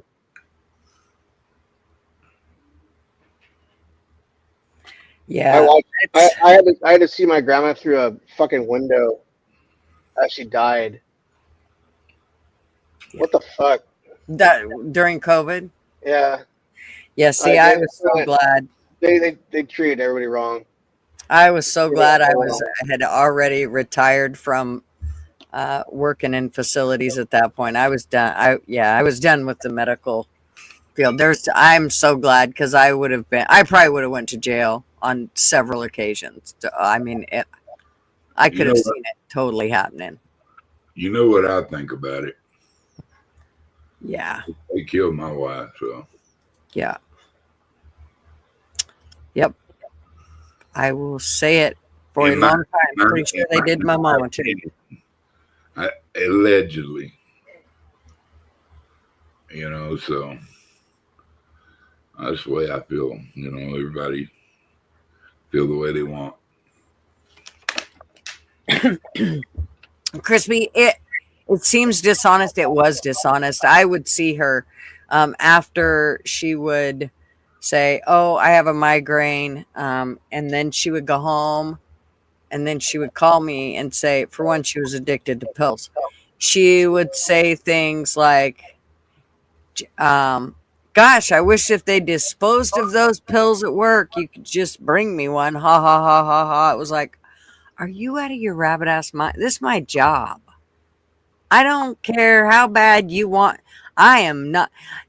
And this is kind of where I got very frustrated with, again, the morals and ethics of the medical world. I just felt like, and I know it seemed crazy, destroying 500 Vicodin, all because the resident died or couldn't take them no more, or whatever the case may have been, and they had to be destroyed. They wouldn't let you send them back if they weren't in a bubble pack. If they were in just bottles, you had to send them back. So you're just out the money. The insurance is out the money. Everybody's out the money, but you cannot. The minute that you don't abide by the rules regarding something such as a medication like that, you are setting your morals down and somehow justifying what you're doing with these so-called morals that you have. But in reality, all you're doing is going against the grain. I understand that it doesn't seem right, but still, when you have morals that you have to stand by, I always put it this way to my employees was, when I look at you and you can't look at me honestly and say, I did everything I could for your family member to get them through whatever. If you can't look at them in every way, shape, and form and do that and not feel strange or weird about it, then there's an issue if you can't do that. And so for me, taking somebody's medications and giving them to somebody else, no matter the reason, it was never going to be okay, because it meant I was setting my morals down. These people entrusted me with their family members. So I had, and now, was there a time that I had a nurse that was above me said, "You ain't going to like what I'm doing, so you need to leave the room right now"? I knew what she was going to do. What'd you do? She gave her a med that wasn't her medication, but it was the same medication she was going to get in about an hour. And it meant that the resident wasn't going to suffer for the hour. Okay. So she gave her the med, and then when the other med came in, she replaced it with that med. You know what I'm saying? As soon as the med came in, she put it back. But in reality, you are not supposed to do that. That is like it's like you're being a pharmacist in the eyes of, pharmacy law. So you can't do that shit. But the resident was in excruciating pain, and it was going to be at least an hour before the pharmacy got the med dropped off on a stat order. So, I mean, it was one of those things where, trust me, I did not sleep well with it. It was, bending the rules. Exactly. But again, there was a piece of me that said it was for the sake of somebody being in pain. So that's kind of probably what made me, in a certain sense, feel like it was okay. Now, I never had to make any decision like that, so I lucked out that I never had to. Well, you kind of did make that decision when you went ahead and left the room. True. Exactly, I did. You're right. You're right. Even if it was somebody above me, I still could have went and said, this is what she's doing. Two wrongs don't make a right. It doesn't. It does not. It does not. But I have to say, after going and checking on the resident, which I knew it was the exact same med she was going to get from, the pharmacy an hour and 15 minutes later when it came in. So I knew that was going to happen, but I still had to check on her and make sure she was okay. And she was obviously fine. And she was so relieved. I waited about 25 minutes. And by the time I got in there, she was feeling tons better. I mean, you could just tell it was a huge relief.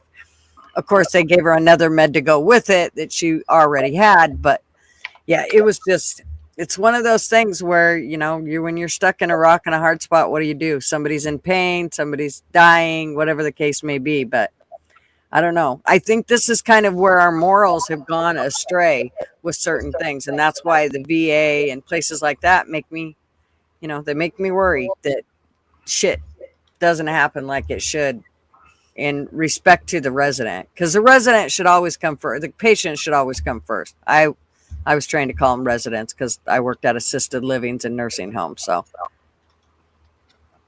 I don't know, man. Old people need your respect. Just think about Outlaw when he gets to be old. Who's going to bring him this scotch? Mm-hmm. He ain't here.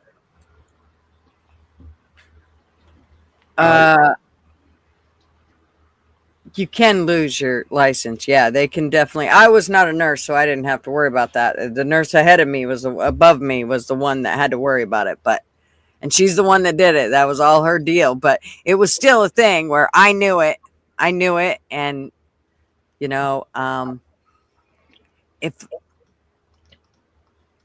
if I wouldn't have seen the look on that resident's face and seen how much pain she was in, I probably would have argued with the nurse, but she was in some horrific pain. And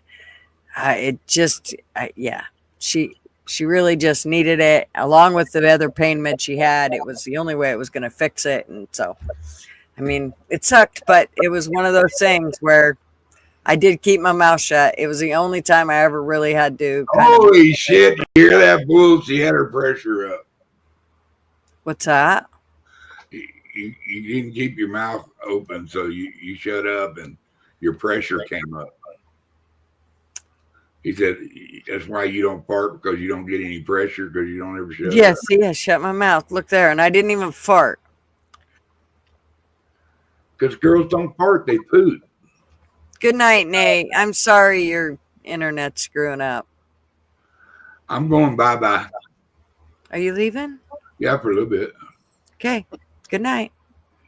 I'll probably be gone by the time you come back. Now you're trying to get rid of me. Hey, I ain't going nowhere. You said you were fucking leaving, dude.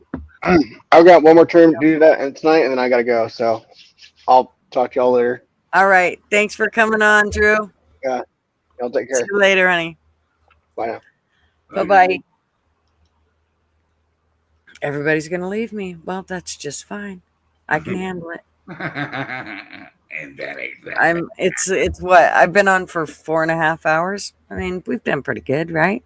It's 9:30 my time, 12:30 your guys' time. Well, 12:30, 11:30, somewhere in there. It's 10:30 here. See you later, Drew. Yeah, 10:30 your time. You're Mountain Time, huh? Dun dun dun dun. Why do I always think that you're Central? No, that's LW. Am I really 14 away from 800 subs? Wow. Woohoo! Yes, everybody hit the sub. You don't have to hit the bell if you don't like hanging out here, but woo! I love to hit marks just to hit them. I'm not. It's not like I'm. She's fiending. Yeah.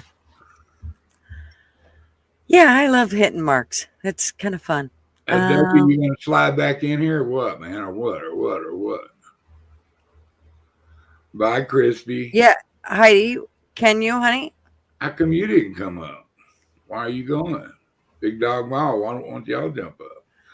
Let's keep this shit going. Right? She always gets a link. You can't come up. You got to stay down. Right? Heidi, you can definitely drop Arby's link, honey. I would certainly appreciate that, and I know Arby would too. Arby has a coffee club channel he does on Sunday mornings. I think he's changed it to Sunday mornings. He is a doctor, a physician's assistant, and he does all kinds of cool stuff, graphs, the whole bit. I mean, like, he really gets into it and does some really cool lives. And that's Arby. And I think Heidi's going to drop the link for me because she loves me. The 7-foot-tall girl is going to come on and measure her heels for you. She is. Ooh. Wow. Ooh. That just about time. That could be You think fun. he's gone? He wakes up from his stupor and says, Right. "Oh, America." Right. Man, oh man. Did you have a good nap? Y'all hit the like. It costs nothing. Hit the sub. That costs nothing either. And y'all are more than welcome to come back and hang out with us. And she hits, and I hear she hits 800. She might show her boobies. Well, yeah, no, not unless Marvin says he wants a divorce. That will be the only way. No, we don't want to mess with that because Marv Nope. took one for the teen folks. Yeah, we don't want to go there. No, we want to be yes. in position. Thank you, Heidi, very much.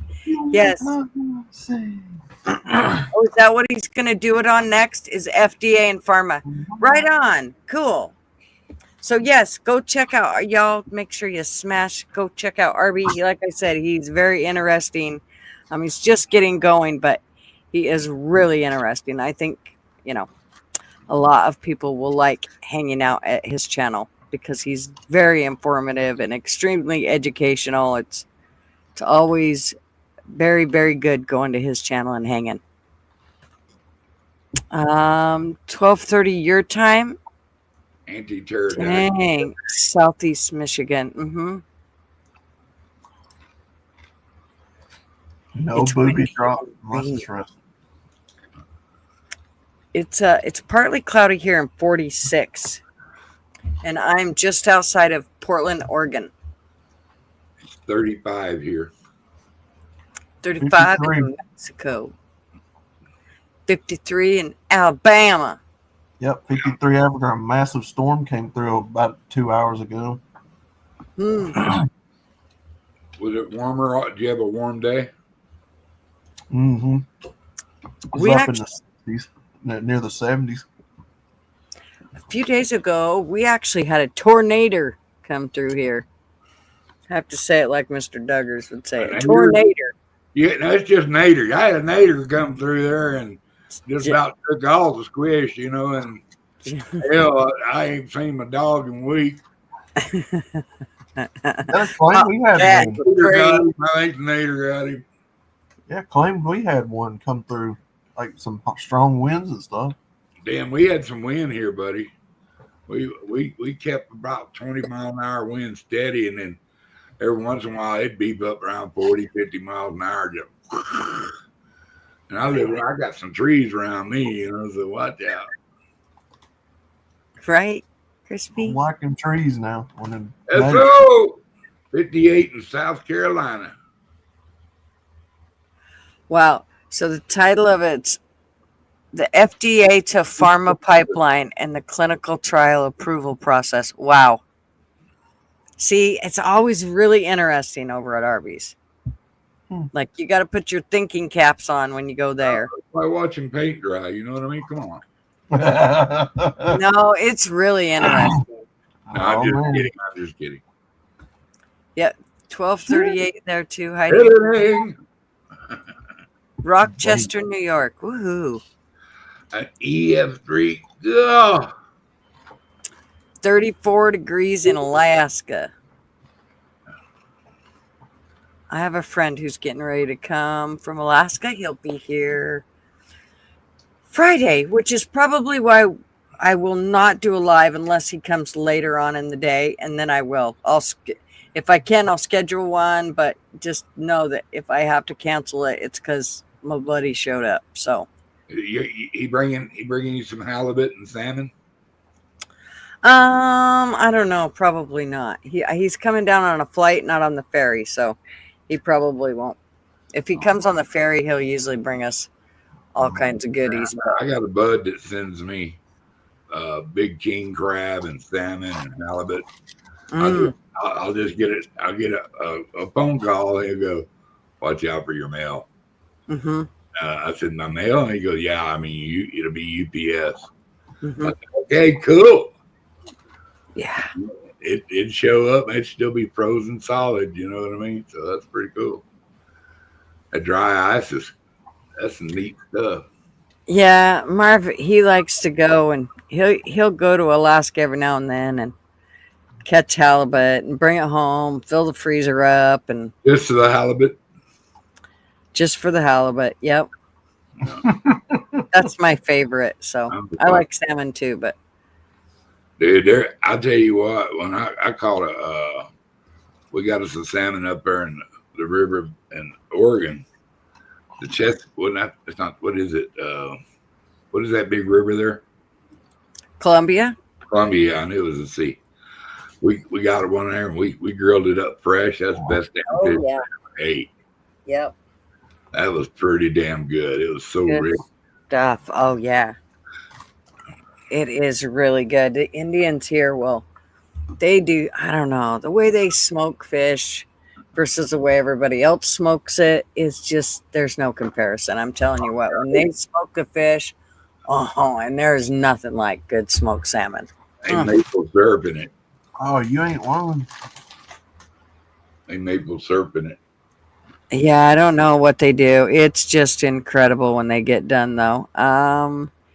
It's 52 in Northwest Ohio. We smoked that salmon with some dill and some butter and a little bit of garlic powder, man, and a little salt. It was so fucking good. It was unbelievable. It was just so unbelievable. Simpler the better. And he actually picked some really nice greens and stuff and made us a wild salad that was just awesome. And some of it wasn't wild, but most of it was. And it was really delicious. We ate that. We ate that dude like it wasn't. It was just a can of sardines. It didn't last long. Big old fish. LW said 14 sub needed for gutters. I'll take you all out for eggs at Denny's. No pancakes. Just for eggs. 2 pre-scramble. Run over Miami's. I still want to marry the 7-foot tall girl if you give her my phone number. I might as well give all these guys links, means they're hanging out here and talking. So I give links out so y'all can network to each other. I bet you had a thing for Jessica on Roger Rabbit too. I guess that.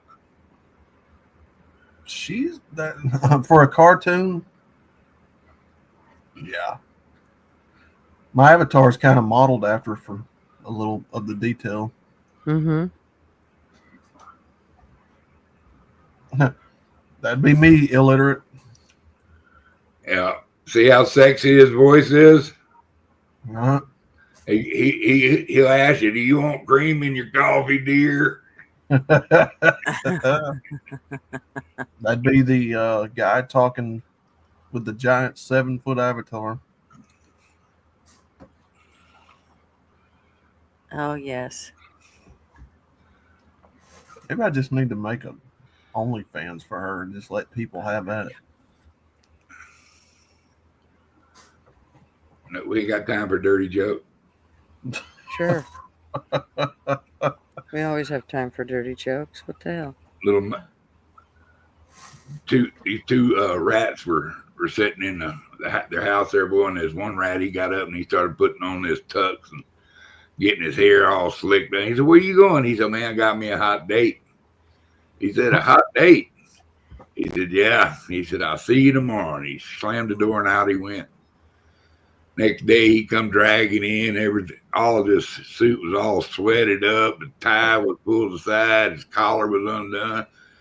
And he said, "Man, that was a pretty hot date." And he goes, "Now I got stood up." He goes, "But I got about half lit and met this lady giraffe." And he said, "Between the kissing and the fucking, I must have run 80 miles. Oh man. Sorry, illiterate. I'm a guy. Yep, he's a guy. It don't matter to him, hell. That was trying to tell us, illiterate. Traveling Fools asked me the very first time I ever met him why I used a female avatar. I'm like, bro, it's just the channel's mascot. Like, I'm not pretending to be her, if that's what you're saying. Well, look at Kennison. He has a set of twins. Yeah, Traveling. You remember that? Yeah, remember that? They were badass, dude. Remember me and you talked about that the first time we met after SWF? You're like, why are you using a female avatar as a male? Like he. You're welcome. Maybe not.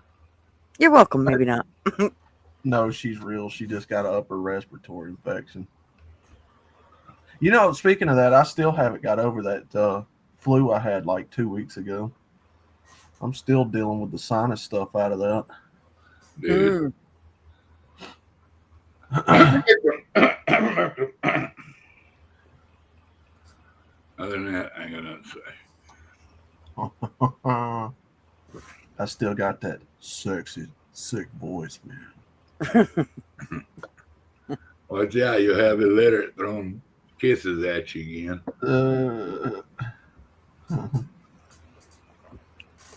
Illiterate. He loves everybody. Yeah. I mean, you can. I had to whoop him into shape quite a few times, but I think I got him. He's better now. You can still fantasize about her. You can still fantasize. Yeah. Everybody does. All right, he clarified it. He's not interested in the dudes. No. He's off the table, fools.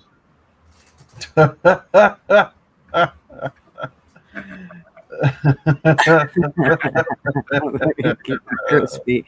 That does kind of look like your catfish, though. I'll say it's not a strange question. I'm still one of the AIDS my husband has brought us COVID. Thankfully, it hasn't been. Oh damn. That always sucks. It's not like you ain't going through enough. Now you got to deal with that. Strangely enough, when I come down with it, I drink Pedio. What's that stuff kids drink? Pedialyte? Pedialyte. Mm-hmm. Yeah, that actually helped. No, you're not illiterate. Strawberry flavored Pedialyte. Vitamin C, D, zinc, ivermectin. Go get you some sunshine. Absolutely. It's so good for you. That's right. What was that we talked about the other day? Going outside, the sun actually helps. It does. And LW's right. Stay hydrated and keep moving, especially with lungs. Do not lay down. And they're like, you need your rest. Do not listen to that shit. All right, Auntie Pterodactyl, thanks so much for hanging out with us. I hope you have a great evening. Auntie Pterodactyl. And you're welcome to come back anytime. Oh, maybe not said that they hear the off-brand of Pedialyte tastes better. Probably better for you too. Whatever the stuff they sell in Walmart, that's what I got. I can't remember if it was the off-brand or not, but it was a strawberry. I think I got the berry flavor too, and it was delicious. Yeah. Over vitamin C and D. And zinc. And zinc. Zinc's another good one. Yeah, I went over to the pharmacy and got those little bottles of vitamin C, D, and just took those. Yep, vitamin D3 is really good. That vitamin D3, it just does weight. Between that and just D, there's just a huge difference. All right. Yep. I tell you, I gotta grab some coffee. Give me 2 seconds. Yeah. Just talk. Till, I don't know. Talk. Well, sorry I'm not a chick, brother. But, hey.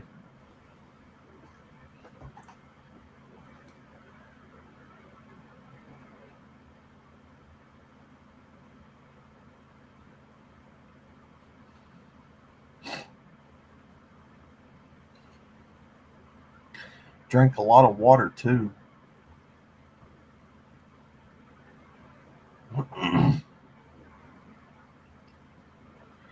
Screw vitamin D. Tequila works just fine.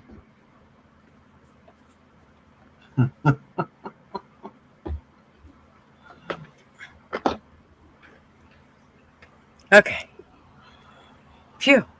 Coffee. It's decaf because I have to trick myself into, like, when you start to feel like really tired. If I just have like a couple, it's basically like water, to tell you the truth, but it keeps me going just to get through the evening so I don't try to fall asleep at 10 o'clock. Crispy. I use Mucinex. Hey, that Steph. shit helps. Hey, SO. Yeah. Yeah. Gotta eat bananas and shit. Yeah. Yeah, any way you can get the natural vitamins in you is way better than all the processed fake stuff. Eat your vitamins and say your prayers. What you Yeah, gonna lady, do? take vitamin Duggar every night before bed. Your vitamin D. What you gonna do when the Hulkster runs wild on you?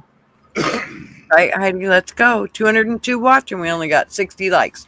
Come Eat your on. vitamins and Help say us with your the prayers. algorithm. You just push that little thumbs up button down there. Potatoes. Yeah, potatoes. What is a potato? A Actually, potato. A tater? Oh yeah. A potato. Tater. Oh, potato. Man, I gotta go get me a bill of groceries. I'm dreading it. Oh yeah. Hey, I just did that. I hate going into this grocery store. I hate it. LW said 790 subs. I went to 5 different 10 more. places, Ooh, let's go. 2 different Walmarts, and 3 smaller grocery stores for what I got to have. Hey, man cannot live off Dollar General. I ain't been in a Dollar General, and I couldn't tell you how long. I live in a little bitty mountain town. That's as big as it gets here. Other than the gas station, you know, which has an amazing Frito pie, by the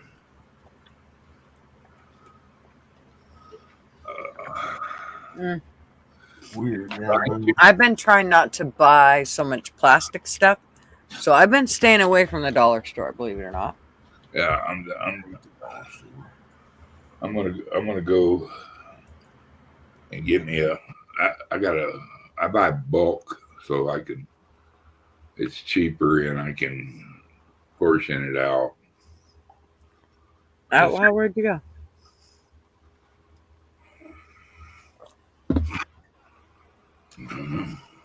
Yeah, I just noticed that like the dollar store's got so much plastic stuff, and I'm trying to stay away from bringing plastic stuff into the house, but it's not easy.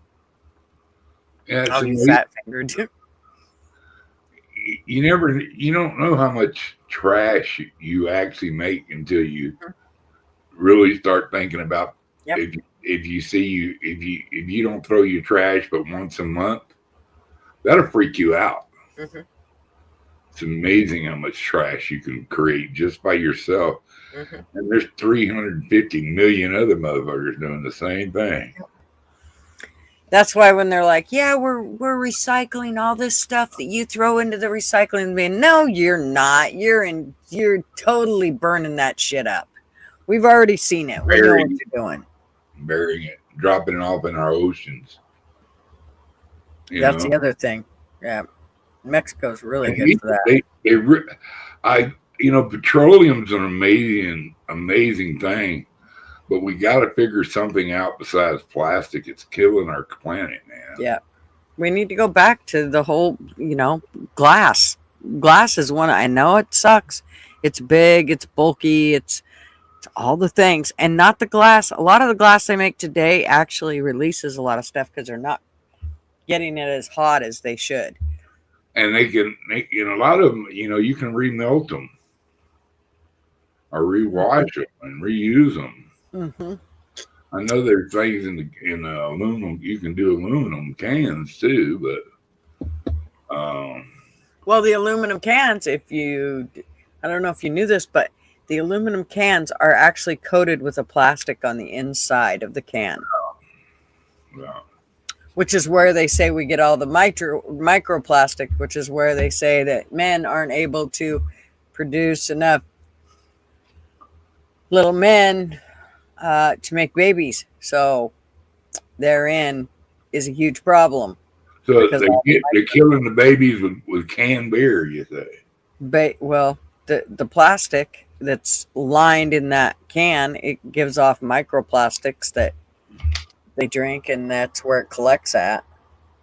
Gatorade is bad shit too. Yucky.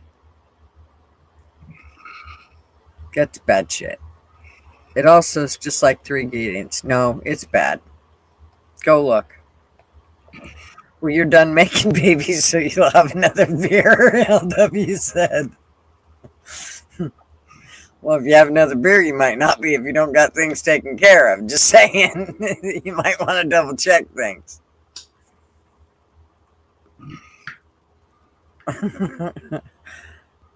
Too cheap. Yeah, that's how they got our dollar store. Everything used to be $1 in that motherfucker. Excuse my language. Heidi said, I swear by all natural flu bomb. It's 2 teaspoons or tablespoons? Tablespoons of raw dark honey, 1/4 teaspoon of clove cinnamon and ginger, and then 1/2 teaspoon of turmeric, and 3 times in ginseng green or caramel tea. Not caramel. Yeah, that word. Why can't I say that word? I know that word. Why can't I? It's just right there. Blech. Chamomile? Nope. Yeah, chamomile. Yep. No. Chamomile. Yep. I don't know. Is that what it is? I feel sorry for people that get colds and flu, but I even go around people that's sick and stuff sometimes, and I've never had a cold or flu a cold ever that I can remember. Flu never, for sure. I've never been that sick. I got the flu one time from a resident. Oh my God, I thought I was going to die. She about killed me. Jesus. She was one that had a flu shot. Oh, she got so sick. I had my tonsils removed when I was very young because it made me have earaches, believe it or not. And the doctor even told me, because she'd take my brothers that get sick or something to doctors. Where's the little ones? He said, he don't ever get sick. And he goes, that's because he took out his tonsils. But, yeah. That's what they said about my dog. Oh, it'll help if we take out, because she always had sore throats and all kinds of shit. Oh, it'll help if we take out your tonsils, because she tried to give herself a tonsillectomy when she was little, with a baton. And so they said, yep, let's take them out. So they took them out. Fuck, that didn't help. Wow. But she also has TMJ, so with the messes with your whole jaw, which causes her to have super bad migraines. And well, like I said, I don't get sick. I get hurt. I'm a klutz. yeah, I won't. I usually don't take medicine. I'll just kind of try to suffer through it. Because I just feel like anytime I take the medicine, it prolongs me being sick. It takes longer. If I just get through the hard part of it, then it's like, okay, it's over. I don't know, man. I don't know. I'm just talented like that, I guess. I don't know. I've just never been a sickly person. Mom tried to expose me to the measles. I wouldn't even catch measles. You had chicken pox and all that? Yep. I did. I had chicken pox. My kids all had chicken pox except for my youngest, because by then the chicken pox vaccine came out and they told me how good it was that we give that to him instead. And yeah, right. That's what they do. They build up his immunity. That's how they do a lot of the drugs. Marvin had chicken pox when we were. Wow, just a minute. What the hell? Take your meds. Just a minute. That's somebody at my door. Just a minute. I'll be right back. Oh, yeah, that's their burglar alarm, guys.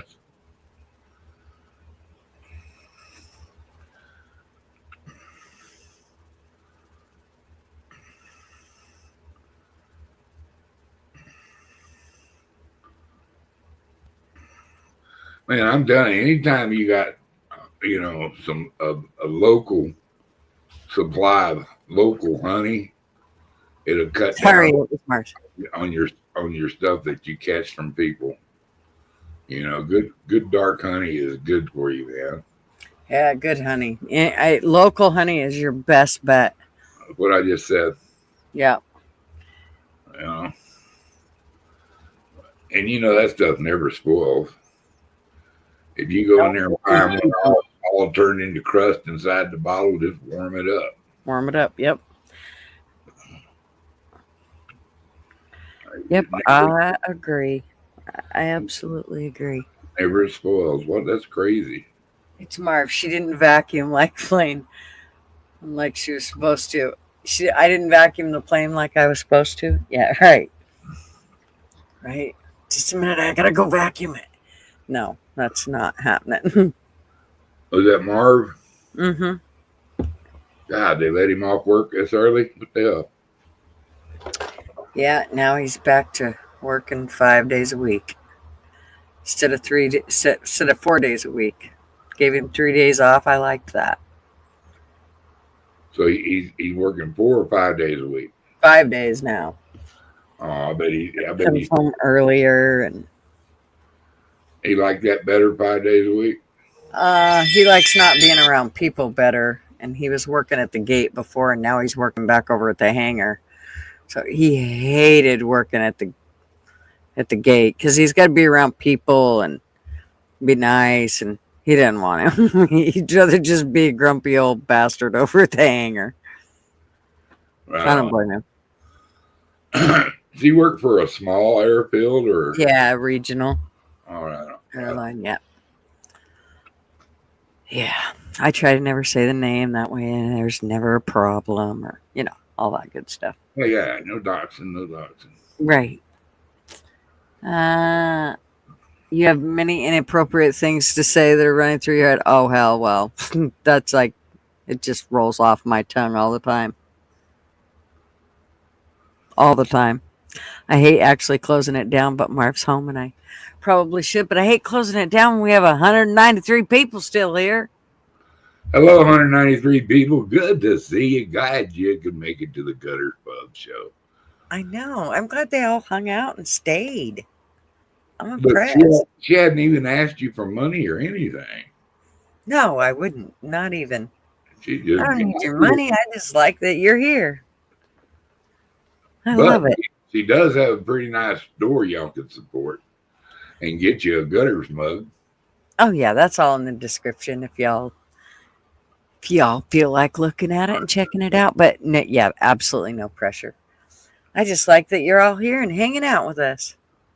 Oh, I'm sorry, Wendy. Hey. Well, see how lucky you are to have your own big old set? Right? You got your own boobies. I know. If I had them things, I'd be busy all the time. You'd be motorboating all over the place. I know you would. You're so cool as a girl. I love my boobies. Yeah, I always thought a woman should have a boobie on her back for dancing. Yeah. Crispy said, yeah, I'm trying not to be fired. There's a bad influence in here. Oh, well, hell. I'm telling you. We're all a bad influence. Well, you have them, Wendy. Why aren't you covered in beads, right? Why aren't you covered in beads, Wendell? You know she got her share of the beads. She said she's tired of motorboating herself. Well, that's a talent right there. If you can motorboat yourself, that's a talent.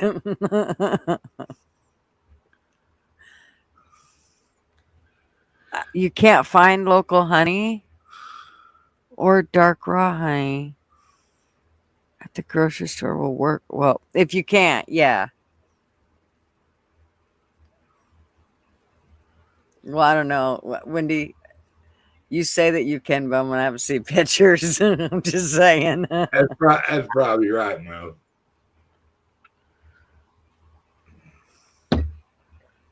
I'm never going to believe it unless I see it with my own two eyeballs.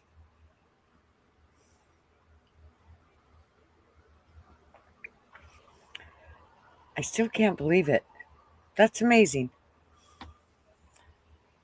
191 people in here. This is amazing. Life isn't all that sweet here. Oh, there's a worker who's revolting. I can't stand his behavior. He spoils a beautiful place and hides it from the owner who thinks the sun shines out of his ass. Oh, that always sucks. Damn it, Wendy, you just trying to hurt my little feelings. Oh, Lord. Good job there, Mar. Yes, it's him. And he's really making a lot of noise. So I don't know, since I got more people in here, I will show my shirt off that I just got. I told you, here it comes, guys. No, I do want to show these shirts, though, because this is the first time I've gotten the shirt from the new store. So it's kind of cool. Oh, Lord, Marv. Find the inside of the house. Okay. So this is a medium men's shirt. And I'm going to have the QR codes put on them, but I didn't with this one. So I need to change that. But check this out. Here's this one. Here's the front of it. It says Gutterspub. And the material is really nice. I'm very impressed. And then it's got a label on it that actually says Gutterspub. And it's a label on the inside of the shirt. And then on the back, it says, Come Thirsty. Nice. And most of them, the t-shirts say that so far. I will get some other ones. I'll make up some other ones that have cool sayings and stuff on them. But yeah, super cool. I'm impressed with the material. I like the quality. I'm impressed with the logo itself. Whatever they put it on with. It hasn't been washed yet, so we'll see how that works. But and put it established for your high school days. your high school year, established in 1980. Right. Right. 1987. When you started drinking, you becoming a hoe. No, just kidding. No, it says come thirsty. Yeah, it does say come thirsty. You could. I had They almost spelled three it wrong. here not long ago. Yeah, I don't remember that. Kai, did I? Better for you. Thirsty. Yeah, come thirsty. I thought I turned out pretty good though. I mean, I was a little concerned about the flames and if they, you just never know with the flames. Look again. It says come thirsty. Did I spell it wrong? Yeah, it's C-U-M, not C-O-M-E. That's what Stick's saying. No, I want it to say C-O-M-E. I don't want it to say U-M. People got to wear this around. Well, that's what I'm trying to explain to you. The Stick. I'm pointing him out. Oh, no, but the other one, thirsty. You're right. I need to change it. I spelled it wrong. Thank you, Kai. You spelled it T-H-R-I? I did. You dumb hit. Look.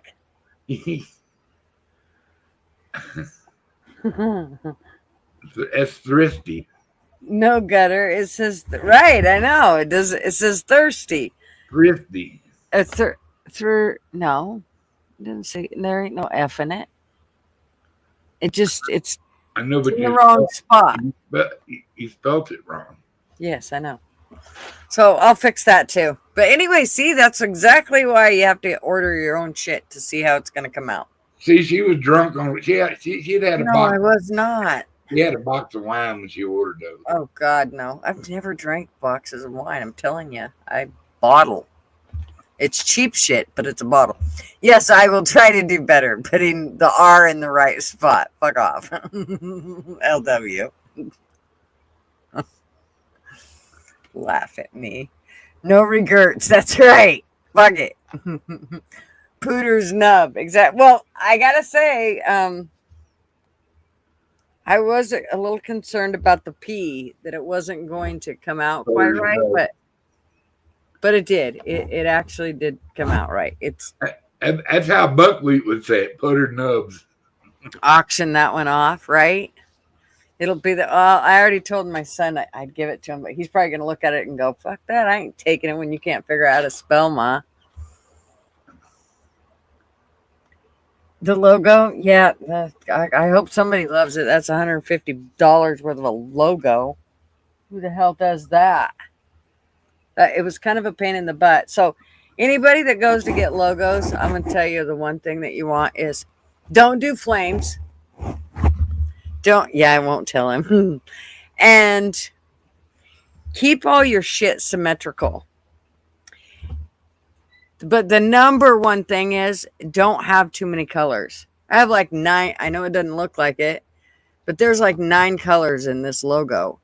And the problem is when you want to do things, if you ever want to do like embroidery on stuff or anything like that, you can't with 9 colors. It just comes out looking like a blurred mess. So heads up, if you ever do merch, those are some things to think about. The other thing is you might as well just know that you're going to have to pay to get a logo made. You may be crafty and all that shit, but doing it yourself, oh my gosh. You like the fire vagina thing? Well, it's not a vagina. It's legs, you fucking dummy. Look. See? Does it look like a vagina?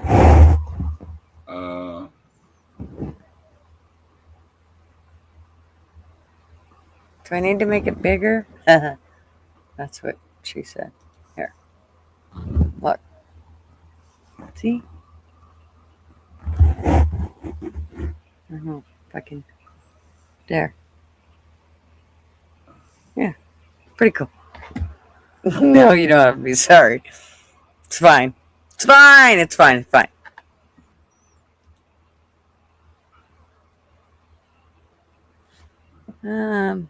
No, it doesn't look like that. I see the heels, etc. Okay. Yeah, well, like I said, that's something to consider though when you're looking at something. If you're looking at it from far away, people might look at it and go, "Wow, is that a vagina? What the hell is that?" So, I mean, something to think about. You want a precise. I mean, logos sound like they could be really cool and you can do whatever you want with them, but you really want to make sure that you're precise with your stuff. She comes in Bloody Mary flavors, right? She just comes in. That was funny. I suspect that someone failed the ink blot test. Flaming like that, right? You're getting ready to start a printing business? Right on. Well, let me know, Wendy. Now you tell me after I already started my store. Chad is rolling tonight, man. Yeah, I would have gladly ordered it from you. I probably still could figure out some way to do that. Is that a gutter's pub mug? Mm-mm. No, this one's my chick happens. I grabbed this one out. I didn't even think about it. I just grabbed it out of the cupboard and hurried up and ran in here. I thought you were going to use the go-go. I know. Usually that's the one I usually use it when I come in here. Or my other one that Mishka got me, which is the Gutter Girl one with the old logo that I couldn't put on nothing. You used Canva Pro for 5 years. Yeah, I tried all that shit when I did a logo, but when you go to put it on merchandise, it looks great on YouTube. But it does not come out good on t-shirts. Not like you think it's going to. And definitely if you want to do any type of embroidery, which a lot of people don't, but there's quite a few people that do, and you can't unless you've got a really good logo. Okay, let me know. Definitely. Somebody's got the hookup for the boxes. Oh, the boxes. Yeah. Take Heidi's off and scroll down.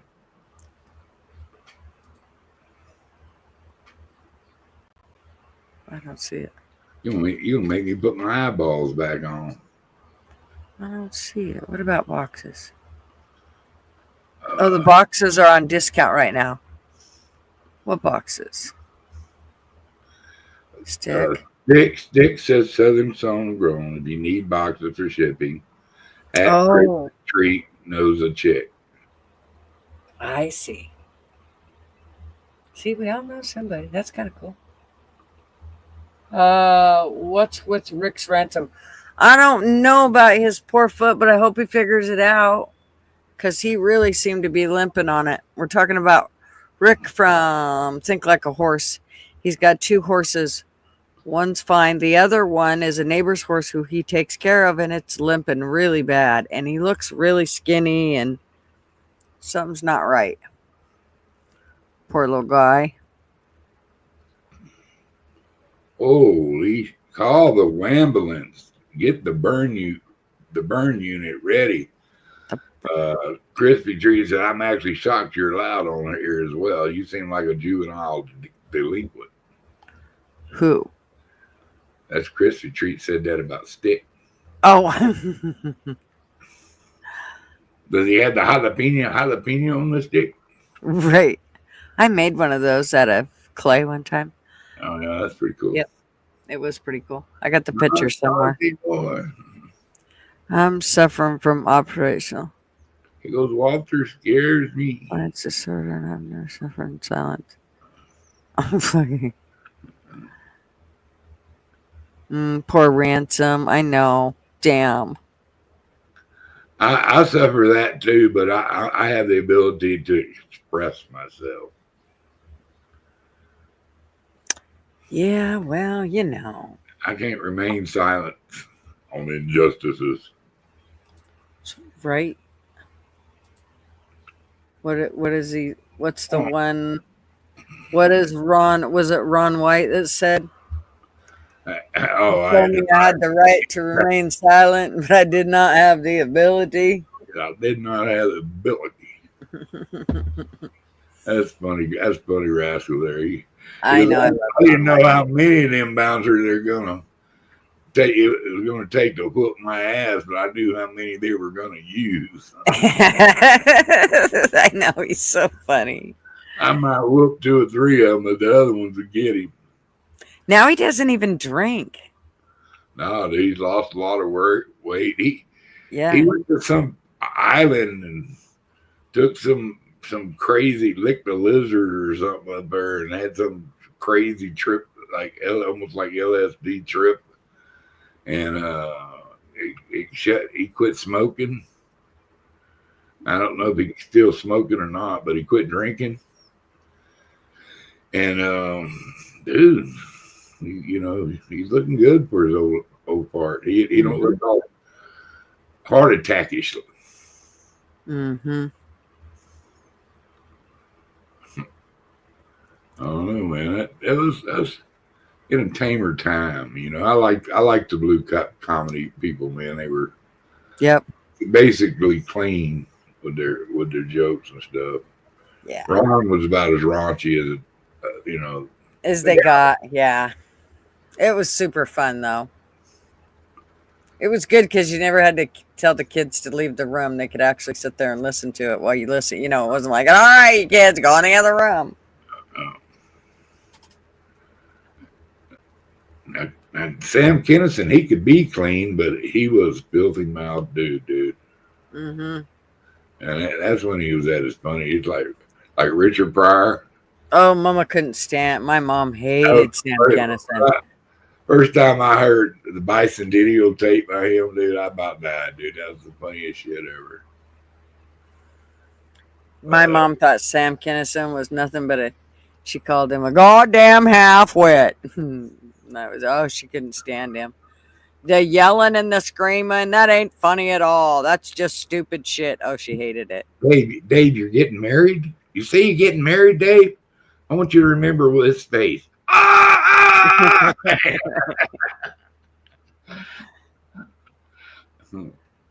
bet Marv does that every morning. He goes out there and screams. Oh, I'm sure he does. Good old Marv. I don't care. As long as he doesn't do it in my face, I don't care. That's true. I go to Fox News just to argue with people. The last argument I had was that there was a scary secret pew-pew man in the woods waiting for me. I told him my doorbell reloads. Yeah, that's what makes it worse. I just want to misbehave. Well, of course. You will get called to the principal office. I ain't scared of no stinking principal. I'm a magnificent monarch in my own mind. I actually like the old Bill Cosby records. Like, he did one, he talked about the belt. We'd never seen the belt, but we heard about the belt. The belt was 9 feet long and 8 feet wide and had hooks on it. And if it ever touched you, it'd rip the meat off your body. That was the one thing I always remember in that record. The album that we had forever. Oh, he was freaking hilarious, the stuff he'd say. Yeah. And then we found out what he really wanted the pudding for. What did he want? Bill Cosby and the pudding? Oh, yeah. Oh, pudding. Yeah. Pudding. Yeah. 12 years, all girl Catholic school, hard time. Oh, my son, he was having a hard time. We went, let's put him in a Christian school. Maybe he'll straighten out and fly right. Oh, shit. He learned more in that Christian school in that year than he probably learned he was only in 6th grade, and I think he learned more in that school about sex than he learned all 4 years of his high school. I'm telling you what, those girls were naughty girls. Of course, I didn't know at the time. It was later on that he was like, "Oh, Mom, let me tell you about what those girls taught me." I was like, "Damn." I was like, "Why didn't you tell me that then?" He's like, "Cuz I You liked it."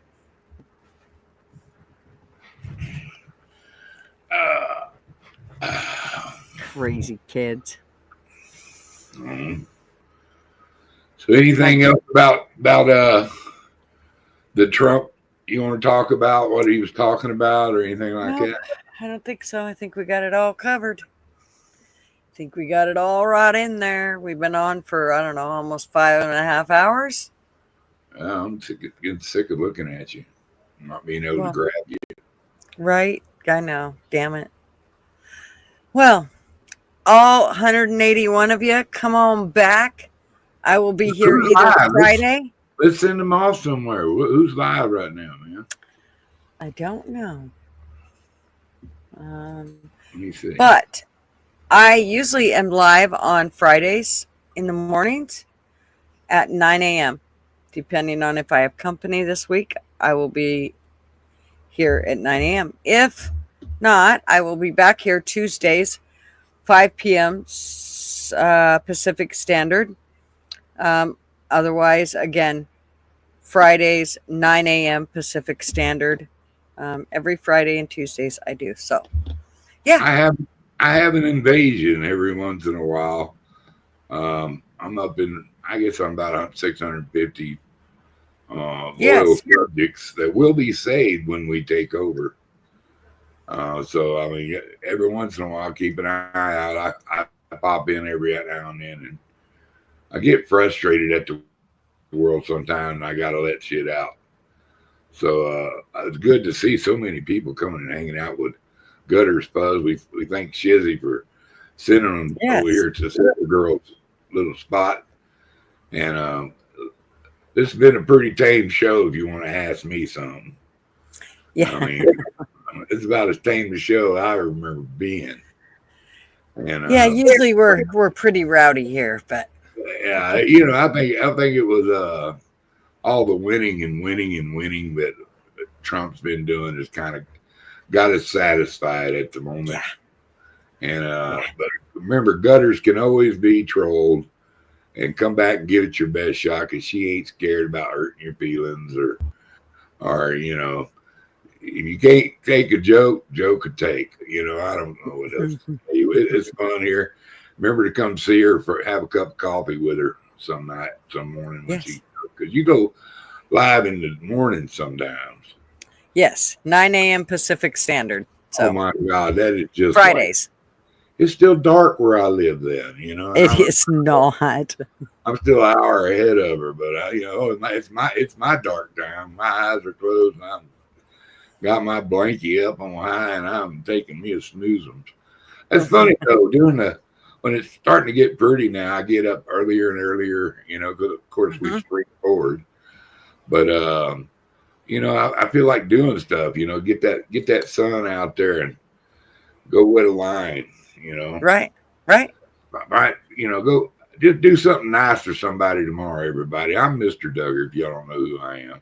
That's right. Go sub up Mr. Duggar. And we hope y'all have all of Jesus' blessings and all the forms from God that you can handle. And if I can ever do something for you, probably won't, but give me a shot, because sometimes I'll just surprise you. That's right. Mr. Duggar's a good man. He's the handsomest fat man we got. This is the most handsome one. I smoke a lot of weed, but I mind my own business. You know what I mean? That's right. That's like at a girl reached down to pet this dog I was buying. She goes, "Your dog bite?" And I go, "No." She reached down and petted him, and he reached over there and nipped her. And she goes, "I thought you said your dog didn't bite." I go, "He doesn't. That's not my dog." It's not my dog. So it's not my show either. But Miss Gutters, and glad y'all come out and played with her. Kept the chat just going. My God, that's right. It's Chat been nice. Rolling. Yep, it's been Oh good. yeah, we'll just do an all-nighter. Go tell Marv to make you some coffee, Gutter. Right. Make me some more coffee. Yeah, I certainly would. But, you know, I got the grandbabies in the morning, both of them actually. So I got to get on with my evening and get to bed and get up and do it again tomorrow. Well, I think I'm going to go build me some land behind mines and put them around some kid's face on Russ. All right, you go. Y'all have a wonderful evening. All right, Mr. Duggar, you go beat up on some kids. Shit. Them little fuckers kicked my ass. What are you talking about? Later. Go show them. All right, good night. Mr. Duggars, he's a good man. All right, y'all. Thank y'all so much for coming and hanging out. I love all my OGs and everybody that's always here, and I love having all the new people. Shizzy, I can't thank you enough for having everybody come over here and hang out. It's been awesome. Love to see you all back. If I'm not your cup of tea, I totally understand. No worries. We do usually get pretty hot and heavy. I mean, if you kind of go look at, we definitely get into the political side of things. We definitely like to be political, but we do like to hear both sides. We're not just an echo chamber. So we do like to hear both sides. So, yeah, y'all are welcome to come back anytime. Thanks so much. And thank you all for being here. Good night. News bullshit. Step right up, got tickets on sale. In today's episode, trains coming off the rails. Watch it all burn from the screen on your phone. But don't you worry about it, you're safe at home. Every talking head will tell you everything's fine. It's the blind leading the blind. Yeah, it's a circus out here, we're wobbling on a wire. There's a lady with a beard, clowns juggling fire. Elephants and donkeys got us jumping through hoops. Y'all wish that I was lying, but you know that it's the truth. Get your popcorn ready and pour you something strong. If the world's still spinning, the shit show goes on. Well, the world's strongest man just dropped the ball, and the tent's caving in from the weight of it all. Yeah, the lion's at the cage, puppets in a rage, and the ringleader's on parade. It's a circus out here, we're wobbling on a wire. There's a lady with a beard, clowns juggling fire. Elephants and donkeys got us jumping through hoops. Y'all wish that I was lying, but you know that it's the truth. Get your popcorn ready and pour you something strong. If the world's still spinning, the shit show goes on. Come on. Witness the greatest show on earth. Restore the flame. It's a circus out here, we're wobbling on a wire. There's a lady with a beard, clowns juggling fire.